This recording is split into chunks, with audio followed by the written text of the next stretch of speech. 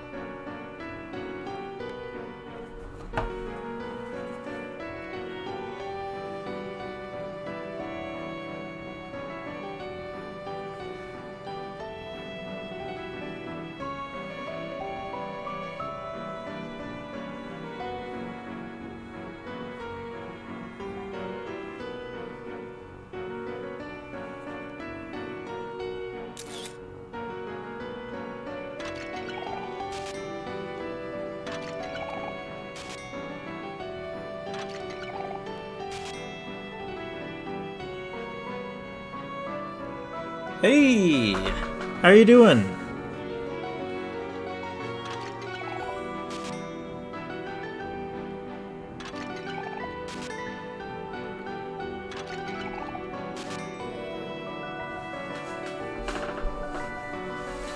Yeah, I think we'll just get started. We're trying to go for a few hours. Hopefully we can get Sweetheart's Castle. Well, hopefully we can just finish day 2. I don't think we're going to be doing Orange Oasis, at least not right now. But, while Unbred Twins are cool, I don't really personally have much interesting to say about Orange Oasis. Yeah, things have been going pretty well. Just started a new position at my job, and we've been streaming this for a couple weeks, and mods coming along well, so that's pretty good. But yeah, so we did the cake baking last time.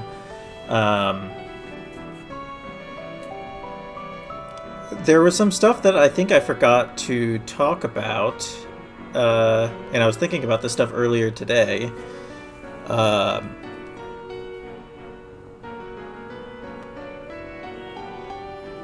So I guess we'll just bring it up when we get to it. If I can remember what it was, because that was me not remembering what it was. COVID. I'm sorry to hear that. Was it... I missed ever getting COVID.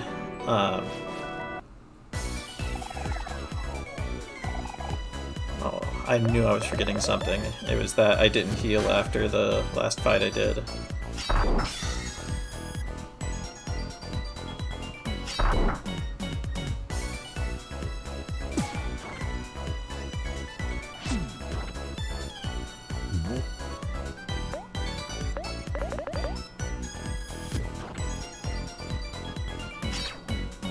Fourth time? Is it like, is it like bad? Like, has it been bad every time, or?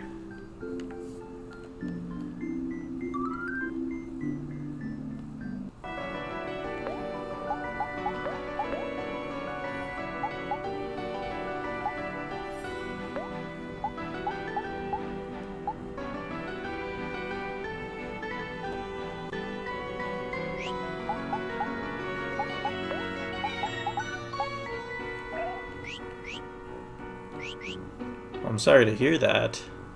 How's the recovery going? Are you doing all right now?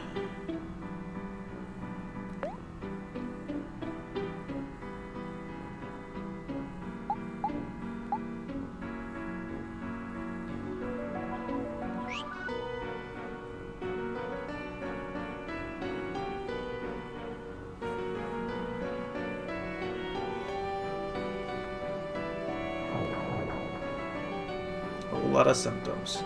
Hate to see it. Yeah, that sucks. I'm sorry to hear that.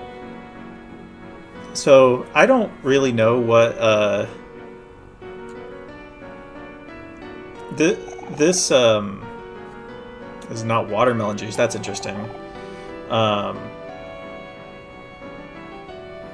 That Pluto appearance is something I've never really understood. If it's supposed to mean anything at all. But it doesn't feel like a joke or anything like that. I guess he is a giant rock, so he's kind of like a statue, but unless I'm just not remembering something to do with Pluto and Sweetheart's Castle. I know obviously he's related to Space Boy, but like thematically I don't really get it. So I said we didn't heal, but I don't think that really matters, because... Uh-oh.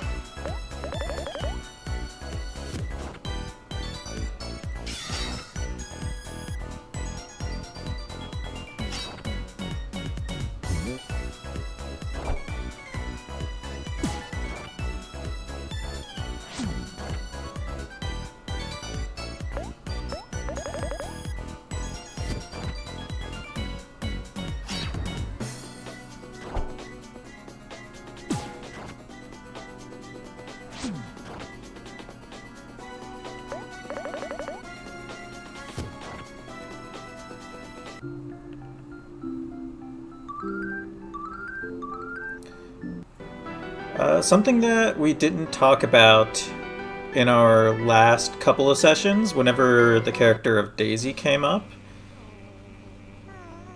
was just that I kind of forgot about an interpretation with Daisy that we didn't talk about.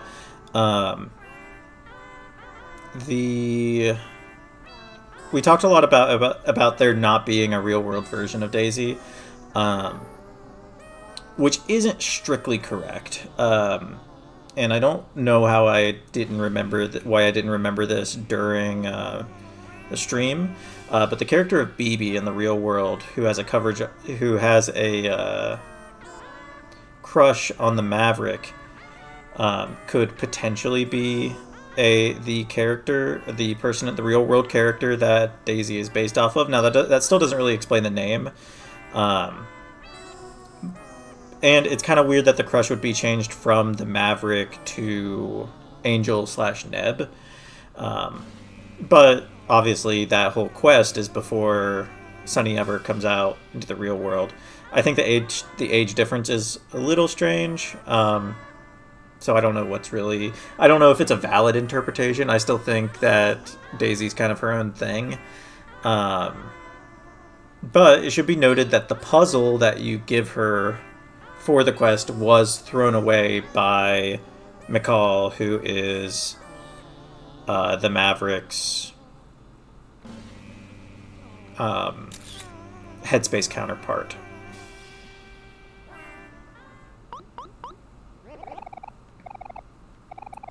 I'd say this is the least interesting of the 4 Sweetheart's Castle rooms. Um, and we do actually have quite a bit left to do. Hopefully we can get through it. I know OMORI pretty well, so hopefully it's not too bad.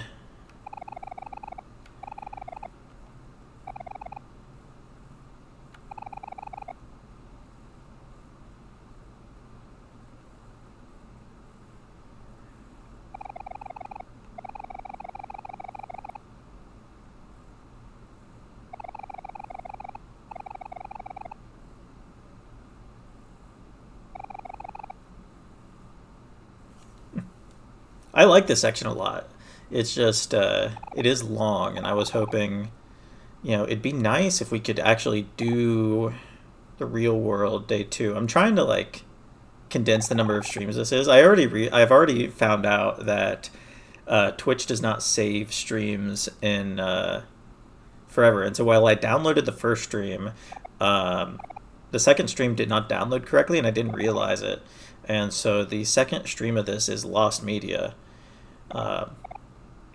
So I probably won't be saving the rest of them because it doesn't really matter. But I do think this the virtuoso thing is the part that I have the least to talk about of the 4 areas. Obviously, the strawberry cake one is the funnest to talk about because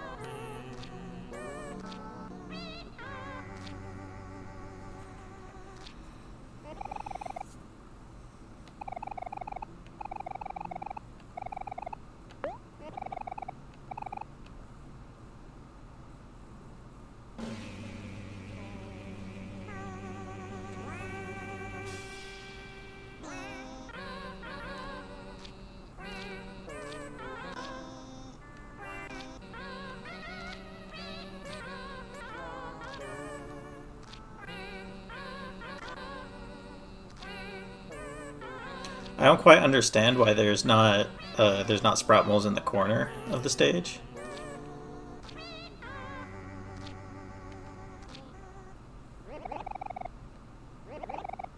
And I guess technically I don't even really get what the point of that minigame is, like what you're trying to go for there, but I usually just assume that you throw the tomatoes as they fall asleep, and you don't have to have like a sense of rhythm or anything. These very specifically strawberry cakes are just around Sweetheart's Castle. I don't think I really got into it last time, but Sweetheart's Castle represents home in a lot of ways. Which, obviously, home is a concept that the game OMORI has a lot to say about. About how Orange Oasis isn't it. About how Sweetheart's Castle is it. You also get the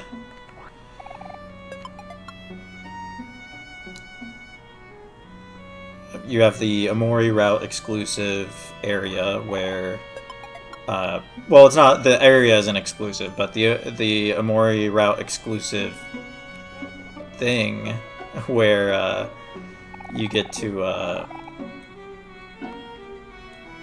turn Sweetheart's Castle into like a one-room area that also appears kind of in black space, or when in the truth segment, not black space.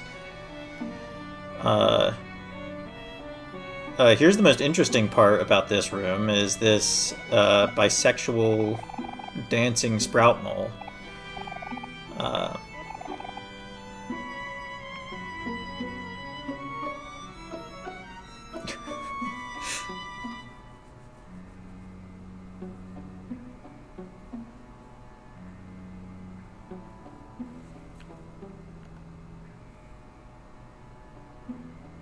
Awesome.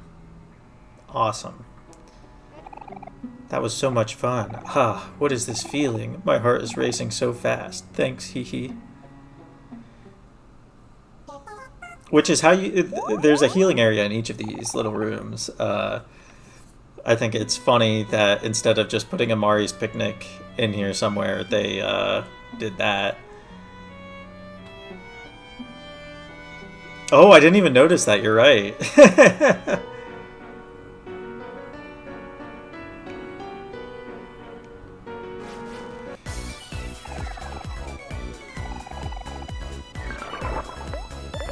I do think today is the big day where I finally get to like go completely into smoothies, which is awesome. I love talking about smoothies.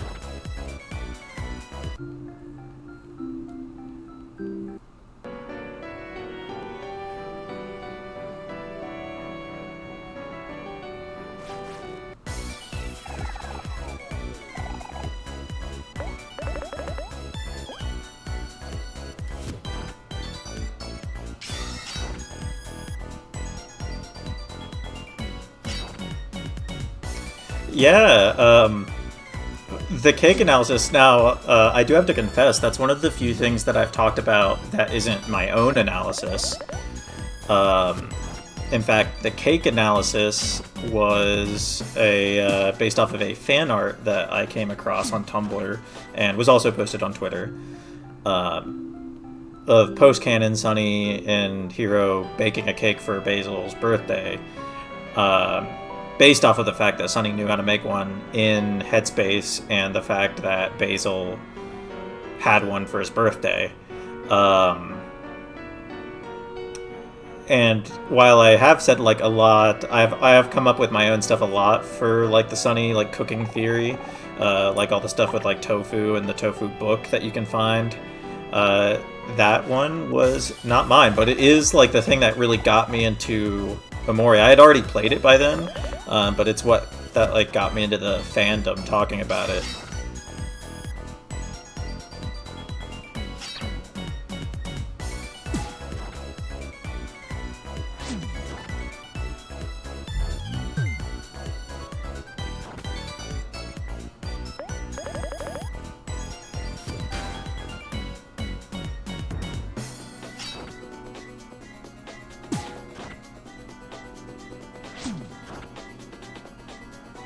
How many times have I completed OMORI now? I've completed both routes not as many times as you might think. I believe I've played the Sunny route twice, and I've beaten the OMORI route once. But I haven't done the console exclusive content of the OMORI route. This is the first time I've actually played OMORI in like 2 to 3 years. It's definitely been a while.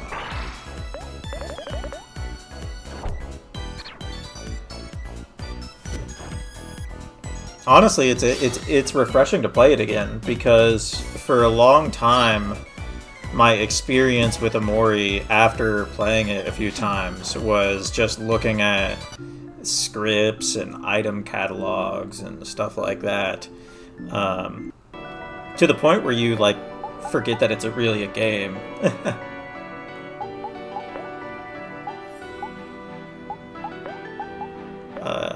we'll do Aubrey border now. I think if you throw enough clams into this, a pearl appears. Am I right about that?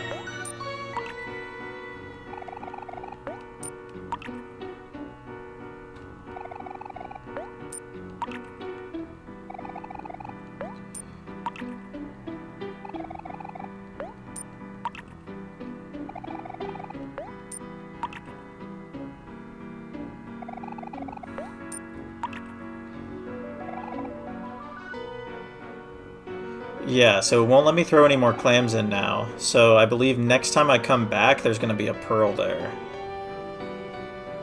And that's kind of what I was talking about, is this night in Headspace has like has big pearls that you can find in a lot of places. And they're in places that make it seem like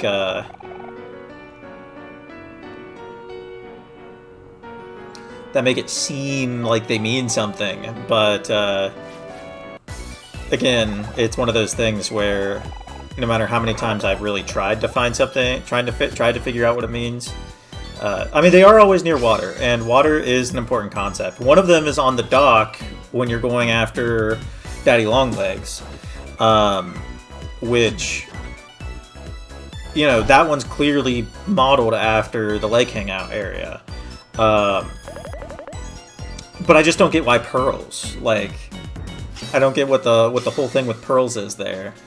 But I mean, it doesn't really have to have like a deep meaning, I guess. And then I think over here, yeah, is the secret area. Sweetheart's Castle is a really interesting place because it has a ton of these secret areas.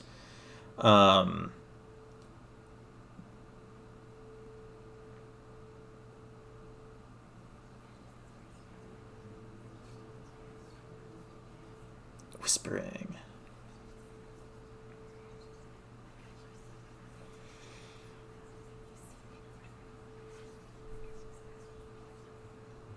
So you can go in there and talk to this freaking guy, Keeper of the Castle.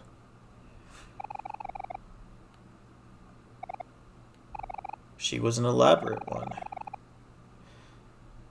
Keeper of the Castle is really interesting because he seems to be like a black space type deal, you know, something kind of along the same lines of Something or Stranger or you know, anything that appears in black space. And yeah, Keeper of the Castle seems pretty entrenched in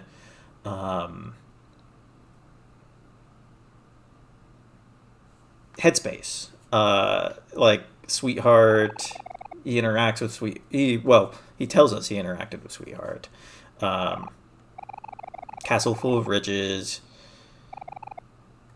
which, I don't know, it's just an interesting thing. You don't really get a whole lot of headspace characters acknowledging that these kind of things exist. Soon she will leave and not return, I know this. Found her home elsewhere, I'll look for a new owner. So if you come back after the OMORI route ending, you can claim the castle for yourself, which basically erases it from the map. But the other thing is, I believe if we just stand here for like a minute, we get a little horror scene.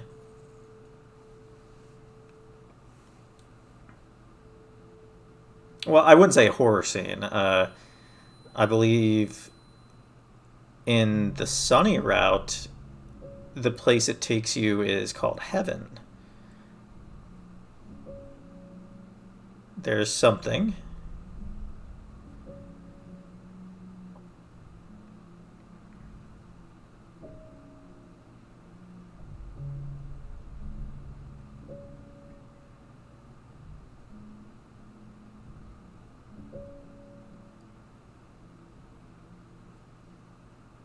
So yeah, you get a little scene in Heaven. Yeah, I mean, it would have been all right. The thing is,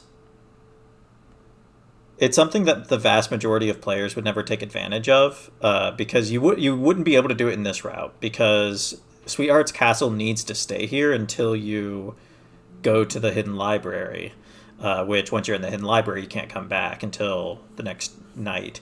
And you kind of have better stuff to be doing. I don't know. I think it's fine. I think it's fine for that to be an Omori route exclusive, just because of what it represents. Yeah, making your home in Headspace and all that.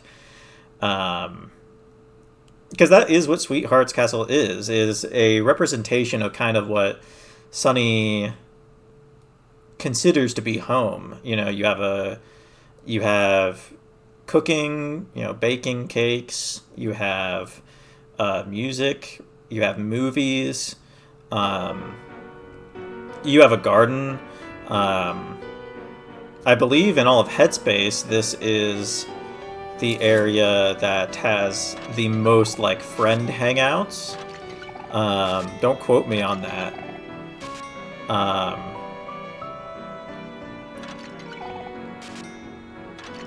And you have Sweetheart's bedroom, which I believe if you interact with her bed, it calls it a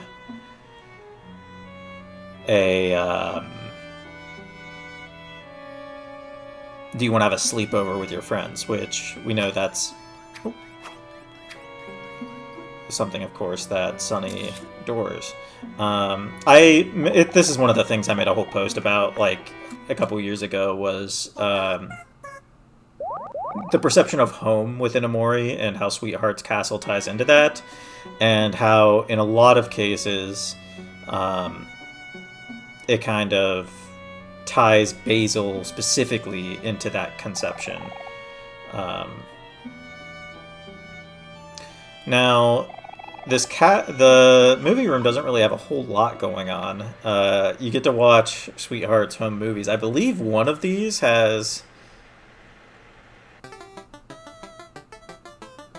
I'm not gonna try to watch all of them or anything like that, but I think one of these has...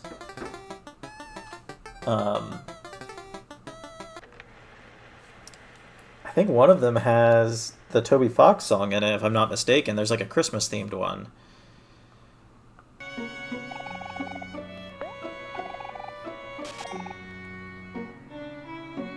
Yeah. And the only reason for this to exist is because it's something that Sunny considers to be part of home.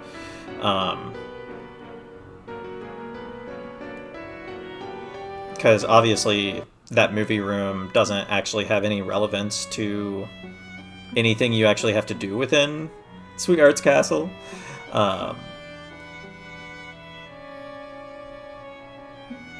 Again, with the strawberry cakes. I believe every single one of these rooms has a strawberry cake in it.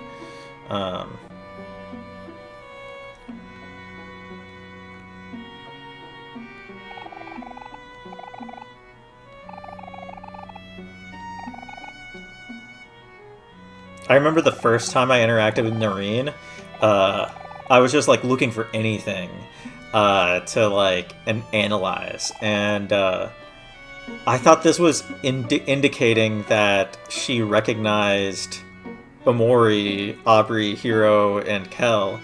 But then I realized there's a whole bunch of these areas that are actually just the fact that the faces that you're wearing the actual faces of sprout moles, dead sprout moles, and because you get it in the other room too.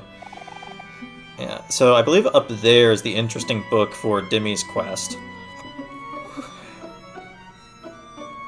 But we have to get rid of this line first.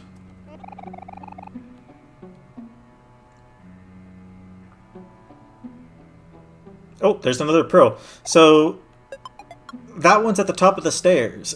So,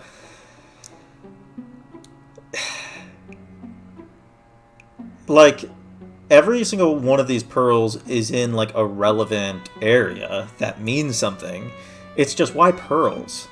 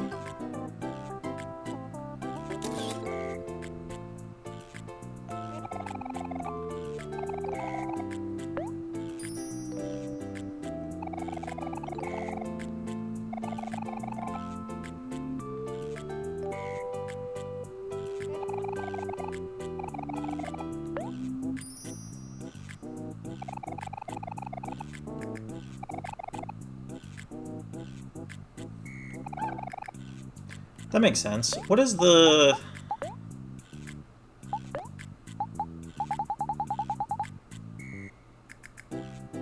pretty calcium that's used in jewelry?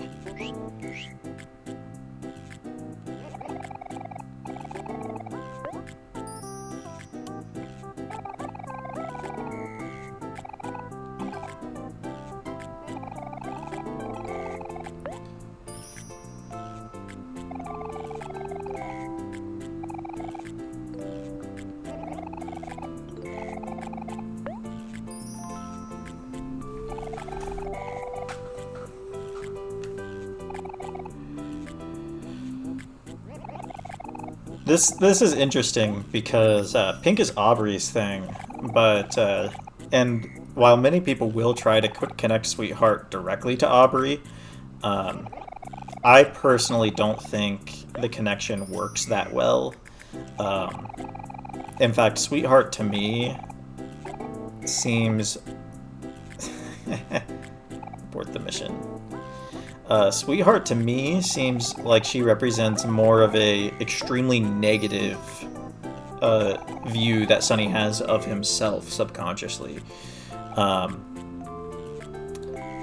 the pink thing is that does seem to indicate at least a passing resemblance to Aubrey.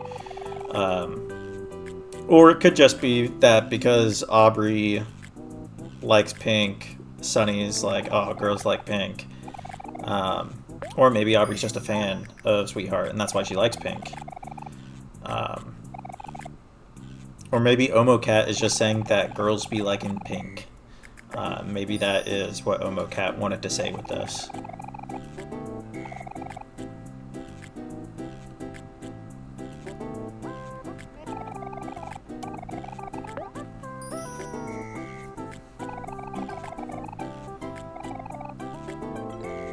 Okay, I think that's all of them. So let's go to this other strawberry cake here. Again, with the strawberry cake, most cakes in OMORI are strawberry cakes. Like, the exception is Sunny's birthday cake in the photo album. Welcome to Conga Island!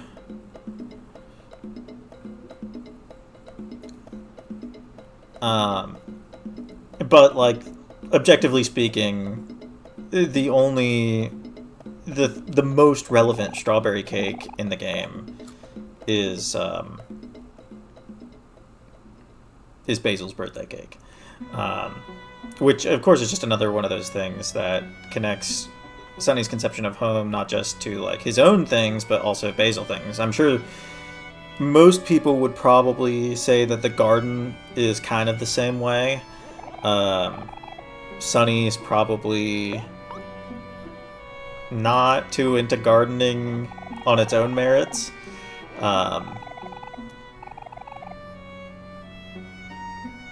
Oh, did I miss one?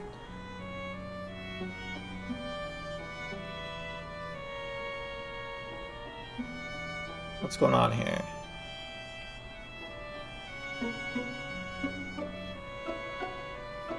Am I going crazy right now? Oh, right there.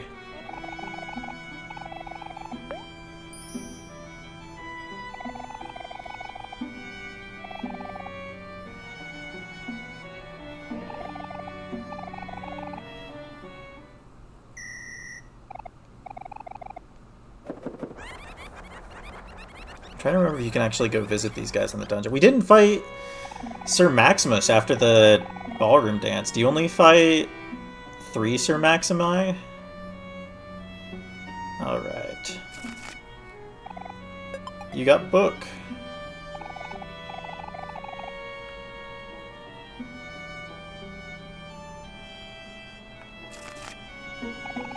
Okay, so there's the interesting book for the quest.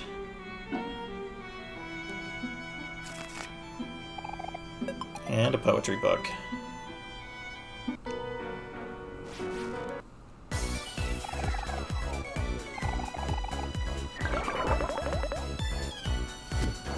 All of these, You roll for initiative on each of these fights within Sweetheart's Castle, indicating some passing interest in Dungeons and Dragons. Which again is interesting because there is absolutely nothing to indicate that that was a thing that the friend group did. I like to think that it was something that happened at hobbies with older kids. And it was something that Sunny wanted to do, but was never actually able to do it. And that's why it's kind of like such a surface level thing here. New skills, new skills. Yes, I did. I didn't really get why they all had, like, person names. Oh! That makes sense.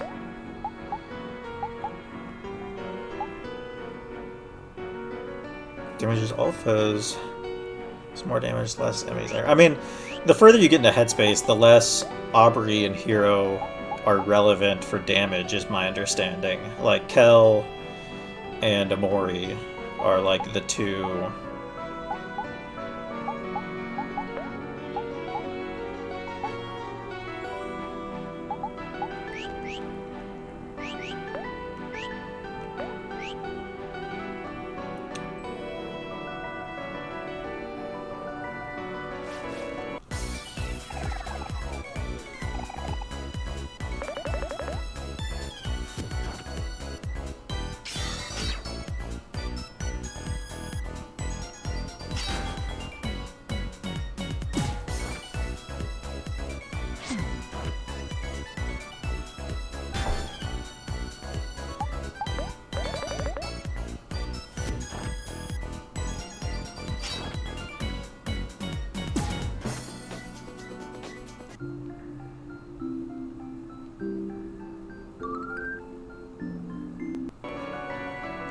We haven't seen the art gallery yet, so that's probably... yeah, that's up here.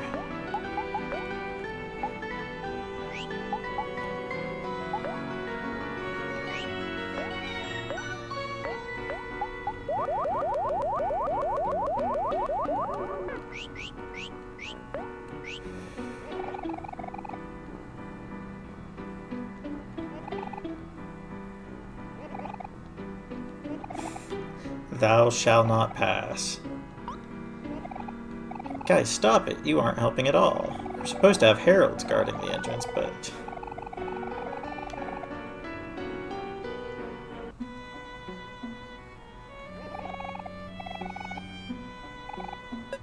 awesome.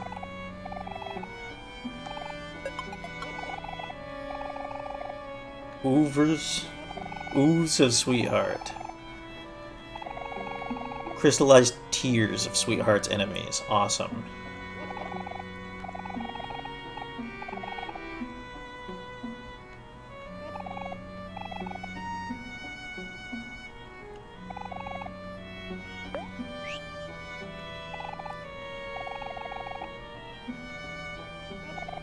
So art, obviously another thing that's kind of a Sunny thing. I say obviously, you know, you have the sketchbook in white space. Interestingly enough, not a whole lot of, like, art stuff in the real world. At least with, as far as Sunny's involved. Like, you have Mincy and you have Angel's sister. But despite the sketchbook in white space, you really don't get indications in the real world that art is really an interest of any of the characters, at least the party characters.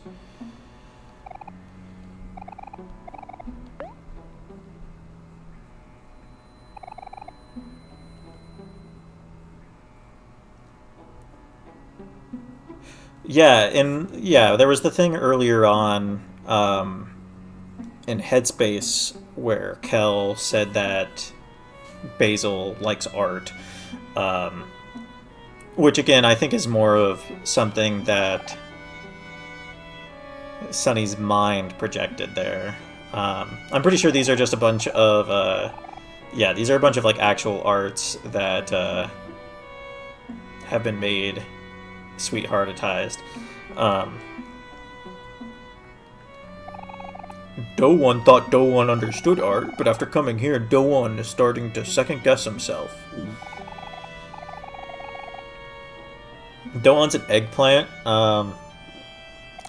Doesn't seem to have any relation to the other egg, to Aubrey or the other plant egg stuff. This guy you can find in other, you could find another world with his, you know, looking for art in the junkyard. I don't remember this castle being here before. Maybe I'm just imagining things. So it's so strange that people talk about Sweetheart's Castle like it wasn't always here, because that's the indication, right? Is that this was a recent thing, and that's, of course, referencing the fact that it was put here by this thing in the basement, the keeper of the castle. But then you have all the skeletons in that one room of the party members, which is strange, because that indicates that Sweetheart's Castle's always been part of the loop. So it's obviously it was probably put here to cover up the library, or maybe the library was always part of the castle.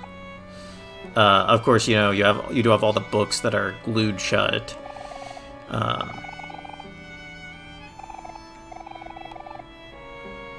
Yeah, cat pyramids from Orange Oasis. Yeah. Again, just another one of those rooms that really doesn't have a whole lot going on. I think...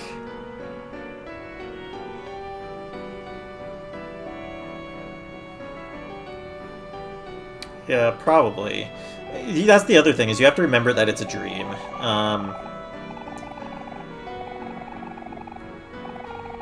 Why didn't we fight Sir... Why isn't there a Sir Maximus fight after each of them?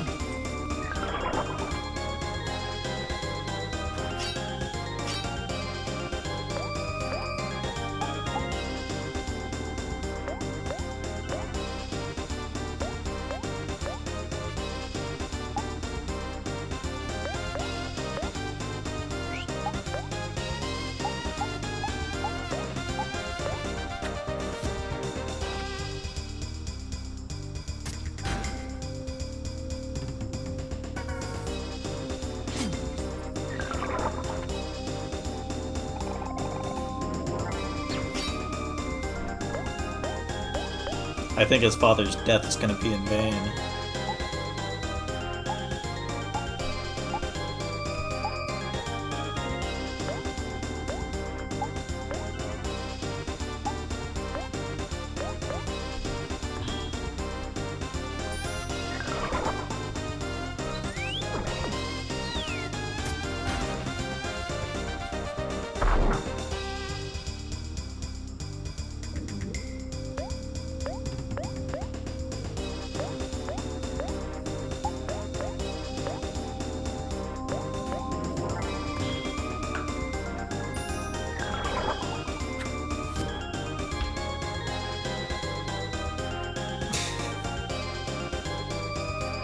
His father's ultimate attack.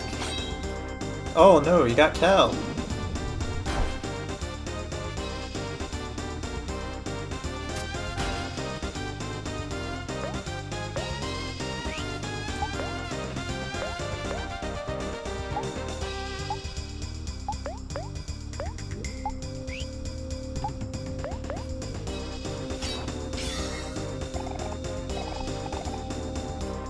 That's right.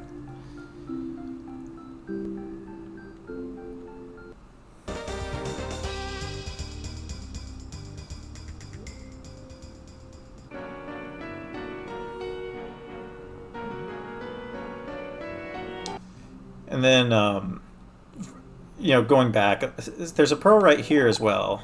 I think all these pearls in Sweetheart's Castle appear after you put the clams in. Um,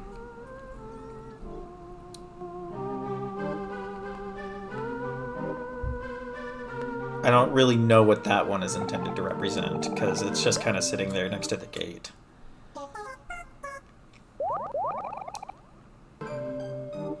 Yeah, that's kind of really the thing with it, is it makes you kind of feel like there's supposed to be like a point to it. They brought... Yeah. Even though the door's open.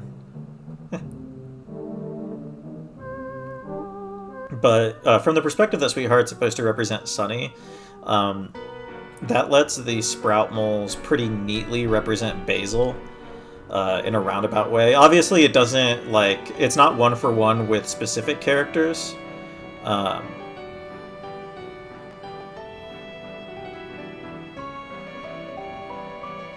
That's true. But what about this one?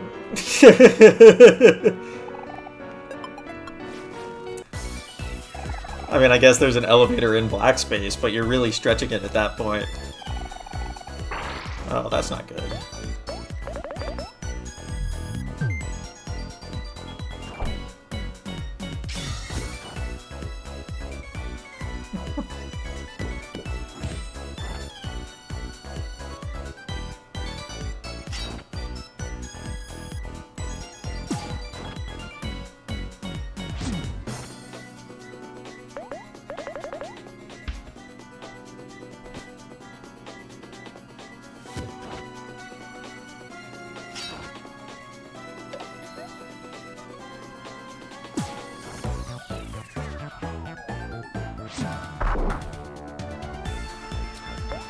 Yeah, rewinding a little bit,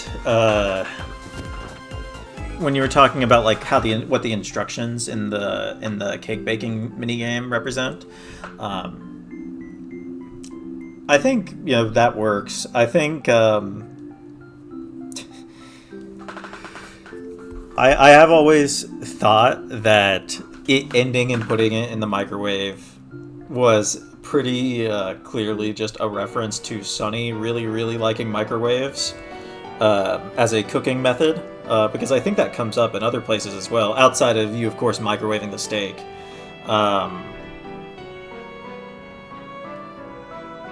But the problem is, whoever's instructions those were, if they were real instructions that anybody actually tried to follow,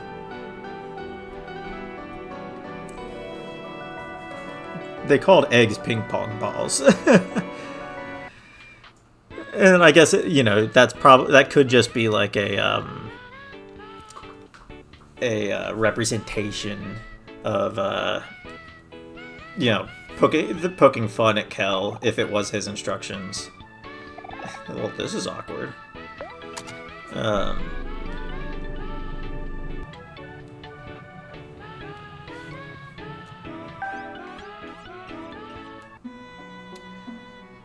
And in fact, there's going to be one more thing to talk about regarding that. Oh, here's another pearl, which is next to Sweetheart's poetry book.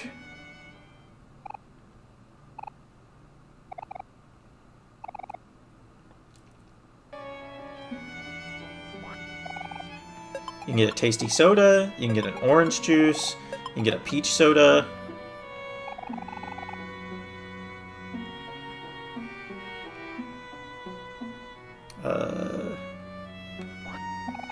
Popcorn, fries, whole pizza. It's all sleepover food.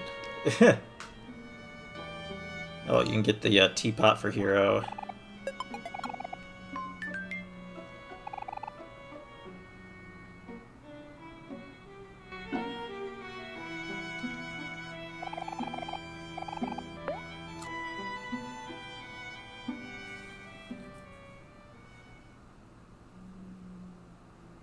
Are you not referring to the ones that you get by just eating the strawberry cakes? Because, trust me, I know about them. But if there's like more hidden ones, absolutely tell me, because if I haven't found them by now, I'm not going to find them. They're more under the big flags that are hidden from the... Oh! Fruit juice? Question mark? And combo meal. Fruit juice is interesting, because everything else here is just sleepover food.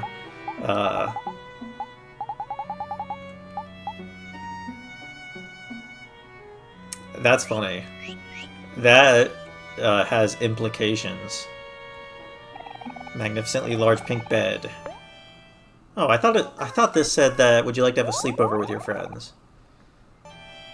Am I? You found a body pillow. Huh. Sleep here with your friends. Huh. I guess I got that one wrong.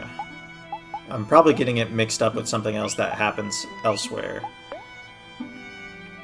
But all the food are like sleepover foods. Like the whole pizza, combo meal, fries, sodas. So fruit juice question mark is very funny.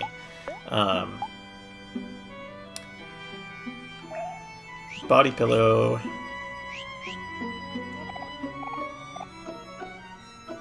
Castella.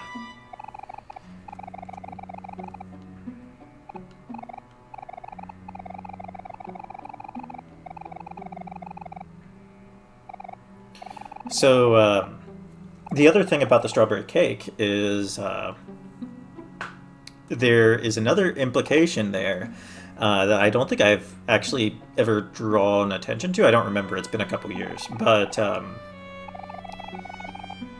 each of these 4 mini-games that you have to do, mini-games, as much as they can be considered those, have to have a, other than baking the cake, have to have a specific party member. I don't remember if the cake baking one forces you to be OMORI, but the conducting one, you have to be Kel. The Sprout Mole one, you have to be Hero, and this one, you have to be Aubrey, which just implies to me that, just once more, that it's trying to say that Sunny baked the cake, or was involved with it at the very least.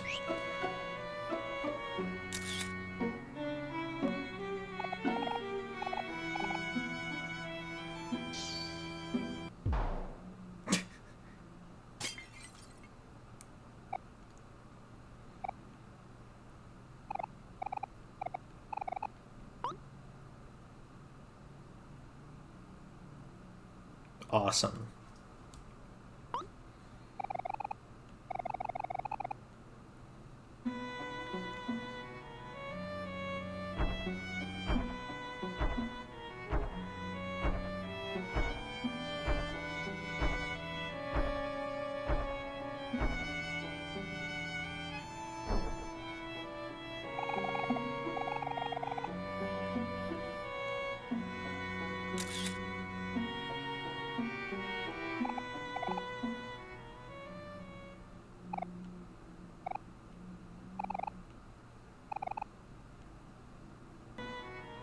Sorry, I didn't remember if there was more. Alright. I think Tea Time... I didn't check Tea Time, but I think Tea Time restores juice.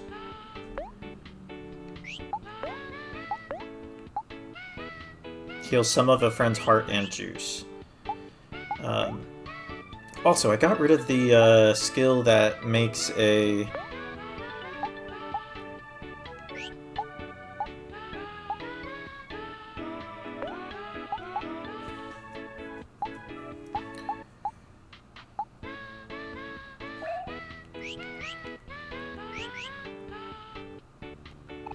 This is awkward.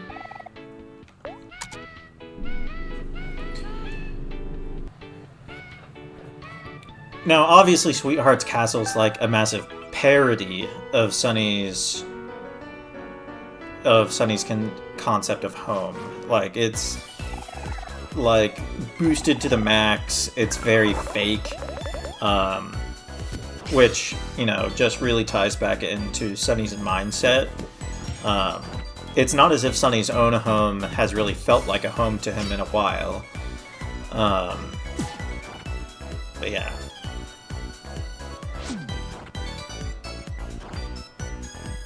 Therese calls Hero a poopy head.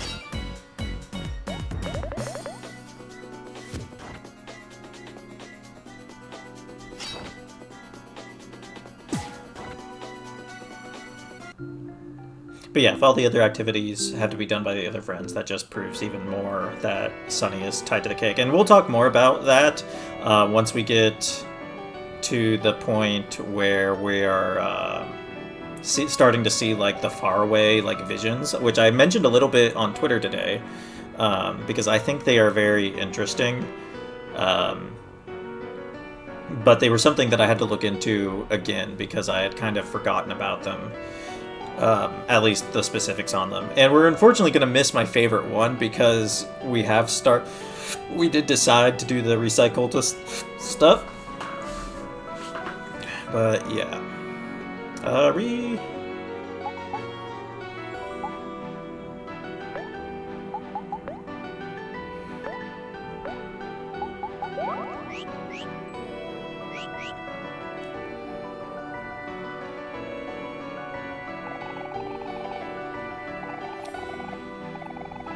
Son of the fabled warrior of legend.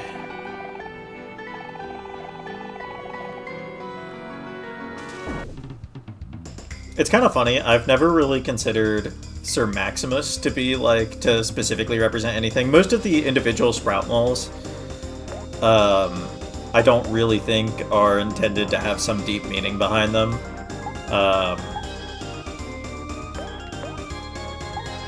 But who knows?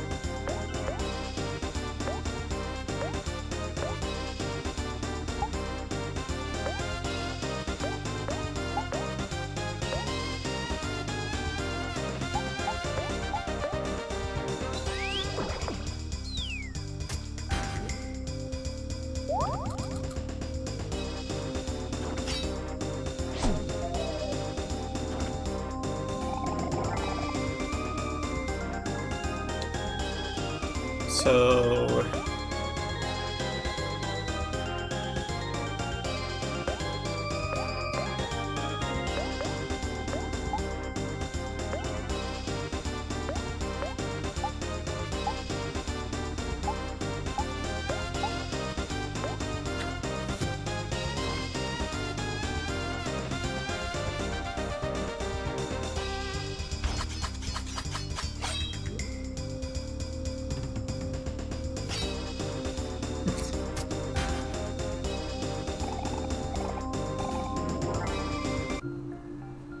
Rest in peace, Sir Maximus. Alright, we will anxiously await your return. 21.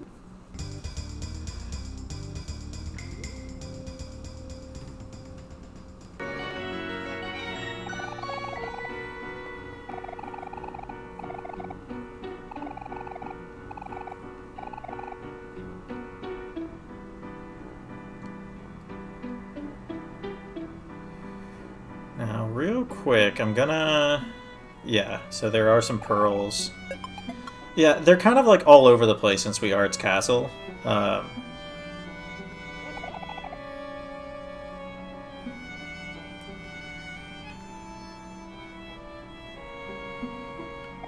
So it's hard to say they actually represent things, even though there are specific places in which they represent things. Oh, another thing with the Sweetheart's Castle being home is all the books. But of course, they're all glued shut, which, you know, is kind of tied to the truth, because a whole lot of truths are hidden in those books, at least in the Hidden Library.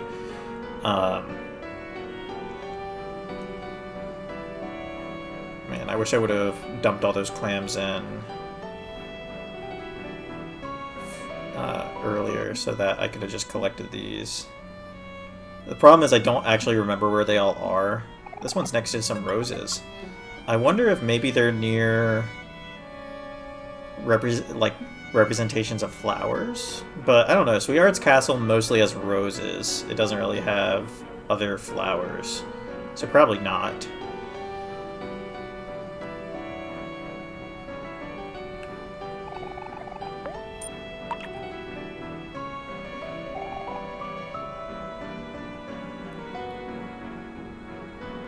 Oh, now what did that do?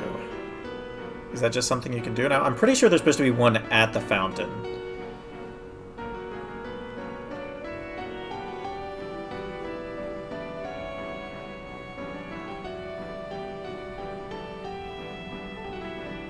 Are we locked out of the dungeon now, or do you just have to interact with it?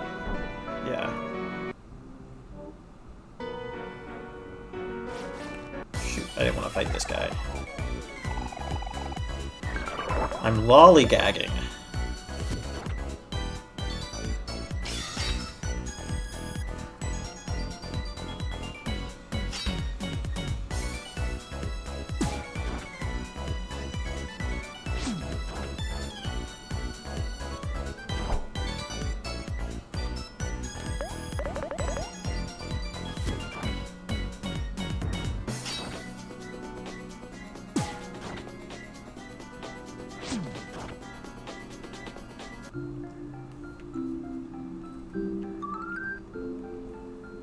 Can't catch me.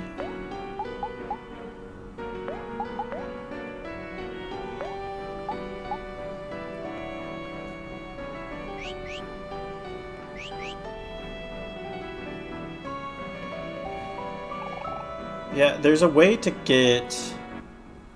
There's definitely another pearl that's supposed to be at the,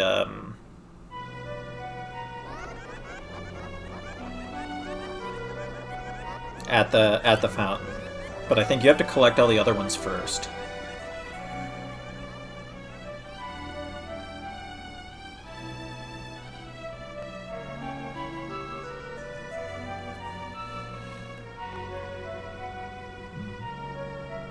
Okay, we've been at this for about an hour. We have a couple hours left to a few.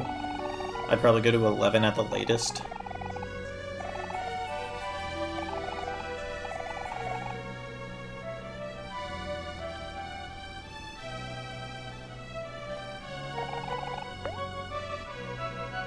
You can have tea with your friends.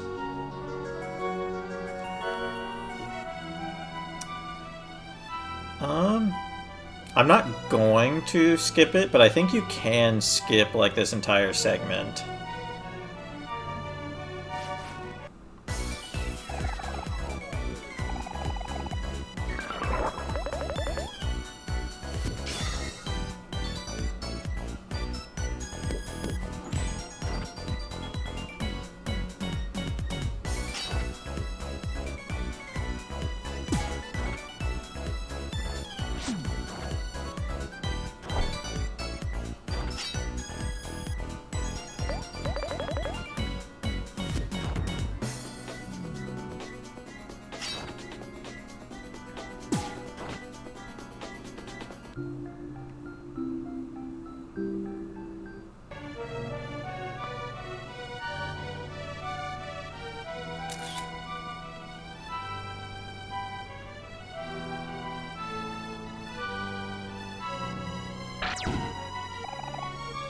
Ouch.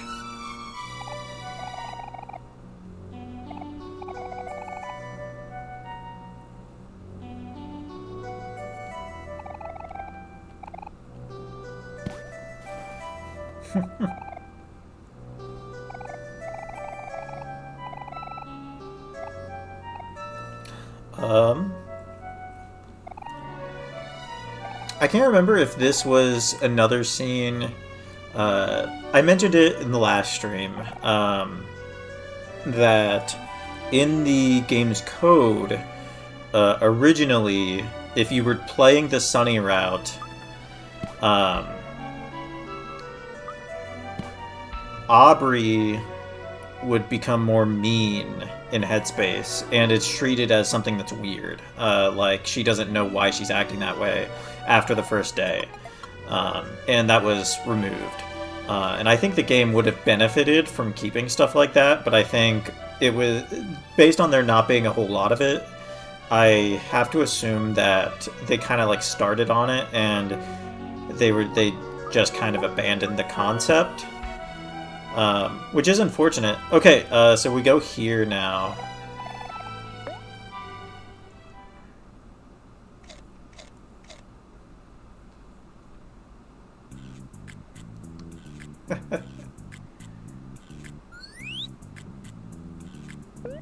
It's him. Jay Shroom. Bulbous one. He doesn't get to call OMORI Bulbous. Only Basil gets to do that.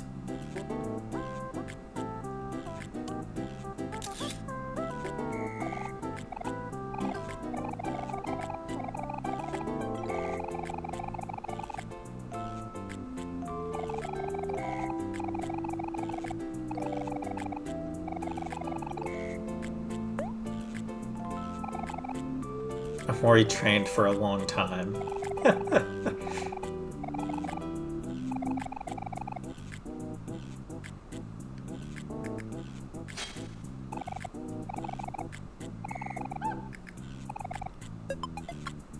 So, he gives you a dandelion. It almost seems like a Basil-related thing, teaching Sunny how to, like, cut bulbs. It's strange that they're mushrooms. Because, of course, why are they mushrooms? Mushrooms don't have bulbs. But with that, we do now have the ability to go talk to, go get some smoothies once we progress a little bit and we can fast travel again. We'll go do that.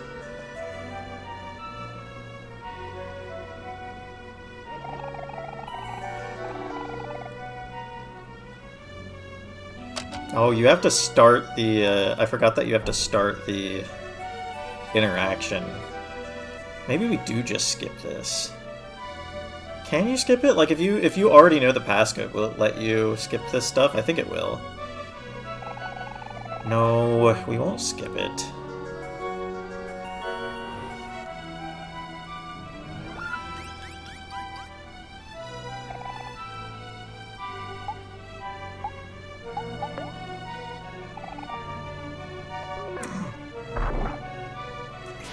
I forgot about that. I should have just done it.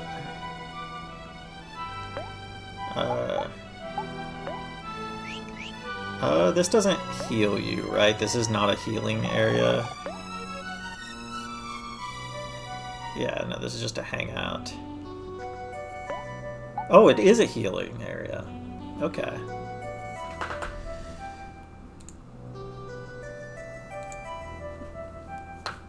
Alright, well, we'll get the stupid code words and then,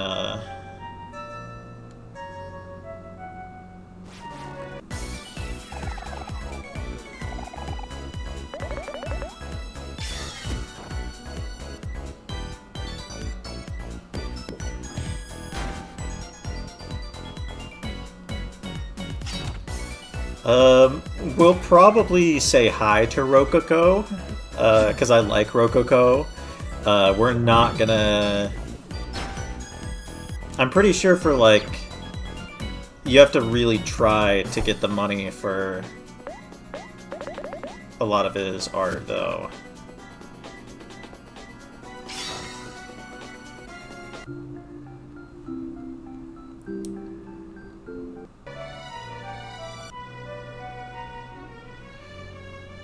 this...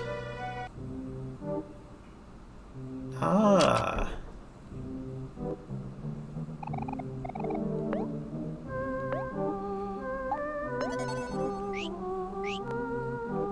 That save file on the top is from where I was, trying to get through the OMORI route again. Because last time I played OMORI, I was trying to play through the OMORI route, and I kind of set the game down and hadn't revisited it in a while.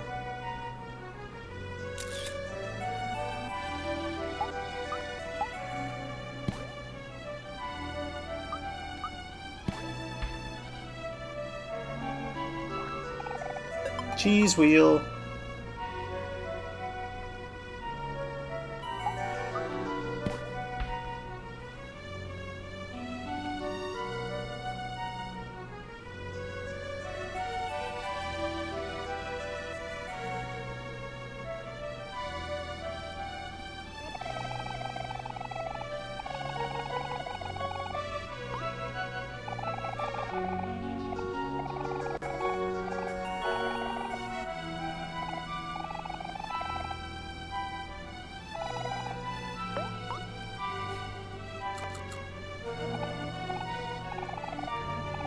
Of course, the fact that the sprout moles love tofu is another thing that connects them to basil.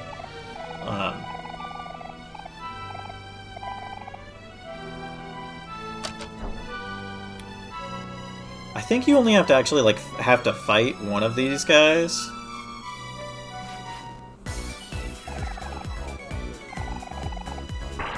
And then one of them just gives their password to you.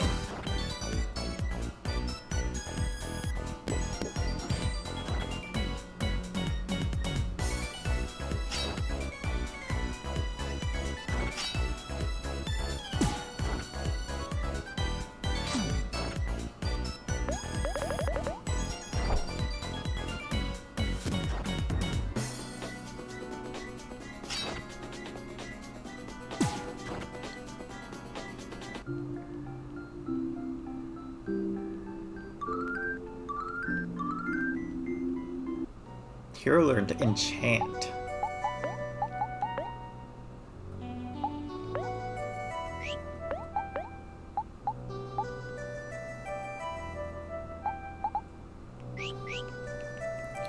I do think it's quite funny how much of Hero's moveset is stuff like Charm and Captivate. Because that's probably an interpretation that specifically exists for Sunny, because his perception of Hero is via being Mari's little sister, or little brother, or little sister.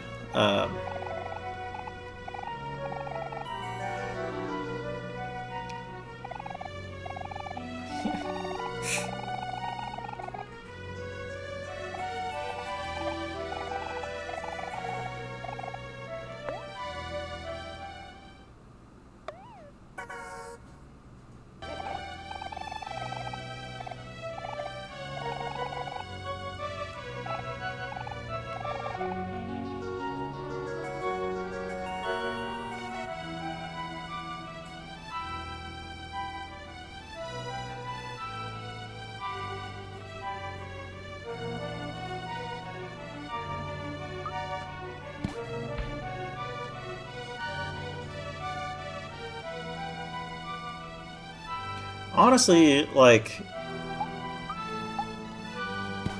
Sweetheart's Castle really is not that time-consuming. I think it's repetitive in a sense. But I think what happens is people are just ready to get back to the real world. And so it's gotten this reputation as an area that drags. But, I think you can get, through Sweetheart's Castle in, 2 hours. I mean, I'm doing it right now. Yeah, we've been at this for an hour and 13 minutes, and we've almost already gotten to, the boss.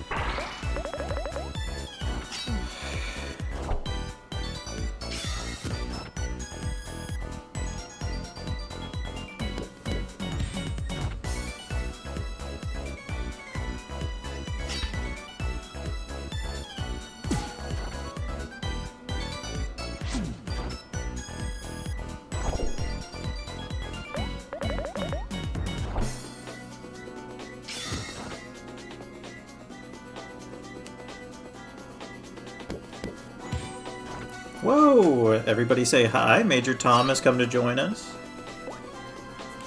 Major Tom loves OMORI, don't you? It's your favorite thing ever, isn't it?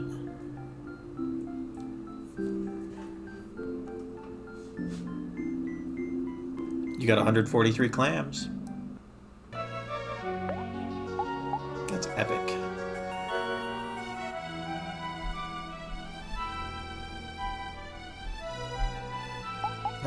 We'll go ahead and switch screen borders to Basil.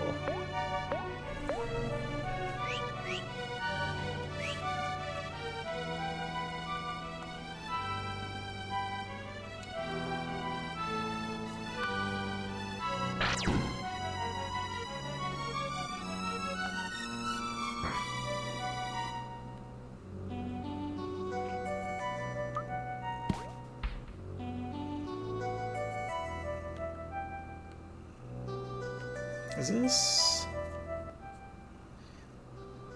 yeah, so we won't do this yet. But I think we are gonna do it before we fight, Sweetheart. Oh, shoot.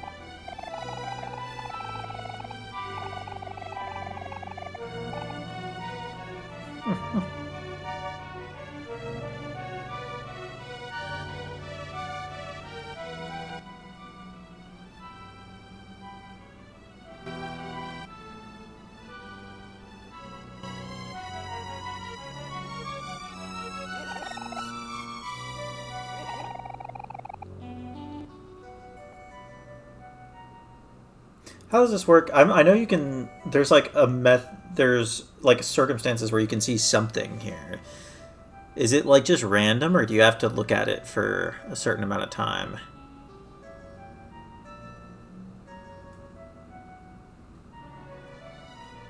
I don't know.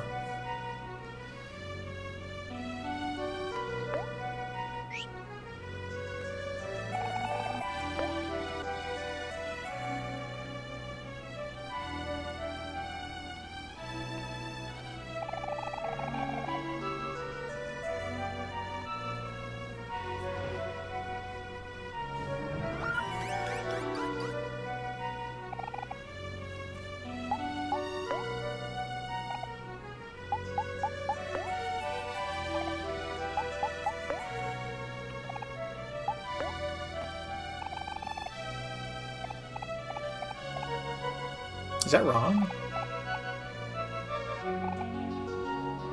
I couldn't remember if it was delicious or sweet, because I wasn't actually paying attention as we went through that.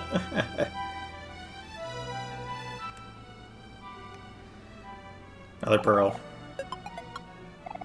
Dear sweetheart, I love you so much. Let us have kids and spend the rest of our lives together. I would like that very much. Thank you.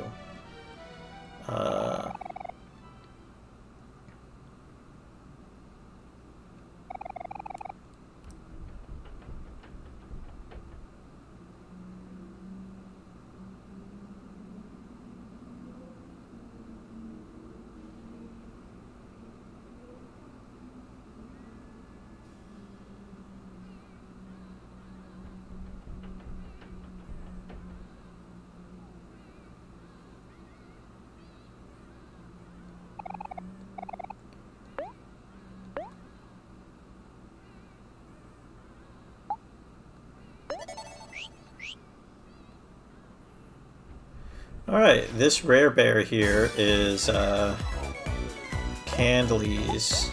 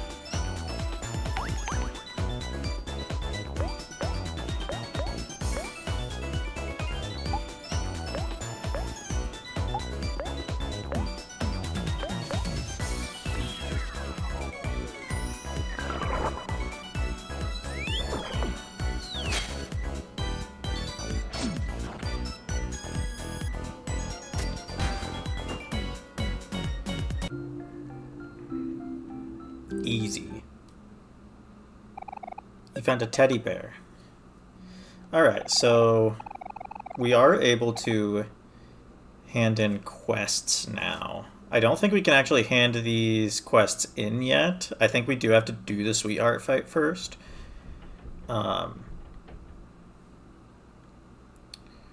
So let's go do the rare bear dungeon, and then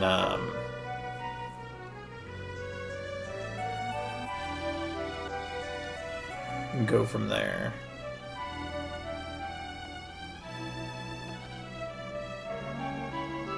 Which I don't really consider this to be difficult, so much as it is.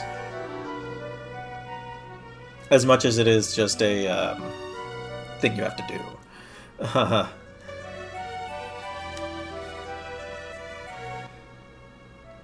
But it's a lot of good experience.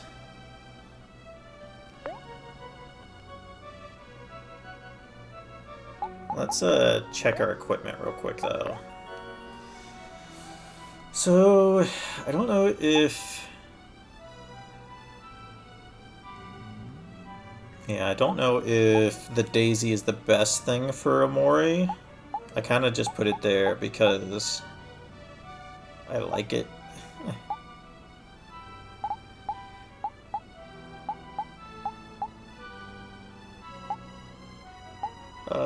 The extra 10 heart is good.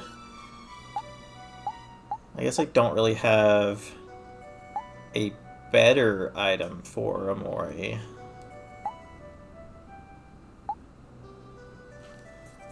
Yeah.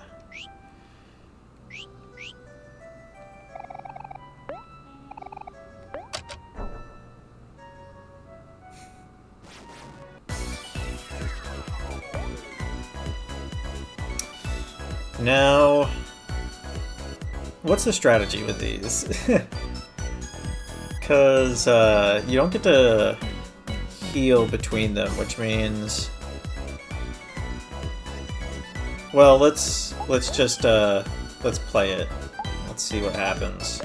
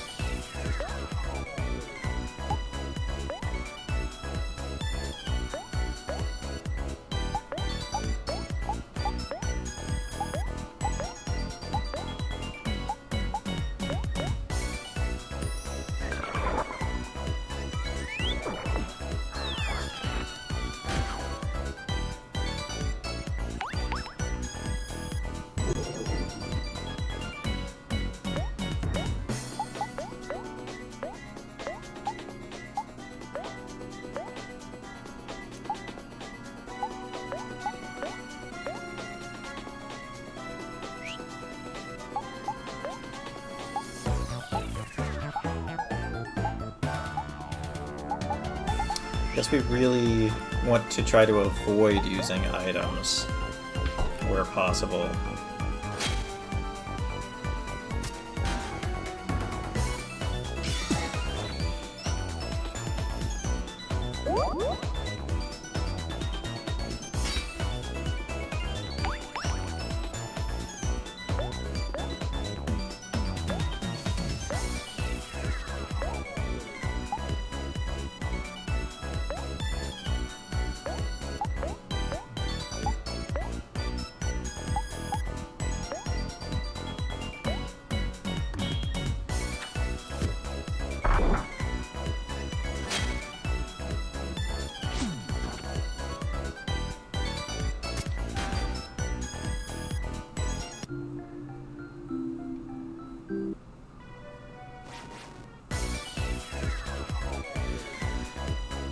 Ooh.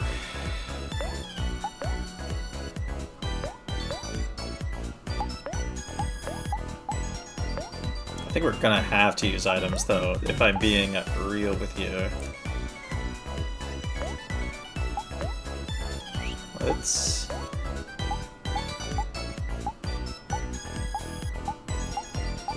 Oh... I have confetti. I can make everybody happy.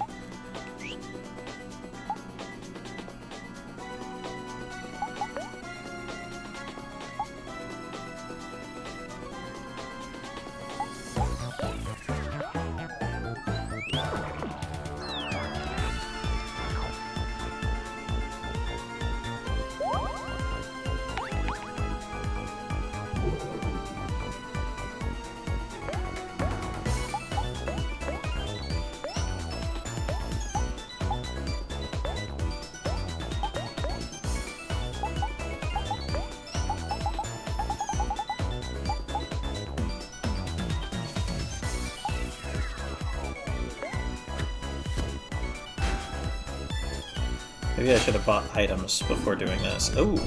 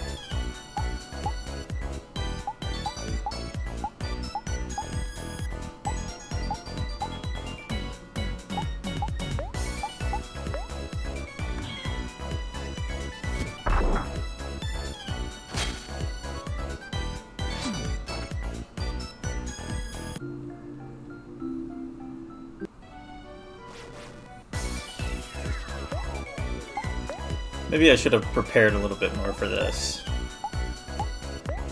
But I think we're fine. OMORI is really easy, so I don't think we'll have a problem.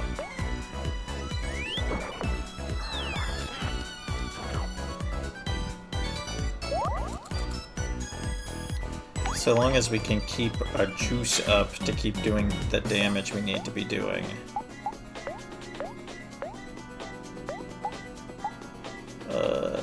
There's really no reason to do the second...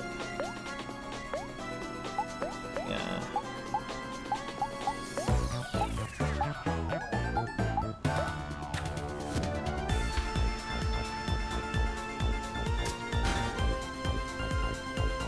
Oh, he stayed sad that time. Usually they, stop doing that. usually they make themselves angry again.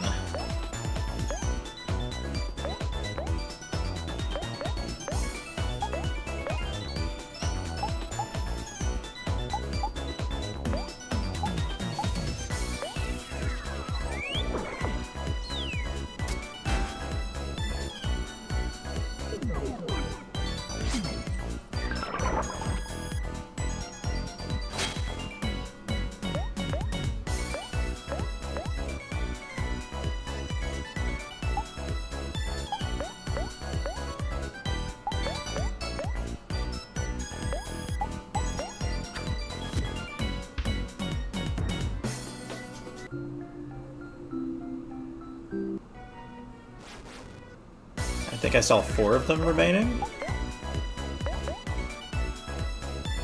However, if they keep doing it like that last one, this should be pretty easy. Maybe I should move the Daisy onto Kel.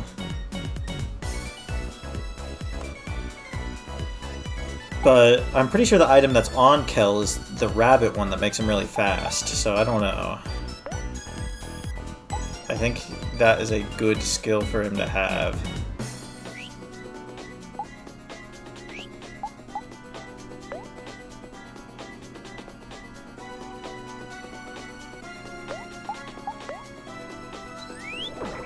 Maybe I should have done that to Kel. I think Kel still has enough for his next attack.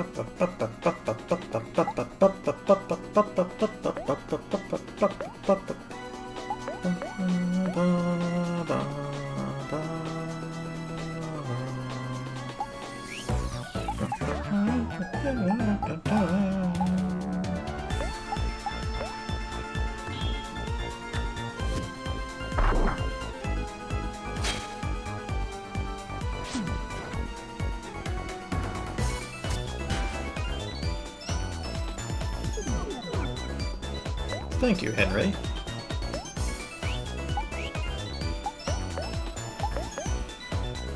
Let's let Kel feed himself the soda. No, let's feed Aubrey the soda, because she's running a little low.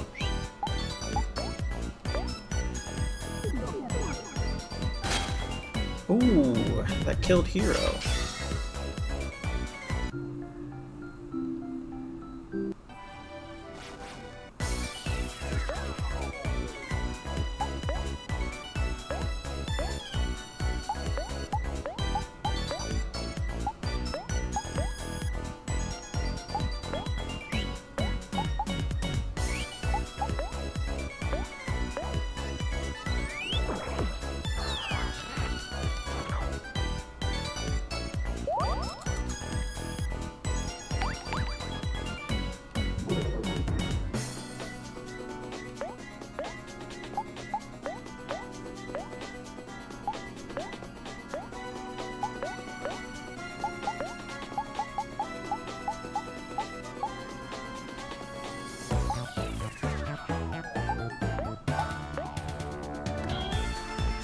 I'm sorry, fellas. We'll be done with the rare bear soon.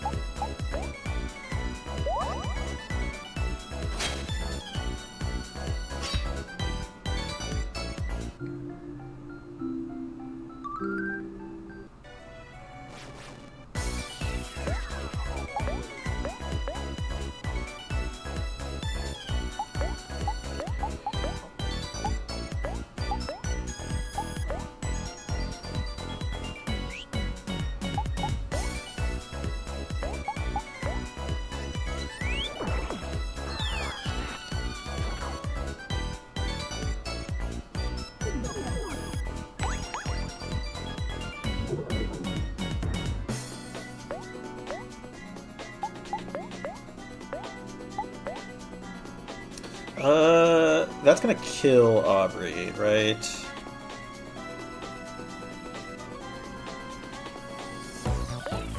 Oh well, in for a penny, in for a pound.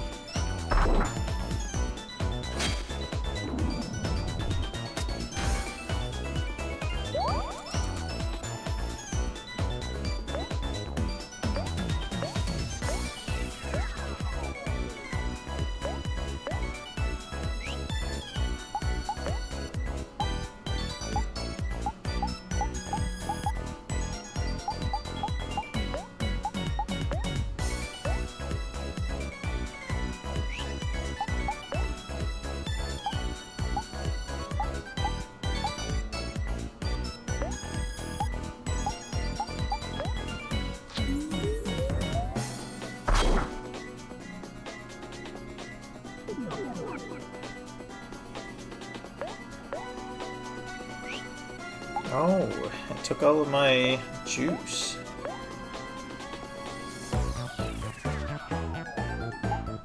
Oh man, it's really getting me right now.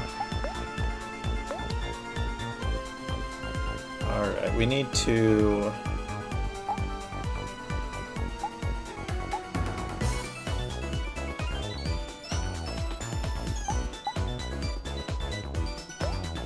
eat a cheese wheel, I think. We have 2 of these left. That's 75 juice.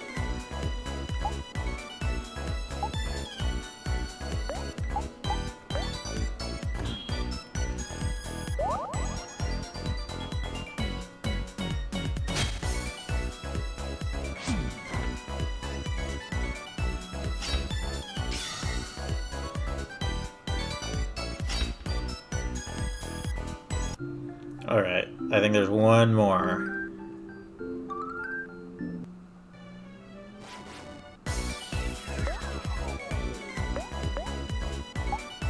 Too bad we didn't get the juice.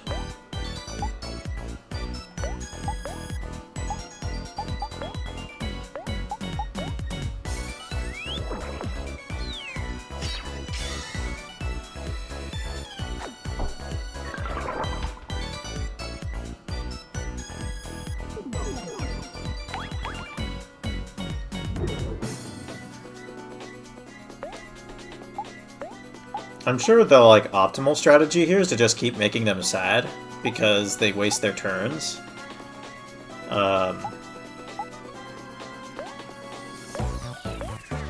But who freaking cares? Well, no, if I counter again, let's power hit.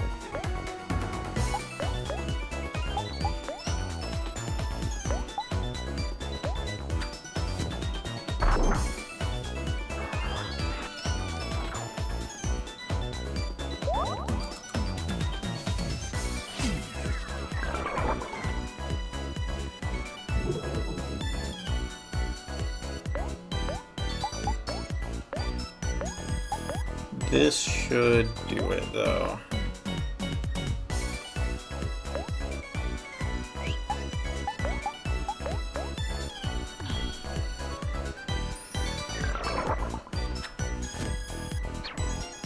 It whiffed!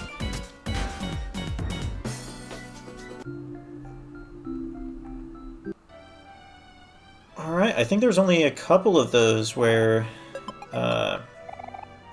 we didn't get all the experience through.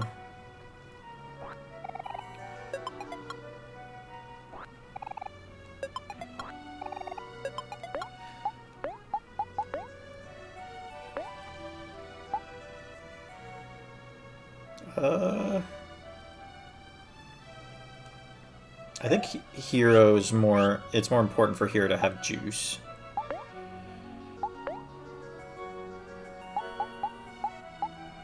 What does the Foxtail do? It gives more speed, less defense. Speed increases with more energy.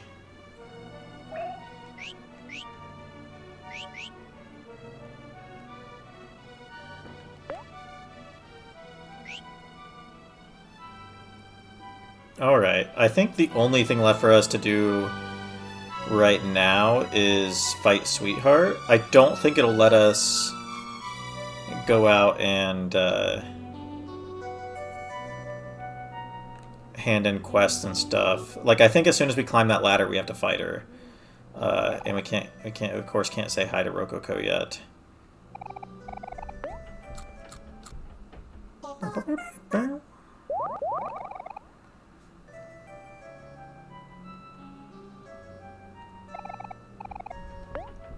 I don't think there's a way to fast travel before you do this. I don't know, maybe I'm wrong.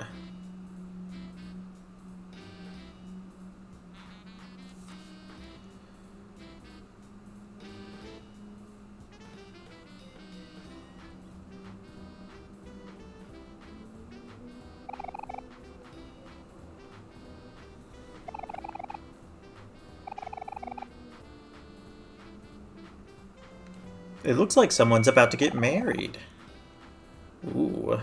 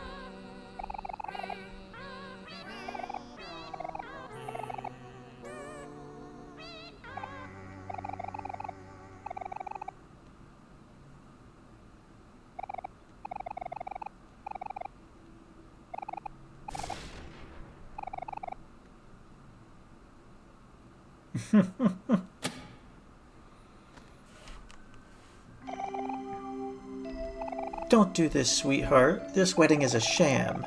Loving yourself is one thing, but this is taking it way too far. Keep your mind. You should keep that in mind. Because that's really what Sweetheart's whole thing is about, is Sony does not think does not have a healthy conception of loving himself.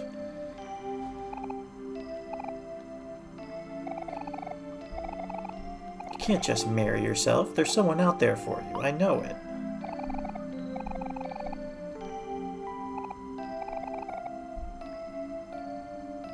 You understand nothing, random hero Fran. I was a young princess once.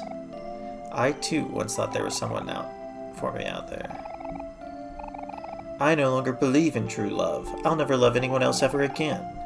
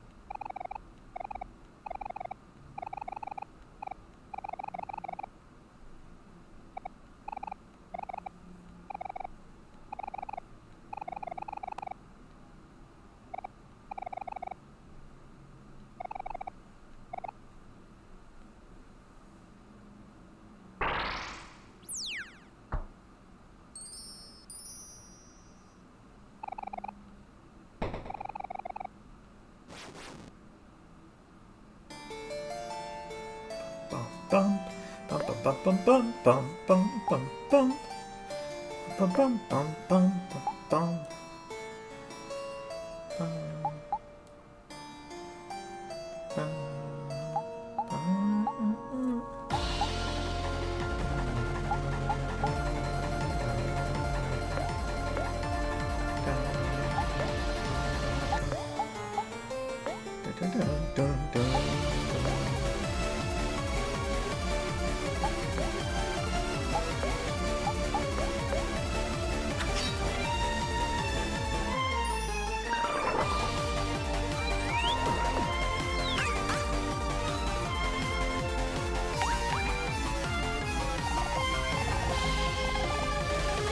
I never knew about that.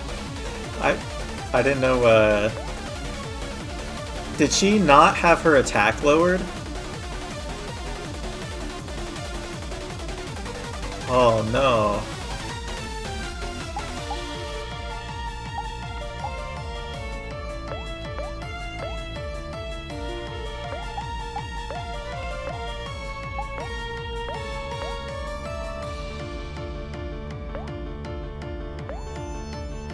Okay, it still lowers her attack.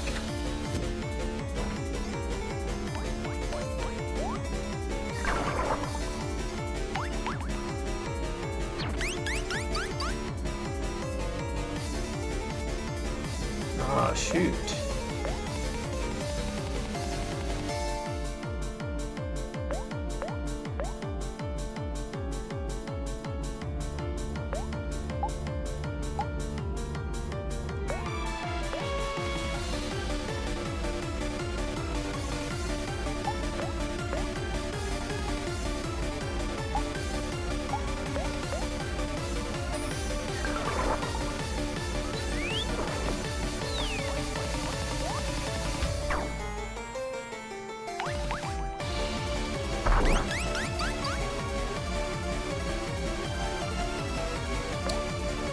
Okay.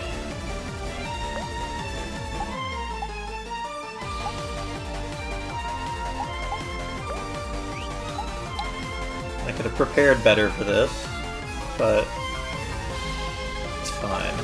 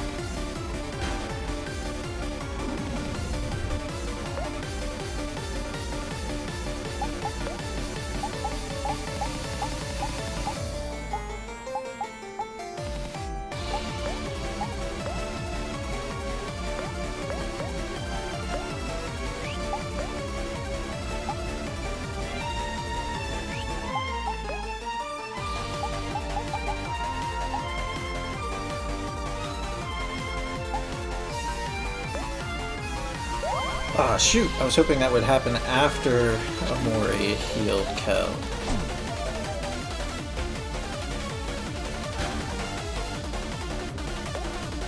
Oh well.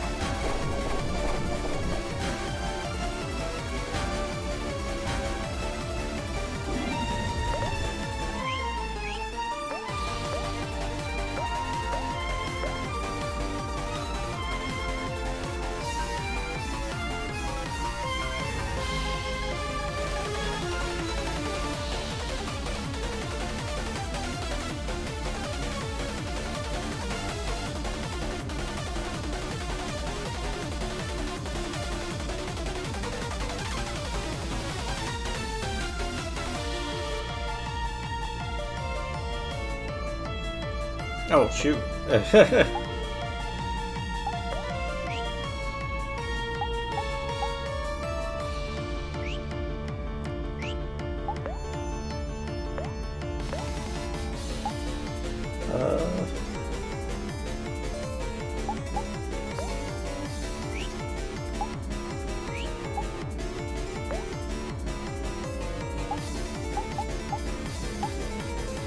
I believe Aubrey is the slowest one here, so if I have her eat the fries.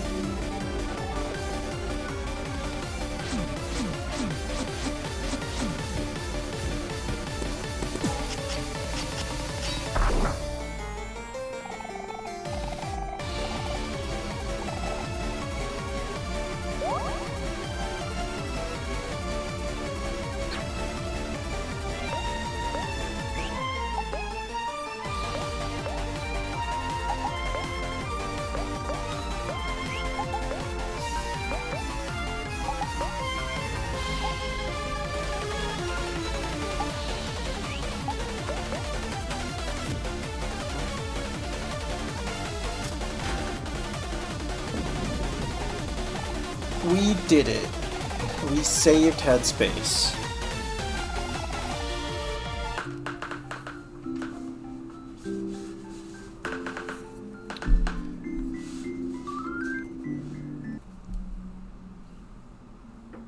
Donut down. That's right.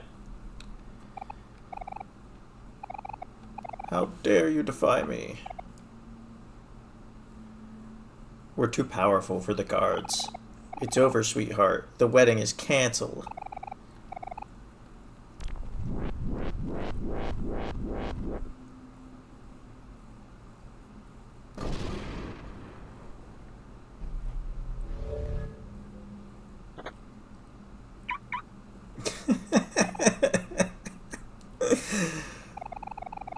I like things that aren't cars having the car, you know, the hot rod lock thing. It's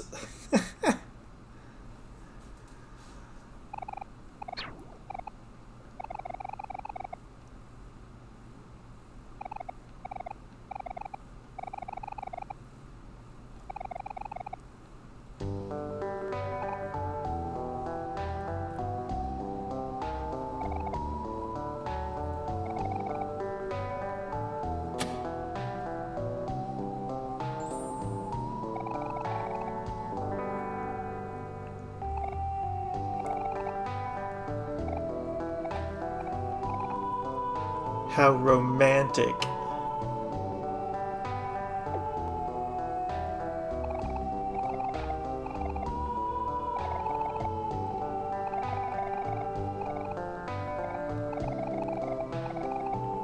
Sweetheart and space husband.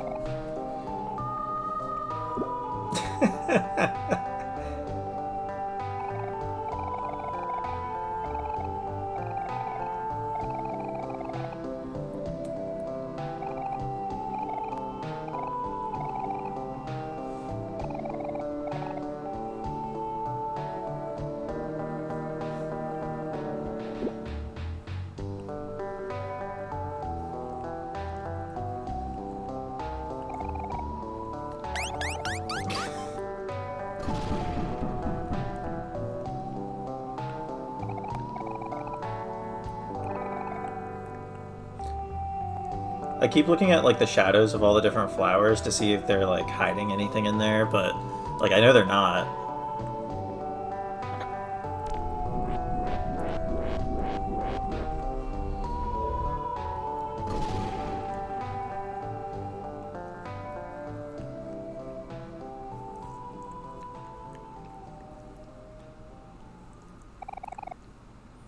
So much for a happy ending.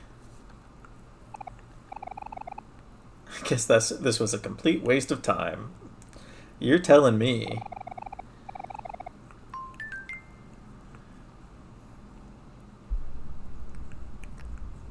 So you walk away. This is actually one of my more popular Tumblr posts, and one of the last ones I made was actually a response to an ask. Is that yours? About like the wedding symbolism and headspace and black space and the churches, but like it makes you go to the end of the aisle before it's like, oh, strangers up here, and it makes you walk down the aisle to get to them. Of course, we're not going to do that yet. We're gonna leave them on the altar for a little while.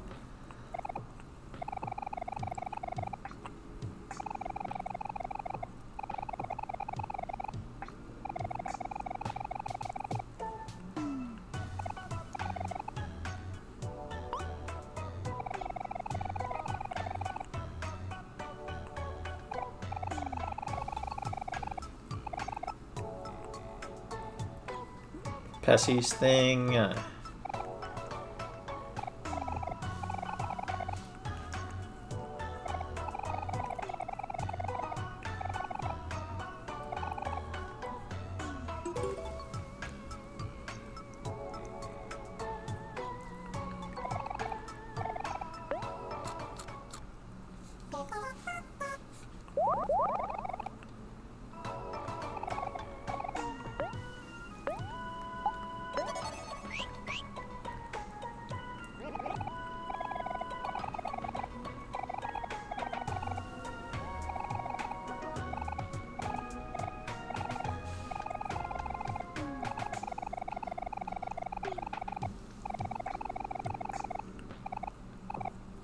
The BED.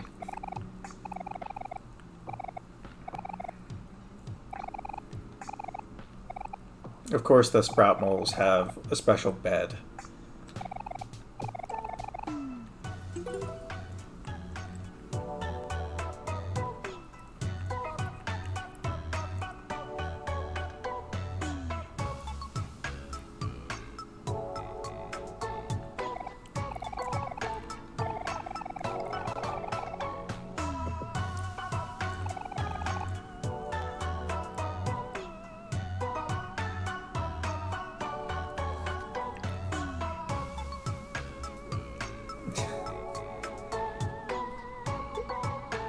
That's true. Wait, that's true. Huh.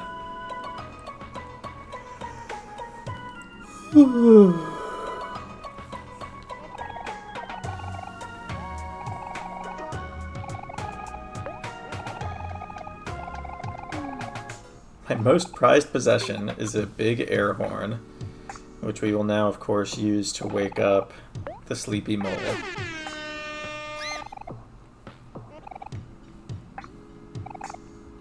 Oh no, I'm late.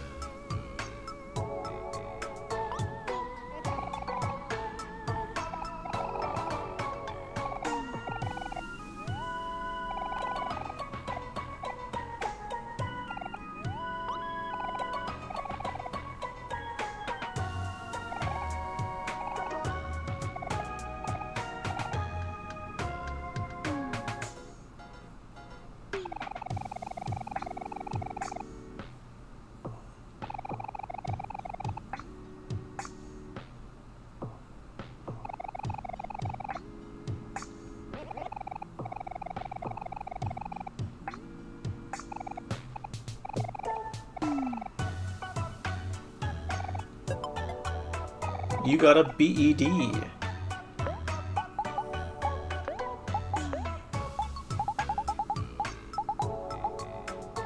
The Better Exhaustion Destroyer.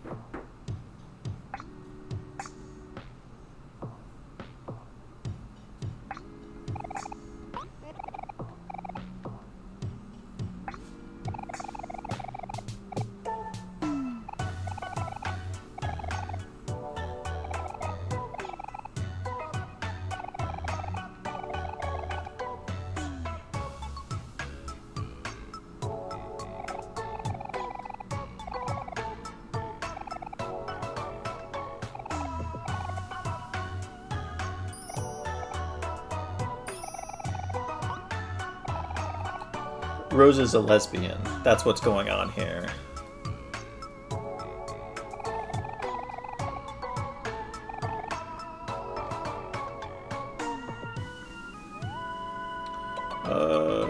Where do you get the freaking blackmail at?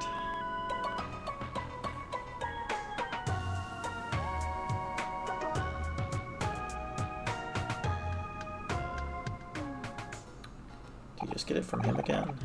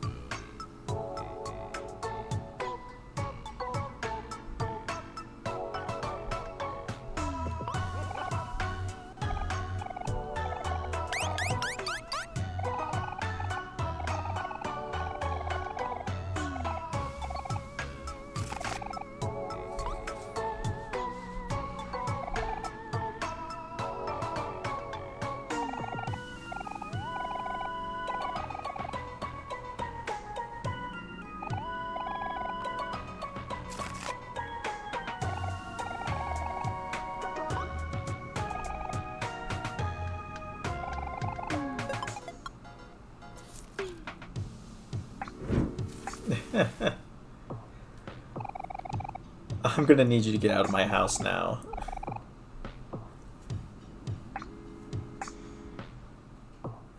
Everybody loves sprout moles. So we have a few quests to go hand in. We'll go water the flowers. Like I said, we're skipping Orange Oasis for now. Maybe we'll do it during one day left because... I don't know. I just don't really have a whole lot to say about Orange Oasis. But I do kind of want to do the Bread Twins thing. Especially since I'm pretty sure Claus appears. Well, a cat that looks like Claus at least.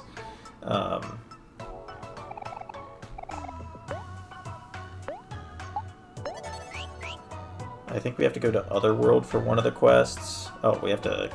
I almost forgot.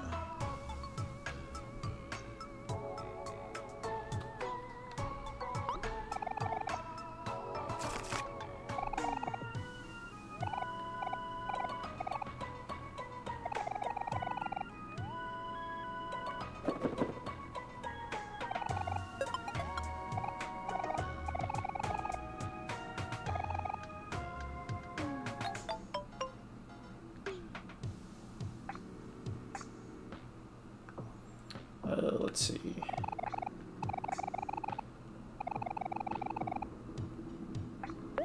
So, yeah, we're not going to be doing Hector. Fascinating literature we can hand in. Good listener we can hand in. Care package we can hand in. Okay. We'll do that. We'll water the flowers. We'll do hidden library, and I think we have enough time to do day 2 of Far Away. Of course, you know, that's day 2 of the abandoned Sunny route that we're doing right now.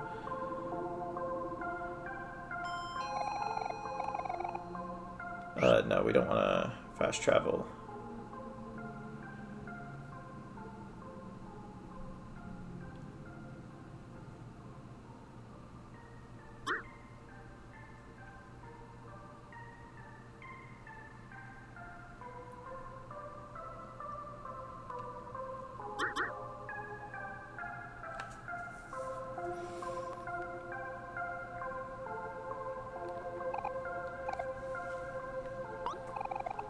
There's my teddy bear. So, as a reminder, these 2 side quests especially are... seem to be references to Basil and Sunny's friendship. Candly, in this case, being Basil. And then we have the plushie, which is Sunny. They sit at this table here, which is very similar to the table that exists in Sunny's kitchen. Candly is a candle. There's candles all over this area of headspace. Then, you know, the memory lane memory is you remember Basil's smile as he blew out his candles. Then she gives you a rubber duck.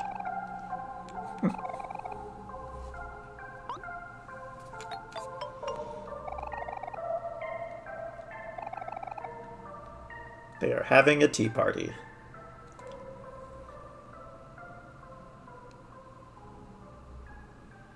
Maybe Basil and Sunny also enjoyed having tea parties, though I don't think that's something Sunny would admit. But then we have Demi, who you give interesting literature to.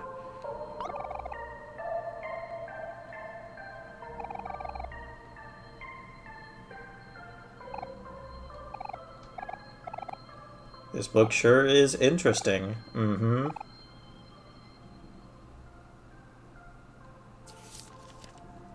Which, this is another thing that Sunny and Basil had. You see it in the photo album, Basil showing Sunny a book, and Sunny then later on reading it.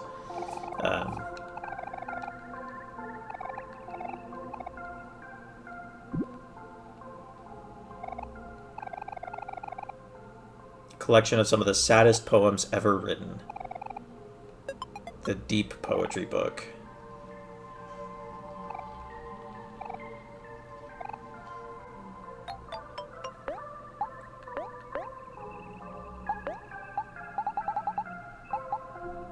Where starts out sad, which I think is better for OMORI.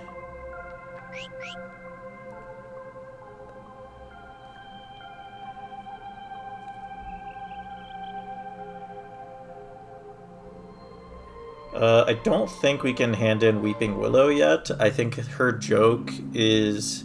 I think the joke that you want her to have is the one in Deeper Well? Or maybe it's last... I don't know. Like I said, we're not going to be going out of our way to hand... I'm saying this as I'm going out of my way to hand in a quest. But we're not going to be going out of our way to do every quest. But maybe we will. We're probably not going to do Hector. I don't know. Maybe we will. Maybe we will. Maybe we'll, maybe I'll go out of my way to get another save file in the OMORI route. And we won't do all the, like, you know, split-second, middle-of-day stuff, but, maybe I will get up to... I'll prepare a save file for the OMORI route, and then come back and, show you guys... You know, we'll do the OMORI route from the point of time where it deviates. Which I guess is technically at the beginning of One Day Left. Ooh, I don't want to fight you. I don't... Okay.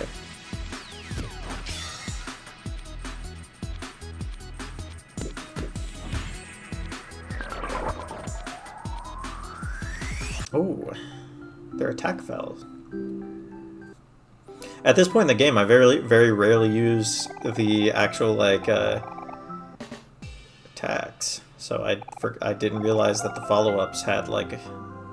I knew that they got better, I didn't know that there was one that Kells lowered the attack of all opponents.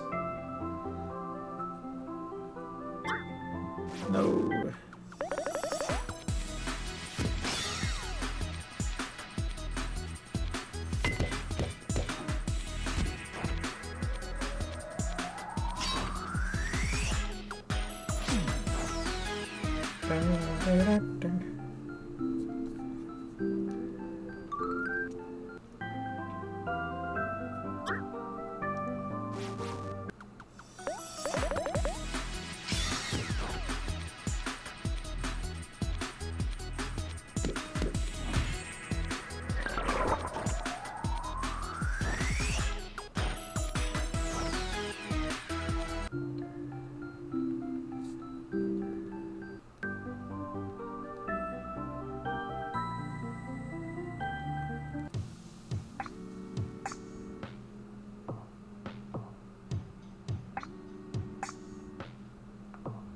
Where is...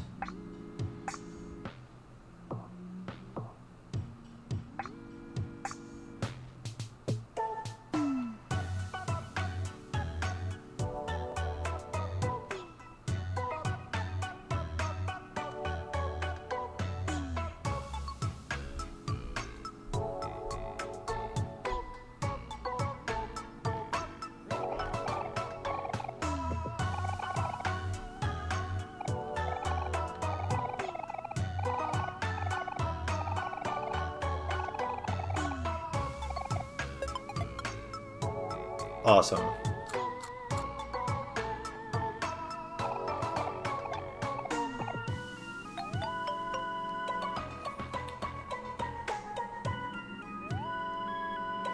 All right. Time to move right on along. We'll go water the flowers, and then we'll go marry stranger.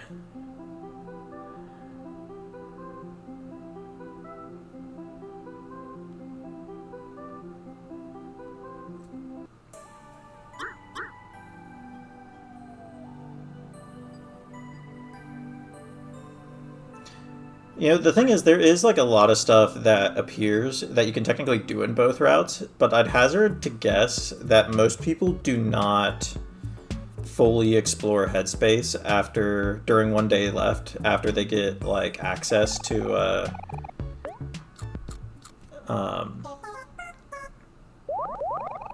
swimming. Because there's a lot of stuff that you can only do once you can swim, but I think most people just don't come back to Otherworld. They probably don't do the ghost hat thing. What is Mari's?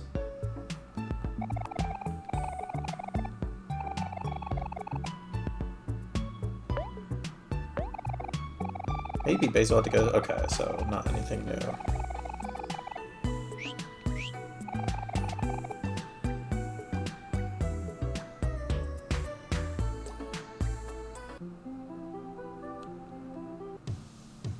Something that I think I forgot to mention when we were looking through the photo album in the real world. You know what? I'll just talk about it in like 20 minutes because we're about to get back to the real world. So.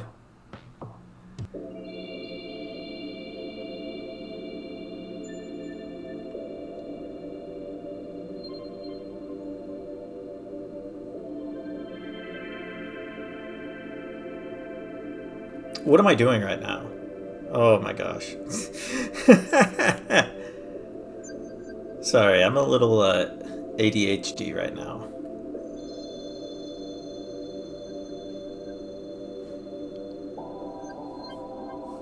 I probably should have just kept climbing down the ladder at this point.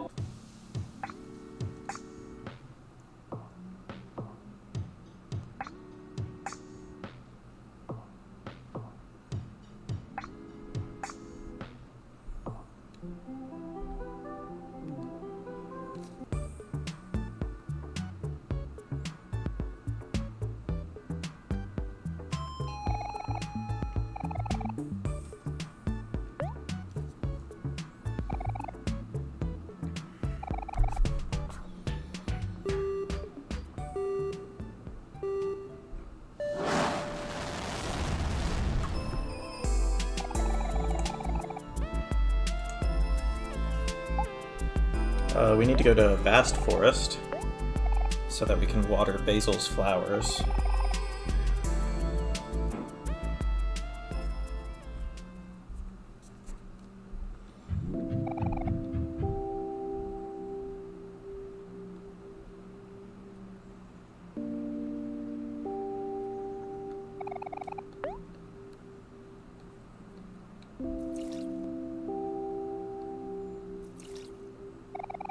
Cute.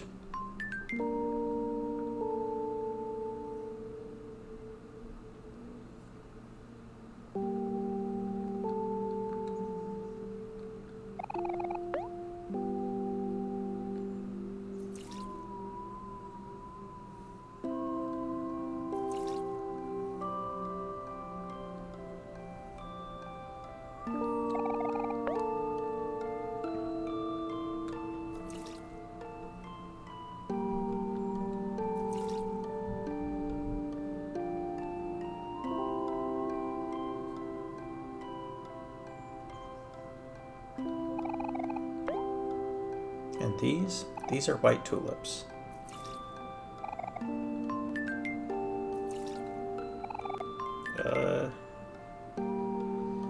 All right.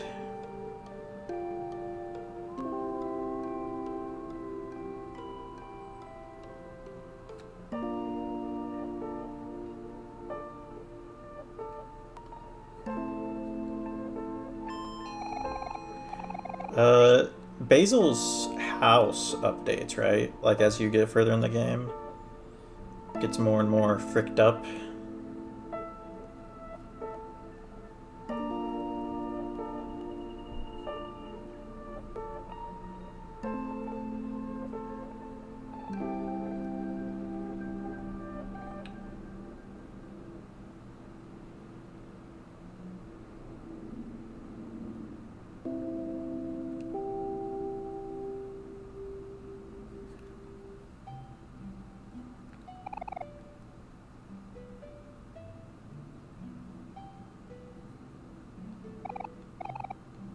It's a little dusty. The fire has gotten dimmer. They look a little sad. My goodness. A comfortable looking bed. Whew.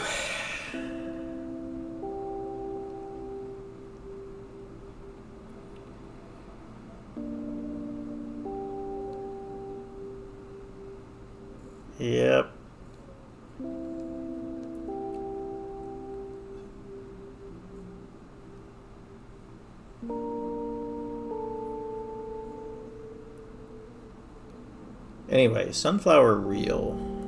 They're right there. Yeah, I'll go talk to Rococo and then we'll do this.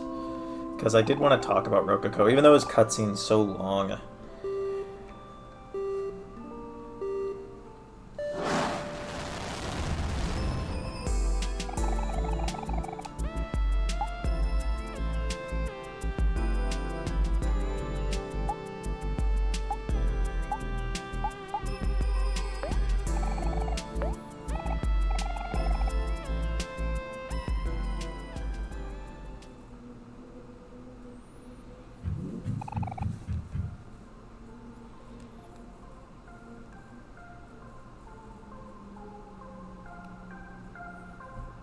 Maybe I should have watered the flowers after talking to Rococo, but I don't think it'll...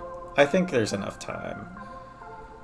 Besides, if we don't get the stupid cutscene, it's fine. We'll live our lives. We'll look it up on YouTube and watch it together.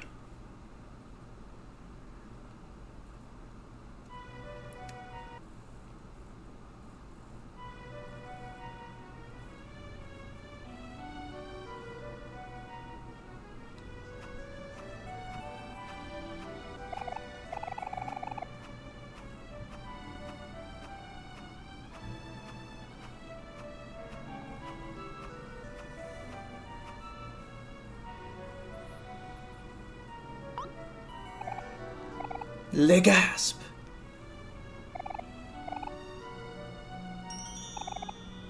Phew, phew. I've been alone for so long.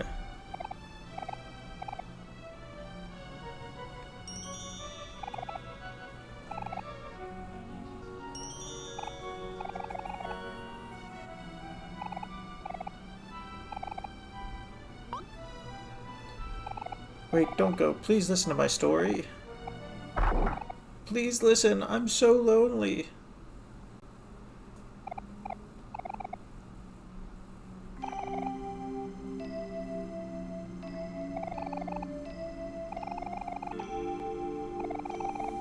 His backstory is like a gay Superman.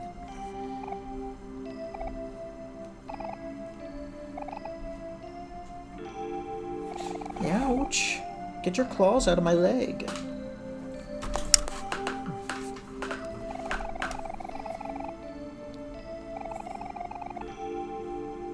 Sole survivor of my species. The last elf in the entire universe.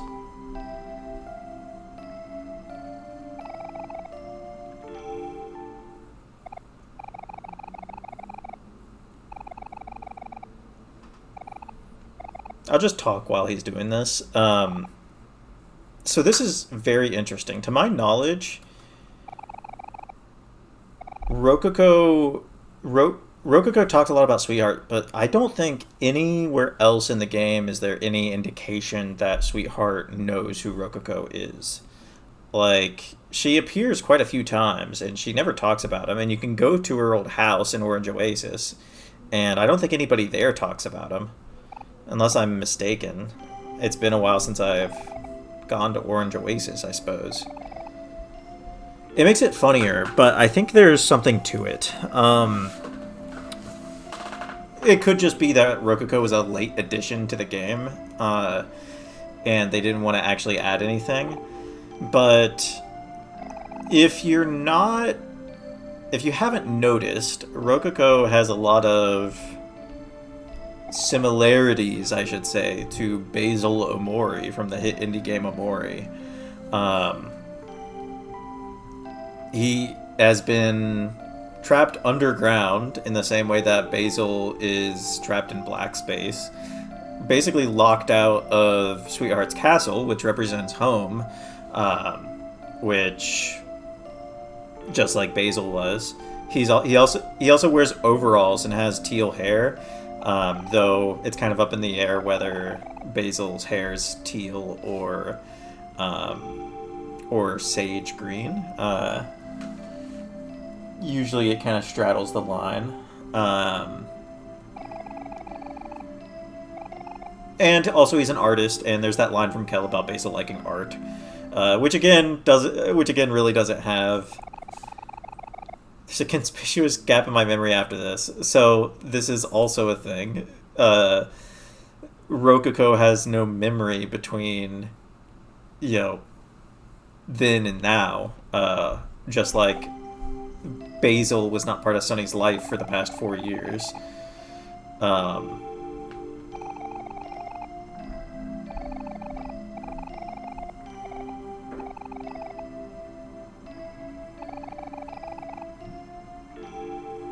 Thinking about it now, wondering if I ever made that clear to her.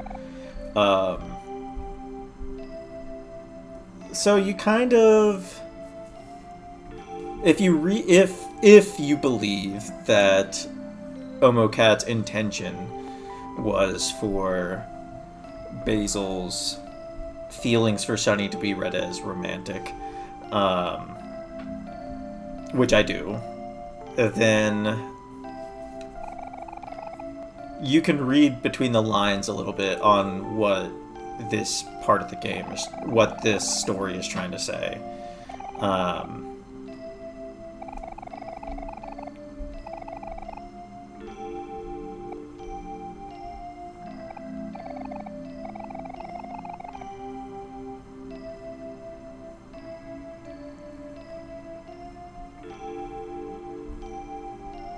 That's also true. If you see Sweetheart as Aubrey, then that's also the same thing. In which case, the implication would be, because I know that I've had this discussion before as well, the implication would be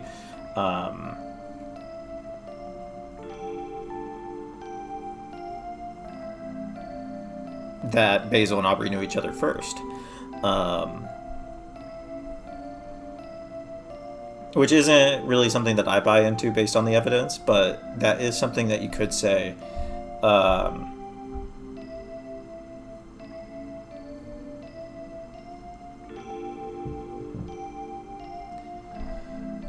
Yeah, I'm trying to think how it would work in that, how the metaphor would work there. Because Sweetheart in that instance would be Basil, not Aubrey, right? No. It would be Aubrey. Right? No. Because Sweetheart would have to be Basil. Because while Basil was friends with Aubrey first, he directly calls Sunny his best friend. Yeah. I don't think Sweetheart's supposed to bear. I think you're supposed to think that, and I think it's a red herring. Is what I think. Also, Rococo subsists off of toast and tofu, so make of that what you will.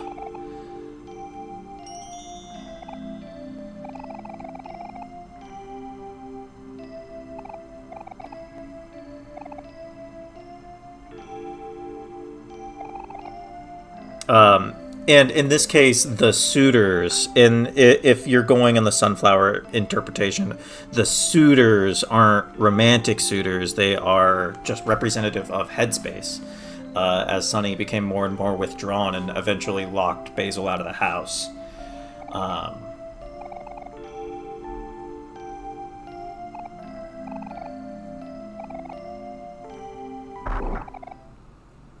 And it's just so funny how all of the friends, hair color is very very Basil-like too. That's kind of what I'm saying. He's wearing overalls as well, in case you missed that.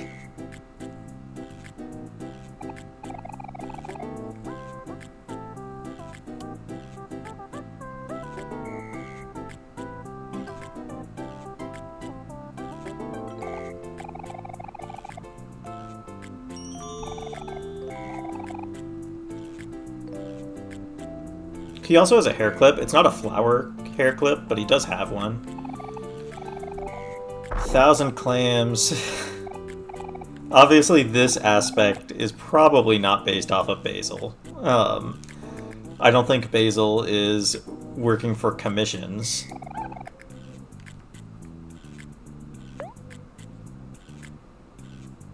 each one gets more and more expensive. How many clams do you need to do all of them? Because I don't generally spend my clams on, like, anything else. I don't find that it's necessary.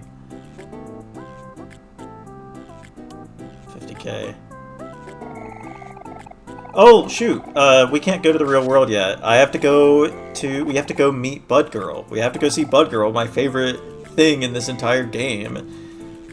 The thing that I consider the biggest...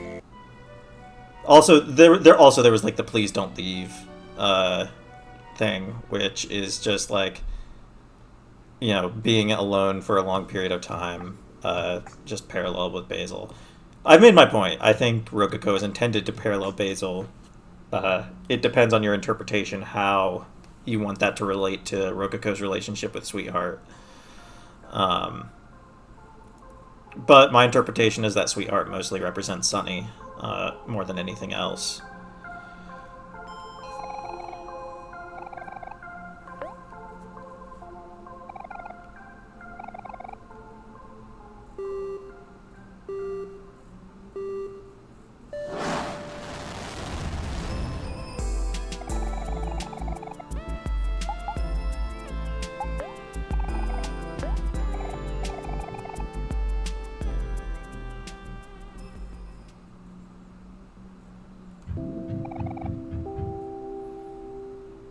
Okay, Bud Girl is...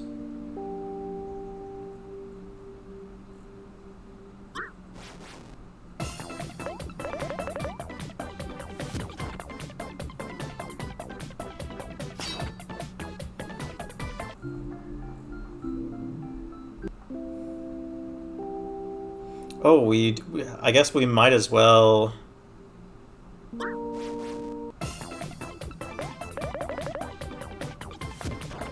do we want to do...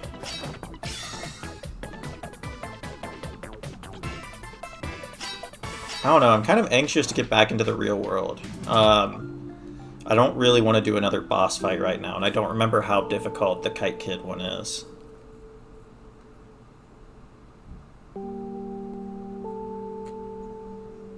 Shoot, have I forgotten where this actually is? Is it in the other half? I think it is.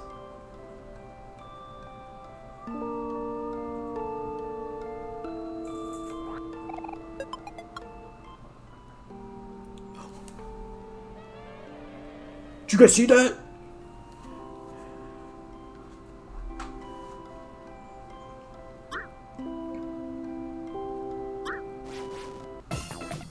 Sorry, I just remembered that because I restarted the game after I lost my save data. I hadn't triggered that event yet.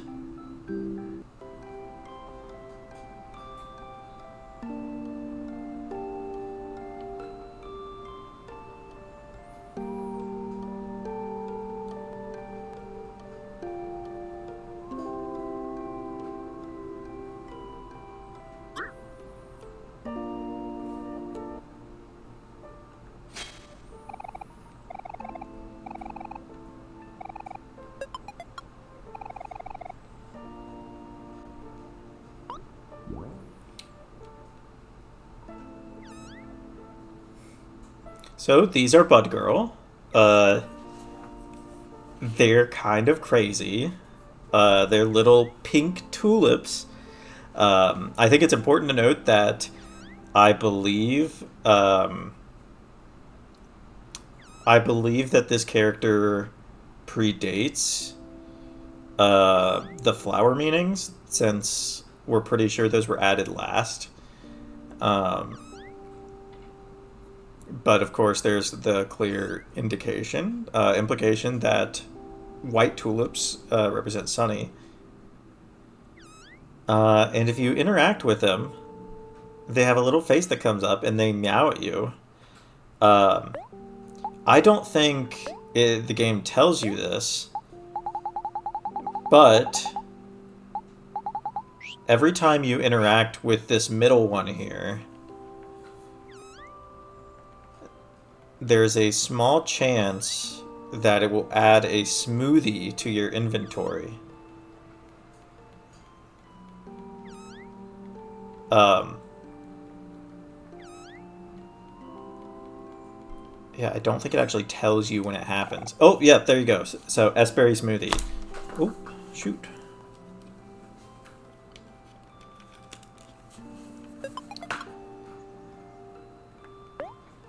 Now, why is that? I mean, it's interesting just on its own.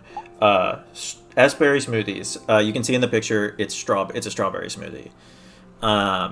It is the default smoothie. Now, this is the only way you can like get these in a repeated manner. I believe you can't buy strawberry smoothies anywhere in Headspace. Let me see if I get another smoothie as well. I believe it'll give you any smoothie other than a banana smoothie.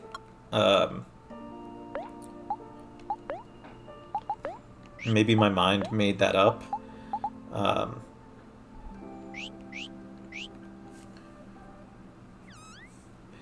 However, there's something interesting about smoothies in this game, and that's that if you organize them from most useful to least useful, and you read the descriptions of them, they are not organized by Sunny's tastes.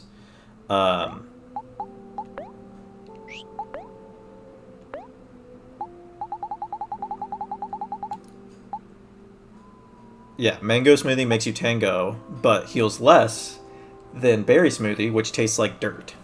Melon smoothie, Sunny seems to like melon smoothies. Strawberry smoothies are the default smoothies. And banana smoothies, I believe... I don't remember exactly what it says about banana smoothies, because I used mine already. Actually, we might be able to go buy one.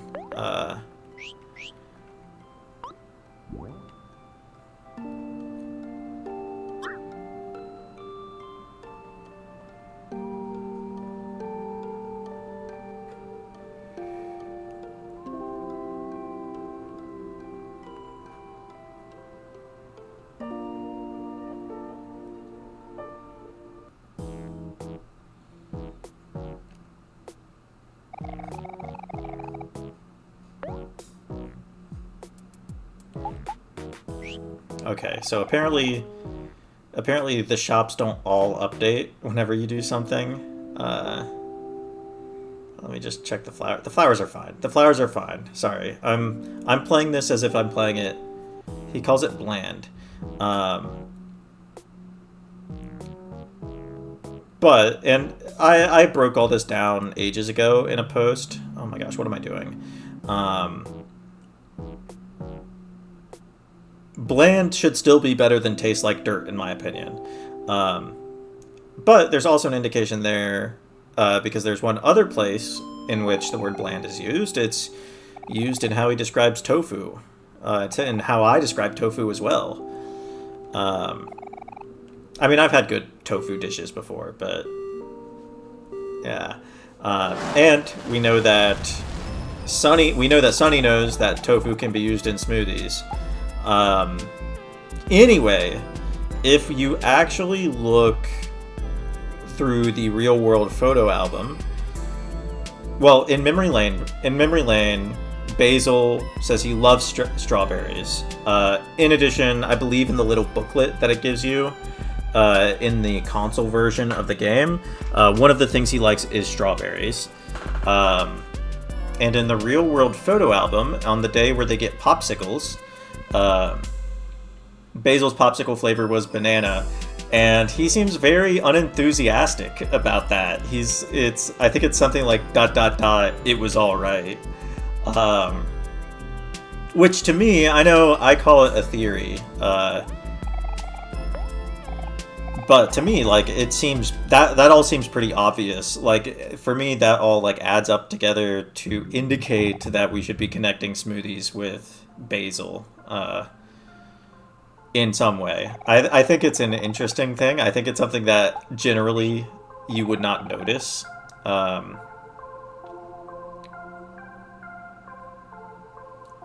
But that's how I interpret it. I've looked at other. I've looked at the rest of like the food items to see if there's anything like that. Generally, there didn't seem to be. Um, the home cooked meal that you get from Kel's mom is item number 143, which does, it's just part of the whole Sunny seeing cooking as an act of love type deal. Even in that case, it's not romantic, of course. Um, Also, home cooked meal. Legasp, you have returned.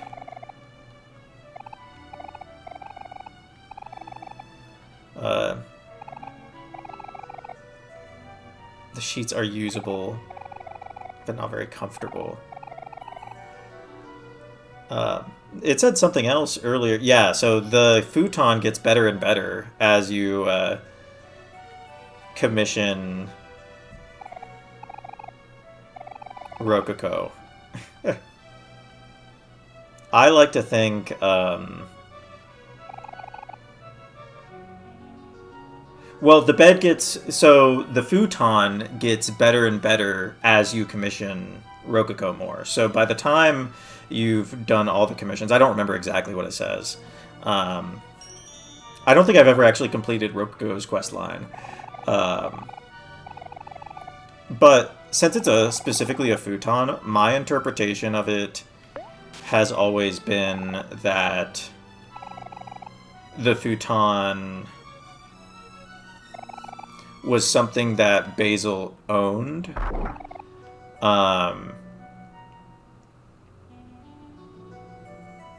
But does not reference his bed, so to speak. I think that Sunny commenting on it not being very comfortable and commenting on Basil's bed being comfortable, indicates that in my opinion, I know there's nothing to support this. Basil does not own a futon in the real world, or at least he doesn't appear to. But my headcanon is that he owns one, and since Sunny had sleepovers with him quite often, he became very familiar with it. And didn't like it, and so he ended up sleeping in Basil's bed while Basil slept in the futon, as Basil desperately tried to make the futon more comfortable as that time went on. That's how I interpret it. That's my headcanon. I guess I try to draw a line between what I would call a headcanon and what I would call an interpretation, because something like that is not something that I fully believe that Omocat intended. In the same way, and by the way, it's a long way down. Do you want to jump?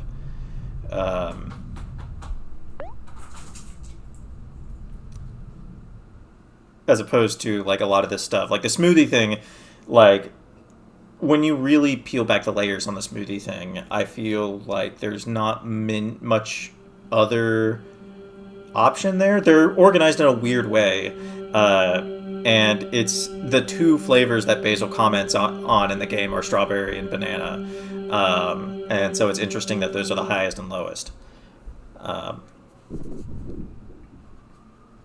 So I feel like that was intended by someone. I guess I don't know that Omocat really programmed this stuff. Well, she didn't.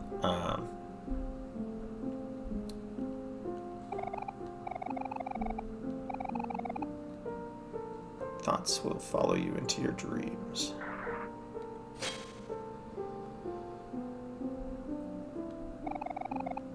Forgotten through time, the keepers of this library have long since passed.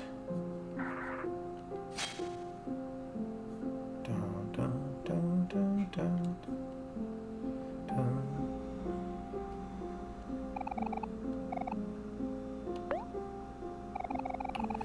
One by one, they fell asleep on the car ride home. It was a long day at the beach after all, and everyone was exhausted. Kel was the first one to nod off, then the rest. As the sun set over the freeway, Sunny's head accidentally drops onto Aubrey's shoulder. The sudden jolt wakes him, but he doesn't dare open his eyes. He pretends to be asleep and steadies his breathing. He listens to the sound of the road. He feels the soft sun resting on his skin and the slight tinge of pain on his nose from tomorrow's sunburn.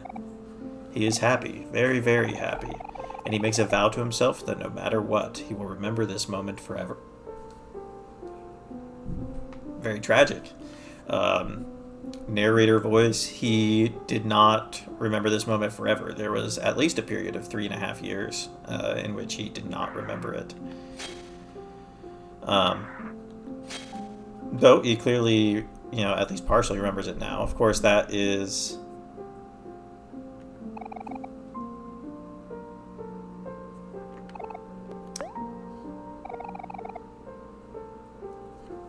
the origin of the ship named Sunburn, I believe, is that memory. Which, it's also like aubergine and sunny. A puddle of juice sinks into the carpet. Hovering above it is none other than Kel, holding an open juice box. He looks around at his friends, who are all wearing the same face of disappointment. He lets out a guilty chuckle. In what seems like less than a second, Kel disappears out the front door. A tiny black kitten makes her way through the stain, leaving sloppy wet tracks all across the carpet. Mari's face turns red and yells for Kel, but Kel is already long gone. Hiro hands Mari some wet paper towels. It looks like they're the only adults here. And if they don't clean this up soon, the carpet is going to stain. They'll have to deal with Kel later.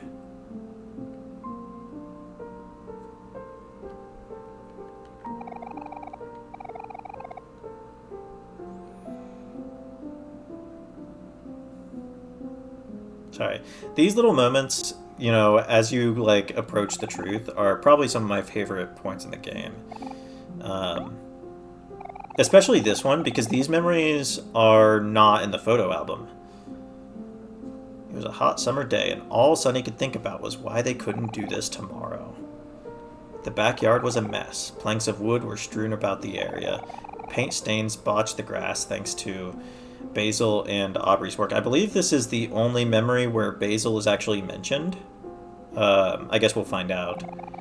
All day, Sunny watched Hiro lug planks of wood back and forth from his dad's pickup truck. He watched Kel hammer his fingers over and over and made note that over an hour has passed since Mari has climbed down her ladder.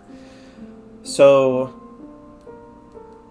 this is another thing. Sunny has a fear of heights. Cly! Welcome! We're glad to have you. Unfortunately, you did miss Sweetheart's Castle. I apologize. But the VOD is still available if you want to watch it and see some of my things. I don't know, it's probably not a very interesting VOD to watch back, considering I think what's interesting about these streams is the fact that we can interact and discuss OMORI analysis, interpretations. But you're here just in time to do the real world stuff, because I think I am going to do that. An hour has passed since Mari has climbed down her ladder. Make a note of that. Sunny doesn't simply just climb up the ladder because he has a crippling fear of heights. I will just be their moral support, Sunny thought, as he sat sleepily in the shade of his favorite tree. Of course, he knew this wouldn't be the case. Soon his friends will be asking for his help, and he won't be able to refuse. The tree house is for everyone, so it's only fair that everyone puts some work into it. Are you standing off with the pancake bunny, buddy? Do you want to look out your window?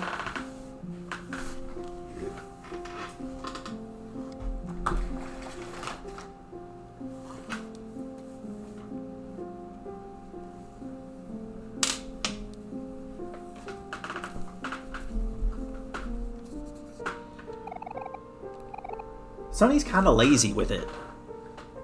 Yes, this is Major Tom.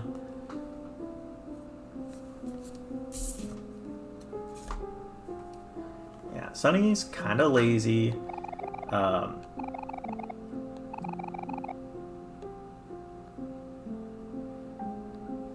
But he loves his friends. To a fault. Soon they will ask for his help and he won't be able to refuse, which is a trait of his. Oh, did you guys see that?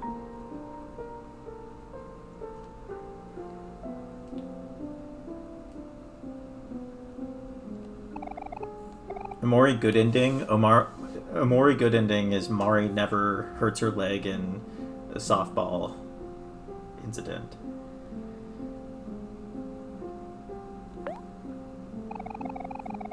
This year, Sunny was lucky enough to get assigned to a desk next to a small window.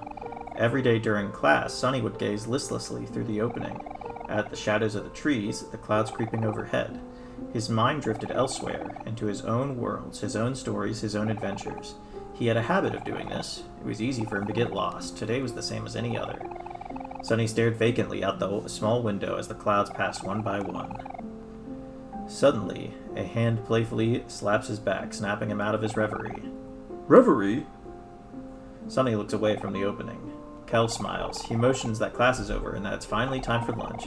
It's pizza day today, and they need to bolt to the cafeteria before it's all gone. Sunny's stomach growls. He looks at the small window one last time. He would have to continue his adventure another day. This is interesting because in Black Space 2, there is a little area. I believe it's the area that like teleports you to the Aubrey love letter area, which is set up like a classroom, and I believe that Sunny's desk is not next to the window there, which indicates that it is a reference to a different year. Of course, we don't know when this year,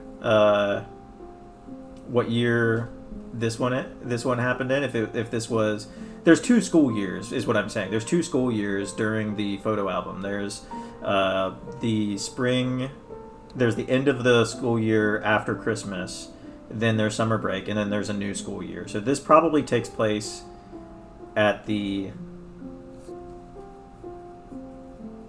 This takes place during the new school year because it says this year, whereas the classroom referenced in Black Space is probably where he is classroom from the beginning of the photo album when it was the previous school year.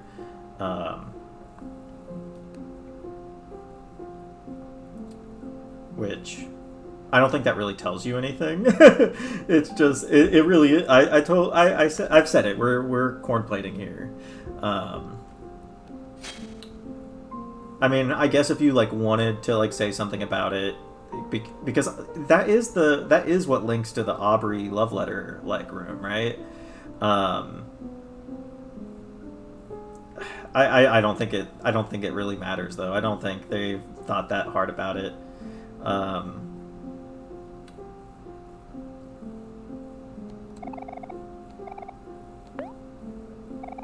It's sunset. A strange statue watches over the hidden lake. It might have meant something significant in the past, but time has made its engravings illegible. Now we do know what it represents because there's a similar statue in the cemetery. Either way, it doesn't matter to the company visiting it today. They're only here to use it as a diving board. The brothers take turns jumping off the statue. Hiro jumps first, then Kel, then Hiro again, then Kel again. The brothers gleefully urge Sunny to join them, and after some careful thought, Sunny warily agrees. Sunny shuffles up the statue and looks down at the moving water. He can hear his heartbeat. His ears begin to ring. His legs feel as if they would give out at any time. He tries to focus on his breathing. He feels something crawling on his shoulder, and his eyes fly open to meet with those of a black spider. In an instant, Sunny loses all sense and hurls himself into the lake. Water fills his nose. He exerts his limb, but the water is stronger. He's too weak, too helpless. Or that is what he believes. Sunny shuts his eyes and waits for the brothers to save him. Which is tragic and heartbreaking because we know that it's not the brothers who saved them, despite already being in the water. And we know that that's something that Hiro feels guilty about. And, really potentially factors into his willingness to jump in at the drop of a hat as soon as he gets there. Even though, as we'll see, he doesn't actually know about Sunny's fear of drowning. Of course, everybody seems to know that Basil can't swim, but, yeah, it's a whole thing.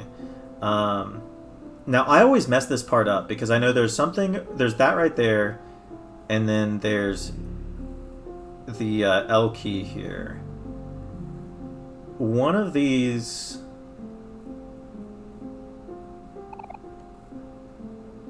This door is not the door that ends the night, right? Like, if I go in here, it's not gonna kick us out. This one is... That one is the end, okay. I always mess this part up.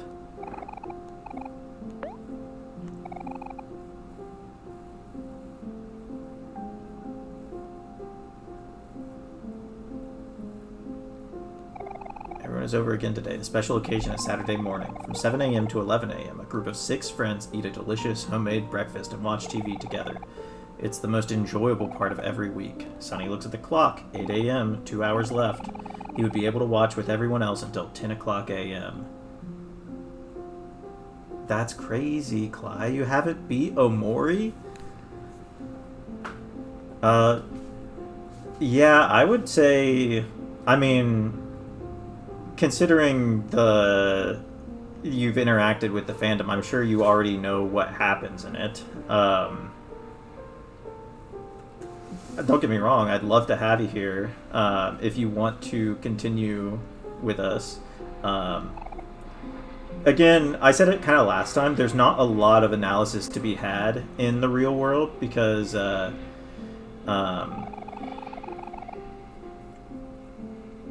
I mean, there's some analysis to be had, but there's not a lot of it because it's much more literal than Headspace. Watching the shows with the rest of his friends, he'll be the only one to miss out. If only he could watch the last hour with everyone else. If only he didn't have to play the violin. So it does this.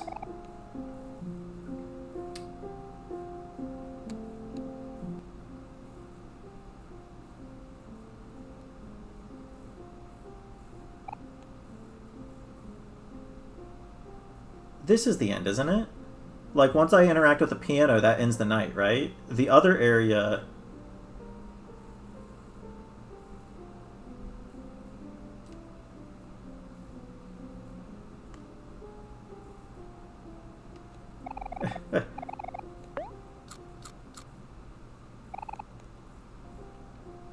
There's a jump rope right here. I remember what's here. I remember what these different areas are. I just don't... My blind spot is...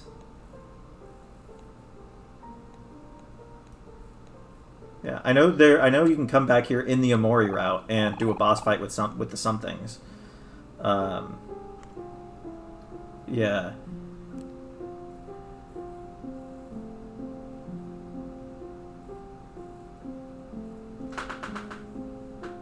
There's a little guy here. I mean, there's a bunch of little guys in this area. So I'm pretty sure when we go in here, it's gonna... He's hanging out. Maybe this is the blind spot of my memory. Isn't this where you can... Hold on. Maybe I don't think it's a I don't think it's a WTF thing. Mori hidden.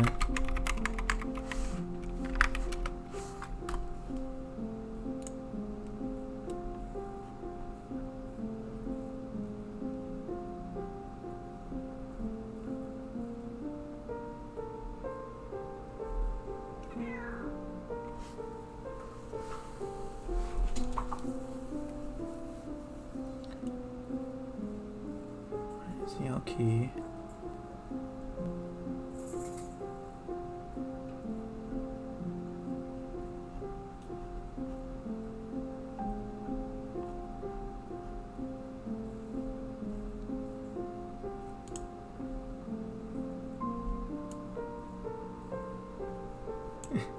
Oh, did his meow come through? That's... I am...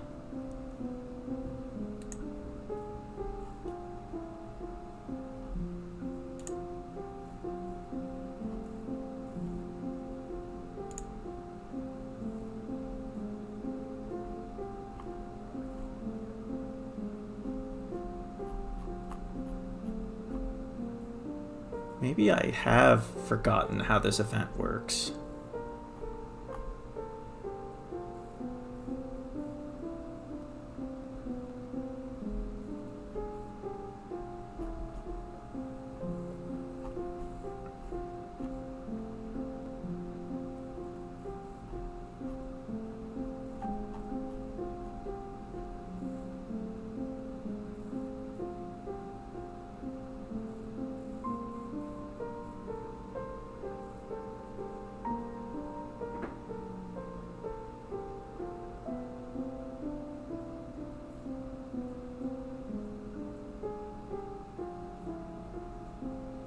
Oh.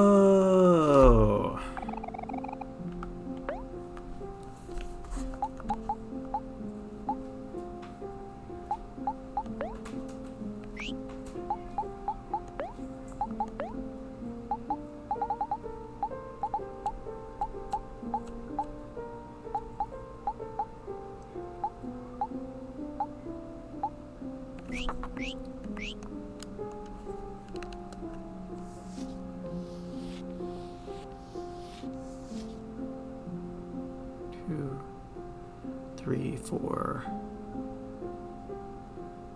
five.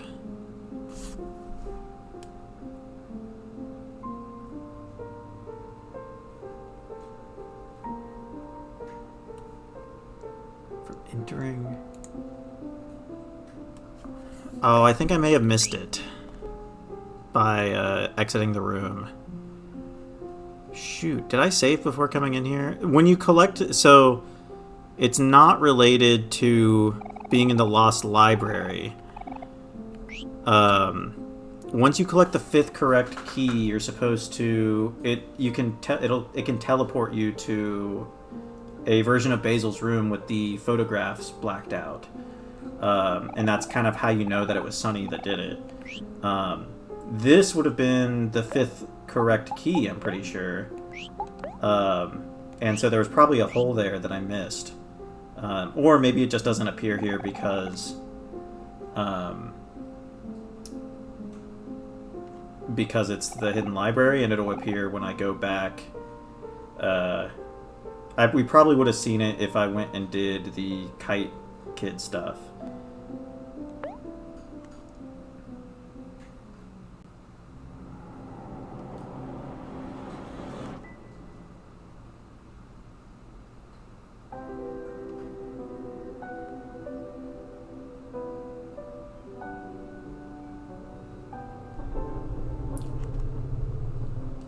That was scary. Did you guys see that?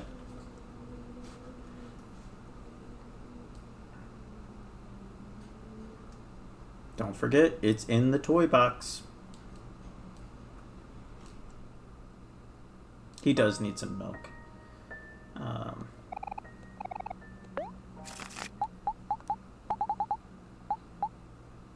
Steak.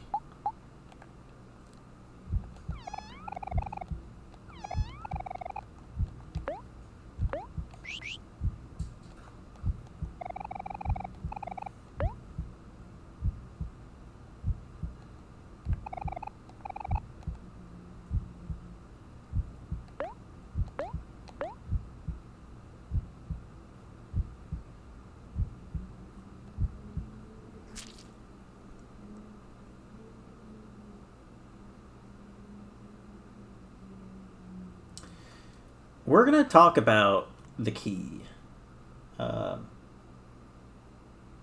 Major Tom, are you laying on one of my sweaters right now? What a baby. There he is, Sonny OMORI.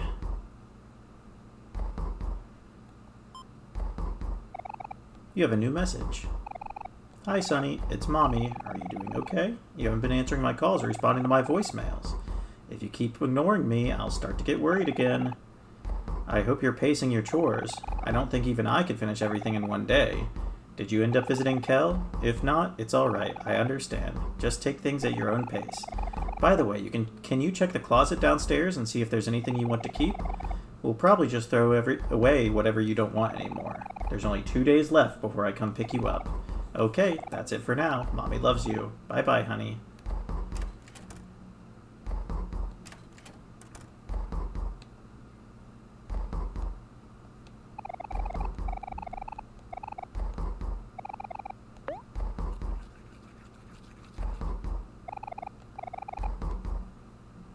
Make sure you brush your teeth.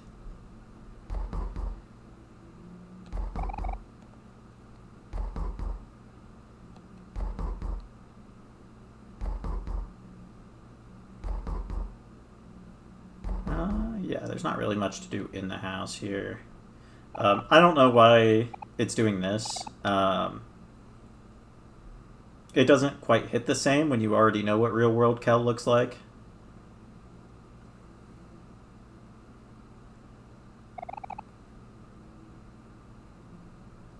Also, I wish there was something more interesting about it turning the camera around. Like, I don't know, something on the wall or something. Yeah, we shall open the door.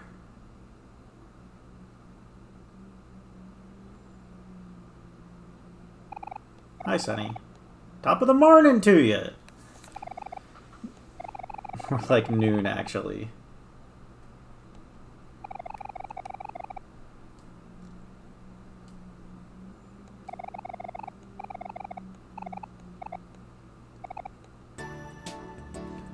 There's Claus, everybody's favorite orange cat.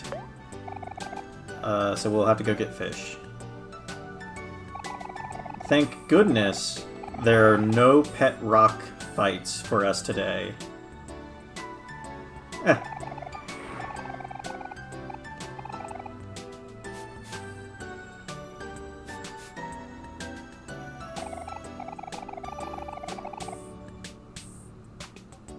Oh gosh, I hope not.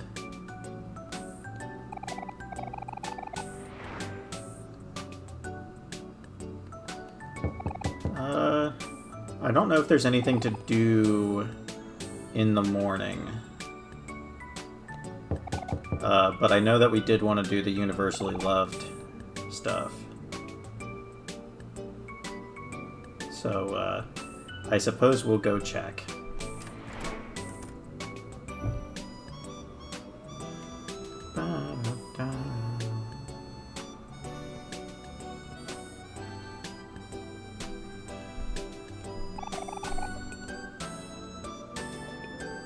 We don't have to do the tutoring right now, I don't think. I think we can do that once Hero's back.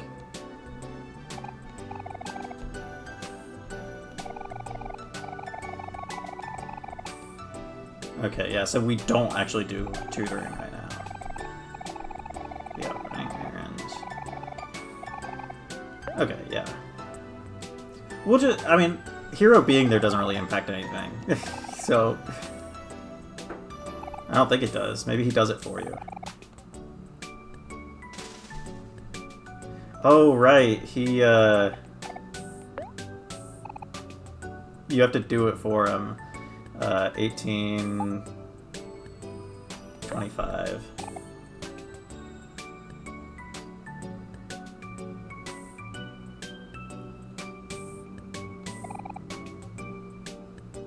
Probably. The square root of 80 is...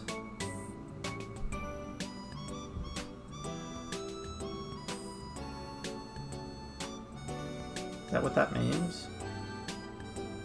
5x to the power of 2.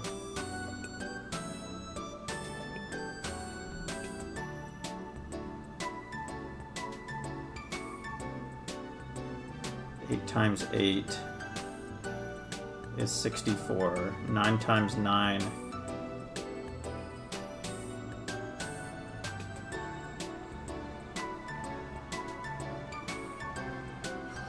Shoot.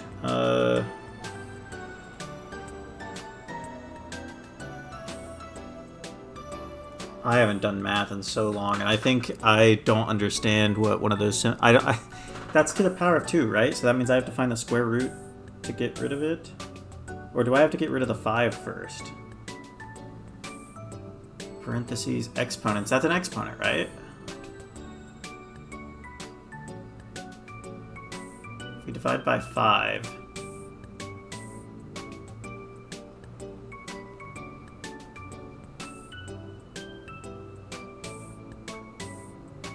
Maybe I'm just tired. That's 2 times...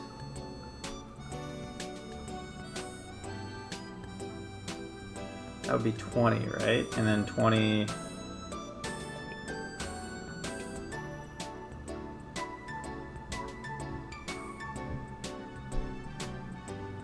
times 2 is 4. 3 times 3 is 9. 4 times 4 is 16.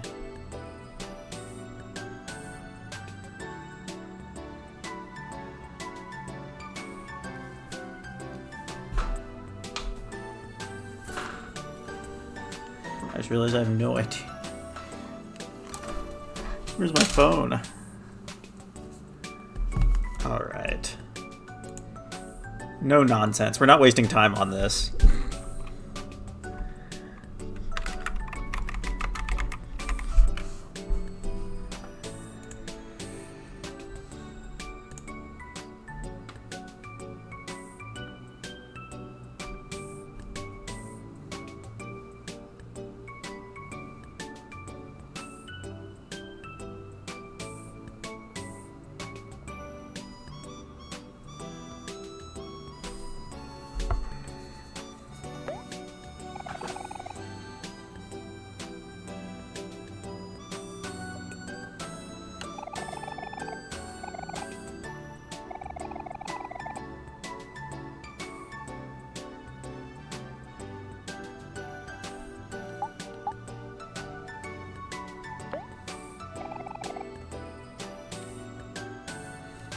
Awesome.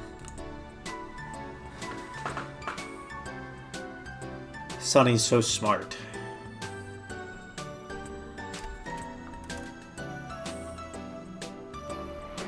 Yeah, that was not about to be another pet rock situation.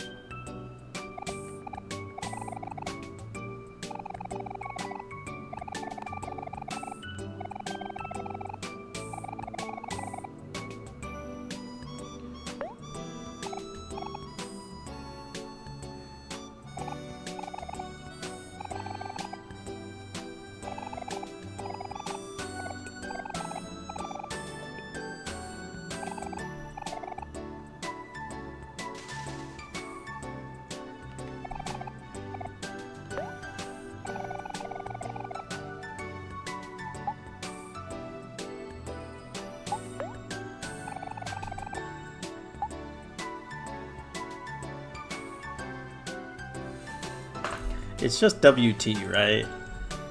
Yeah.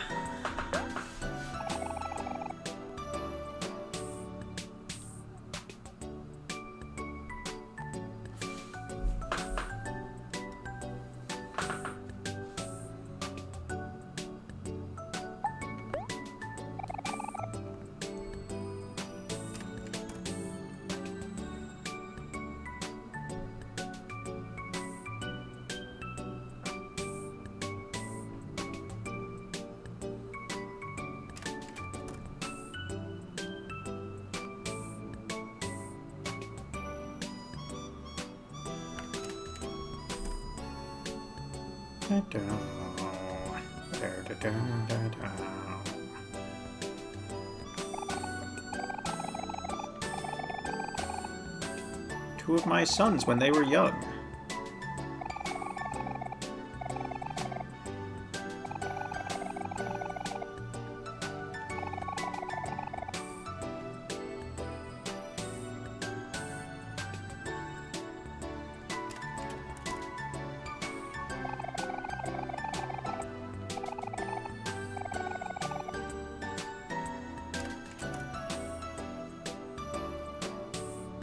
Yeah, you're not... Charlie's not gonna be up here.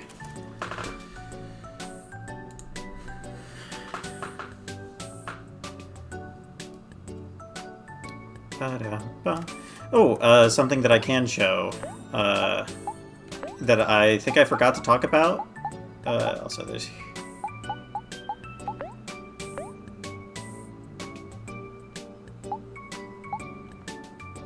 In Headspace,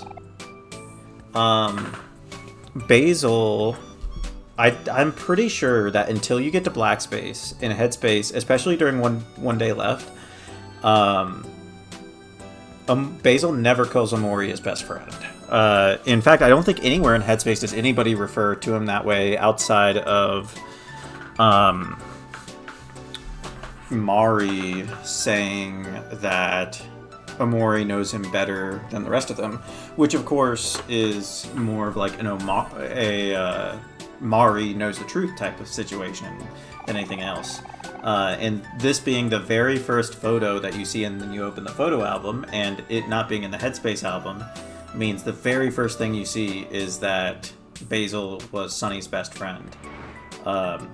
Which, I mean, there's some indications in Headspace that Basil and Sunny are closer than the rest of them, but most of those are pretty late in the OMORI route. Which is its own, like, can of worms. It's Polly! Basil hasn't been taking care of his flowers lately. I hope he feels better soon. His flowers need him. There's some blue roses right there. Of course, nobody's in the house because Basil's at the park.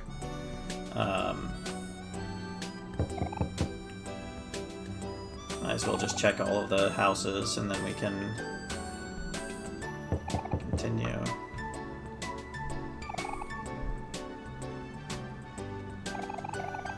My dog Lucas ran out the door again.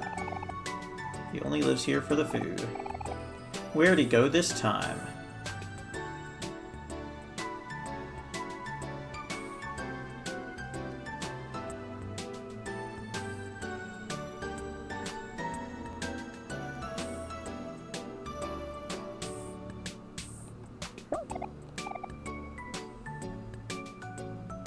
Look at him go!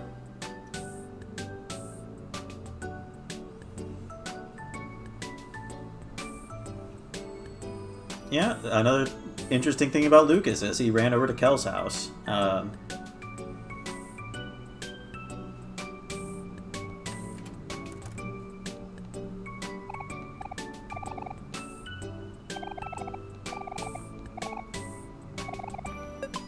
We got a paintbrush.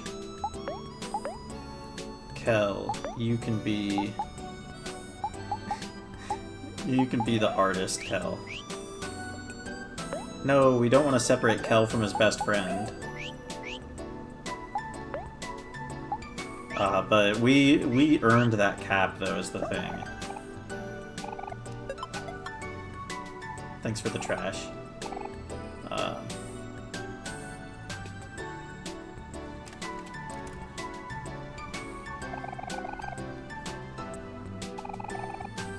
Faux Facts by Angel.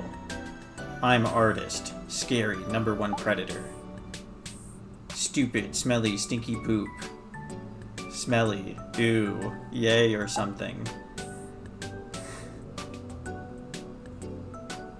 Knife, quiet. Thank you for reading. Yeah, so he has a Faux Facts book.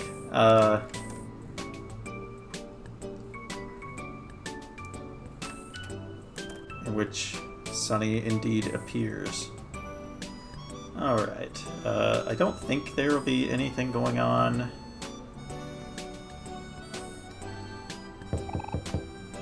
Yeah, obviously we can't go into Aubrey's house yet until one day left.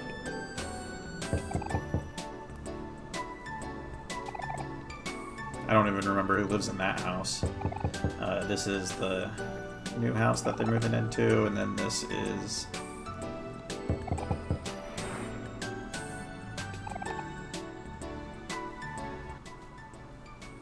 I thought we could go in there. We found a coin.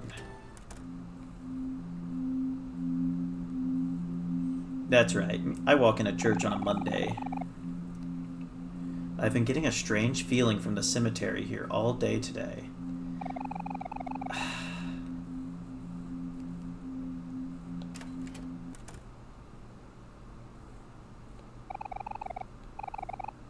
Something in the air seems amiss lately. The spirits, they are howling. It sounds like they're preparing a welcoming party.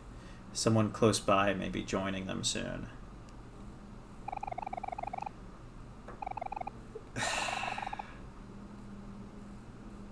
It's like you can't you actually can't deny that the paranormal is real here. It's unfortunate. Um,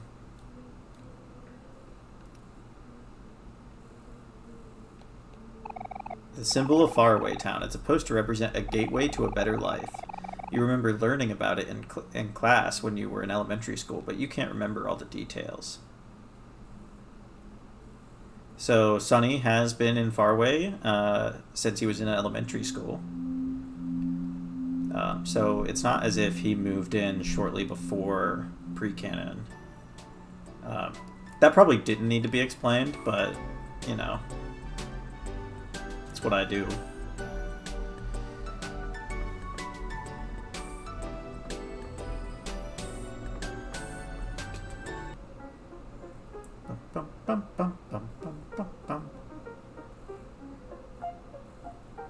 Yeah, okay, so yeah, starting today you can start seeing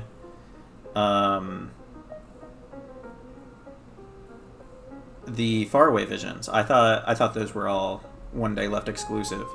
But that right there is Hero and Kel running around in their outfits from the Basil birthday memory. I didn't think we were going to be able to talk about this today. Now, what do these visions represent? I kind of tweeted about it earlier. My belief is that these are intended to show additional, to provide additional context for some of the memories in Memory Lane, based on a couple of specificities here. So, for what purpose would it show us that Hero and Kel are running around at the park, dressed as they are at Basil's birthday party? Well, it could possibly be there to let us know that Hero was not involved with the making of Basil's birthday cake. Hero notably does not respond when Basil thanks him for the cake.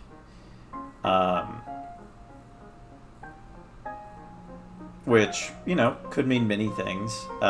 Sonny could be too shy to admit it himself. I don't think this one's really one of the important ones, as far as that is concerned.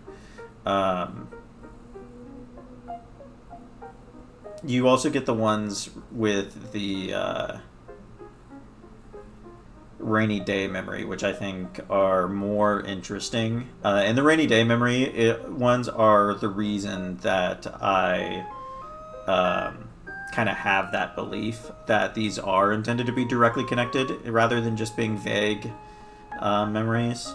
I don't remember which ones we can all see during this. Hey pals, good to see you.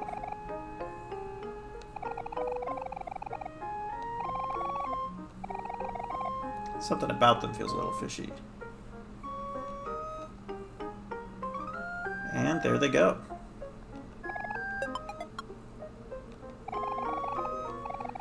There's some that don't make sense. Well, it's not that they don't make sense. It's that under that interpretation, you don't really. There's not really a good understanding of why they would exist. Is Sonny and Aubrey? Yeah, Sonny and Aubrey. That's one day left because if you let them stay on the swings, they will. When you do the hangout, they will take their place, and it's kind of a pretty cool scene. It's Pretty Boy.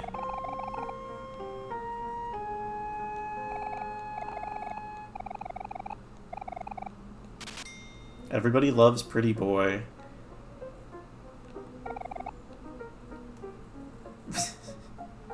Is it? Oh, everybody, compose yourself. Look who we got. It's him.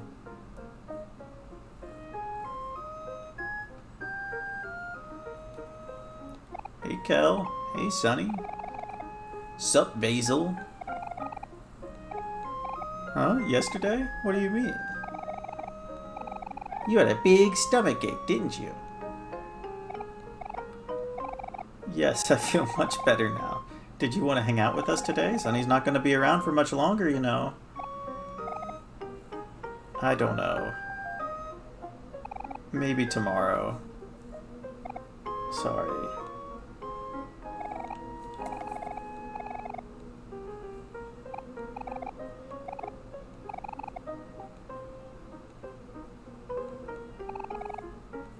Poor Basil. Of course, you know, we'll find out about that later. I'd take this hobo's trash. Yeah. Today is such a beautiful day. I may not have any money, but at least the sunlight is free. Does this one give you anything?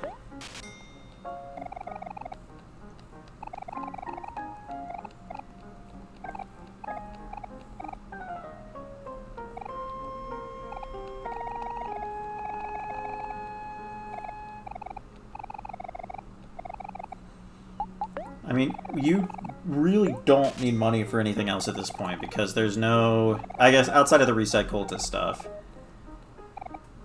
Because the only fight that's really left in the regular, like, faraway area is the Hooligans fight. And I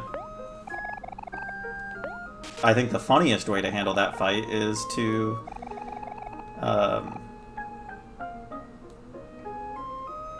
is to just let is to just take Kel's mom's thing.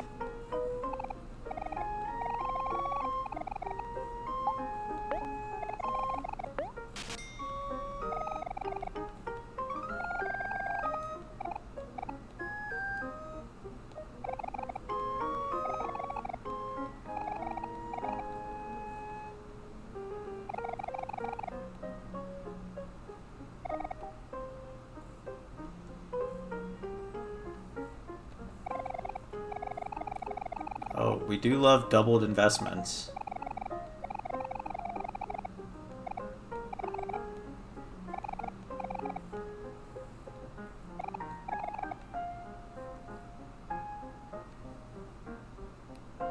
Well, then I'm just going to give him all my money then. Unfortunately, I have to sit through this little, his dialogue.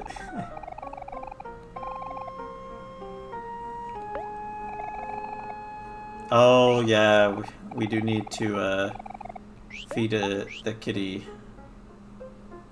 So we have to feed him 4 more times, because you have to do it morning and afternoon each time. So, Gino's, and then the bakery and other mart.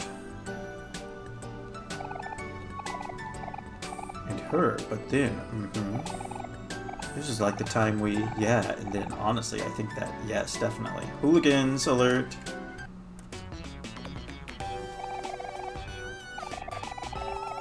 And me and you used to sneak out of the house to go to hobbies in the middle of the night. We could never get up for school on time the next morning, and Hiro and Mari would always ask why we looked so tired. I'm sure they suspected something, but I'm glad they never told our moms. We were pretty adventurous back then, huh? Haha. If we look at the, if we look at the photo album,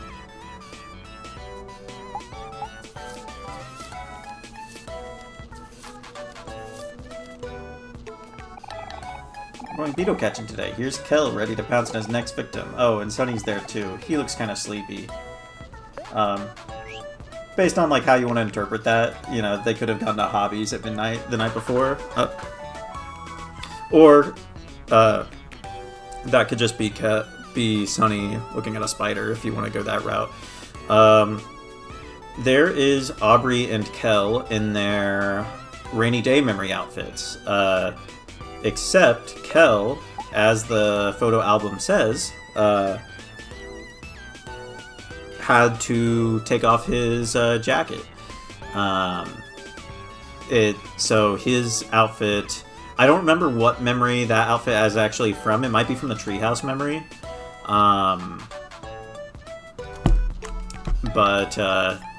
Yeah, this is interesting, and these ones are the reason I think they're trying to be specific with them, is because, like, these sprites, of course in the actual memory they're holding umbrellas, so, like, these are new versions of the sprites. There's Cute Girl. Sunny is a bisexual legend, calling people cute girls and pretty boys.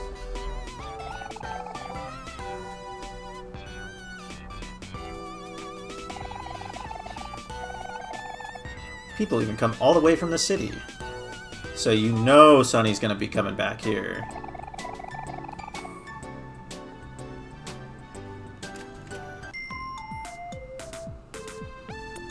Look, it's the hooligans.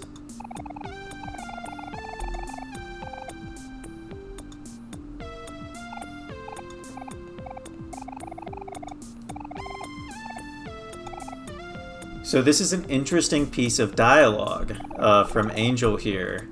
That's going to explain something that happens later on that I think people don't catch on to.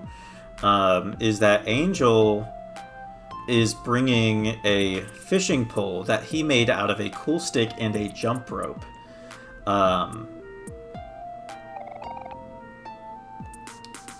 And we're going to see a pretty extreme reaction from Basil.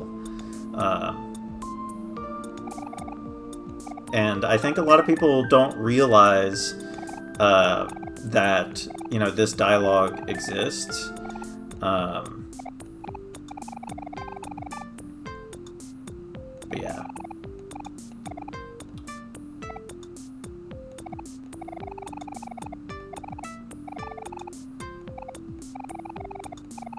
I didn't even think it forced you to see this dialogue. For some reason, I thought that that was a missable piece of dialogue. Pizza.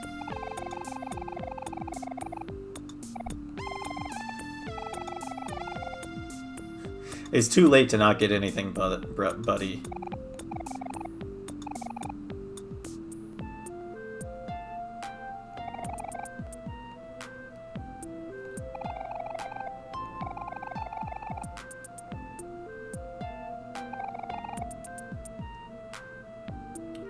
That her daughter goes to school with Hiro.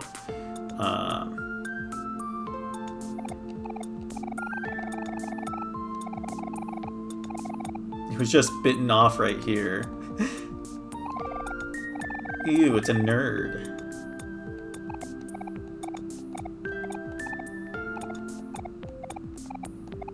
Pizza. Thank you, OMOCAT team. Very cool.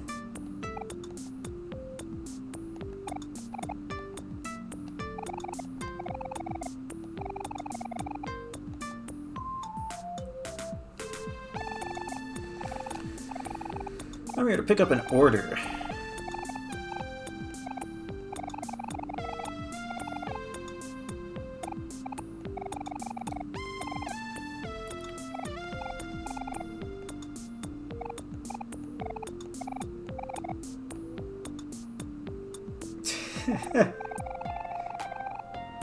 I don't know if I ever told you this, but that's why my brother's nickname is Hiro. You'd think it's because of some really cool reason, like he saved a puppy when he was a kid or something. But no, he just really likes sandwiches. This is something that Sunny absolutely already knows. Like, I'm pretty sure there's references. I mean, they never call Hiro Henry in Headspace or anything like that, but, like, I'm pretty sure Hiro sandwiches actually appear in Headspace, so Sunny does appear to be aware of the connection. We are going to deliver some pizzas real quick. Cly, is this like, are we further than you've actually played for yourself at this point?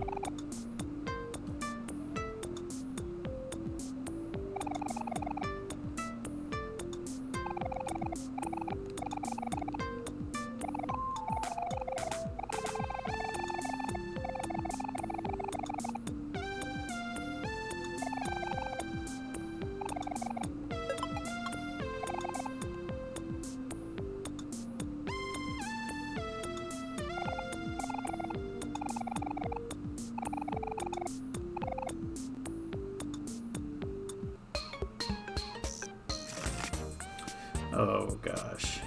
Take this pizza to the house with the... and the light blue roof. Path. The orange door and the light blue roof.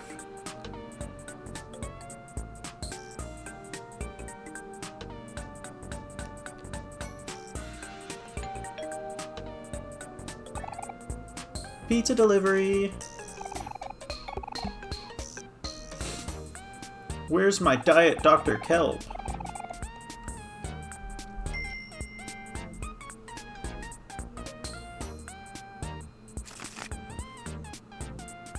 Now, look for the house that has the yellow door with windows and the pink car in the driveway. Yellow door with windows, pink car.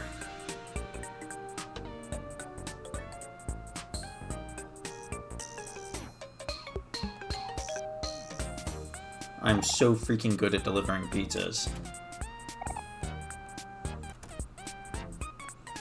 I like that you can do this. I like that you can do this while you're actively running errands for Kel. With Kel. Like, in the time that Sunny would be doing this, Kel could probably just finish the errands himself. With the white roof and the pink... I think that's pink door.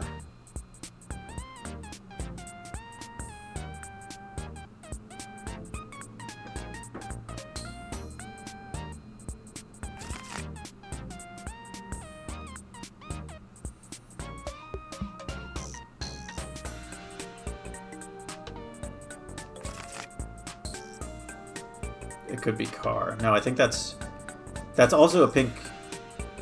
We're gonna keep this one in our head. I think it's that one. My Diet Dr. Kel.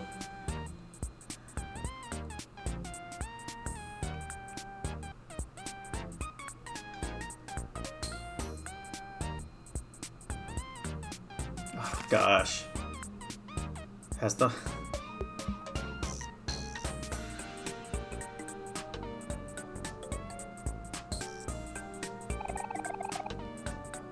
Oh gosh, is it this one? It says white roof and the pink door. Is that car?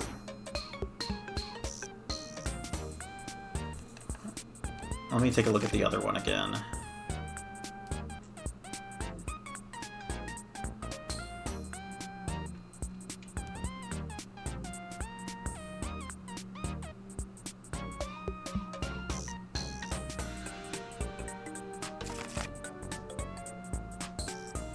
And the pink door. Is that not door or is that car? No, that's definitely door. That does not look like a C. I think the other house has a more white roof.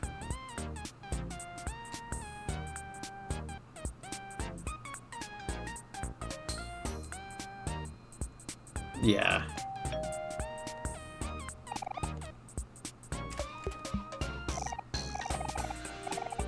Just leave it on the floor. You're already at the door, my guy.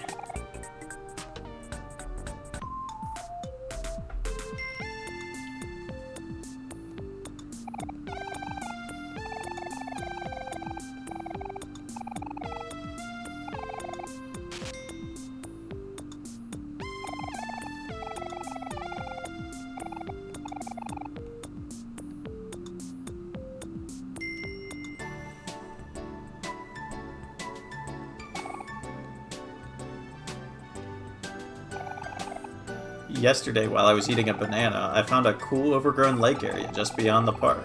But soon after, a bunch of hooligans on scooters rolled in and kicked me out. To make matters worse, they even threw away my banana. I'm an adult now, a young adult at least.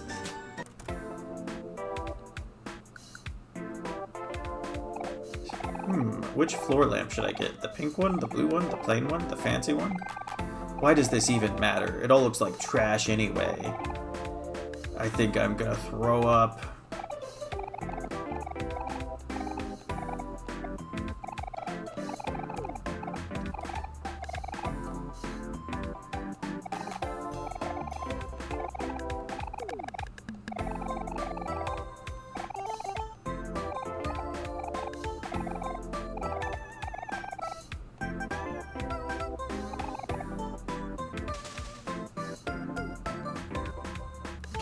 can go do that now.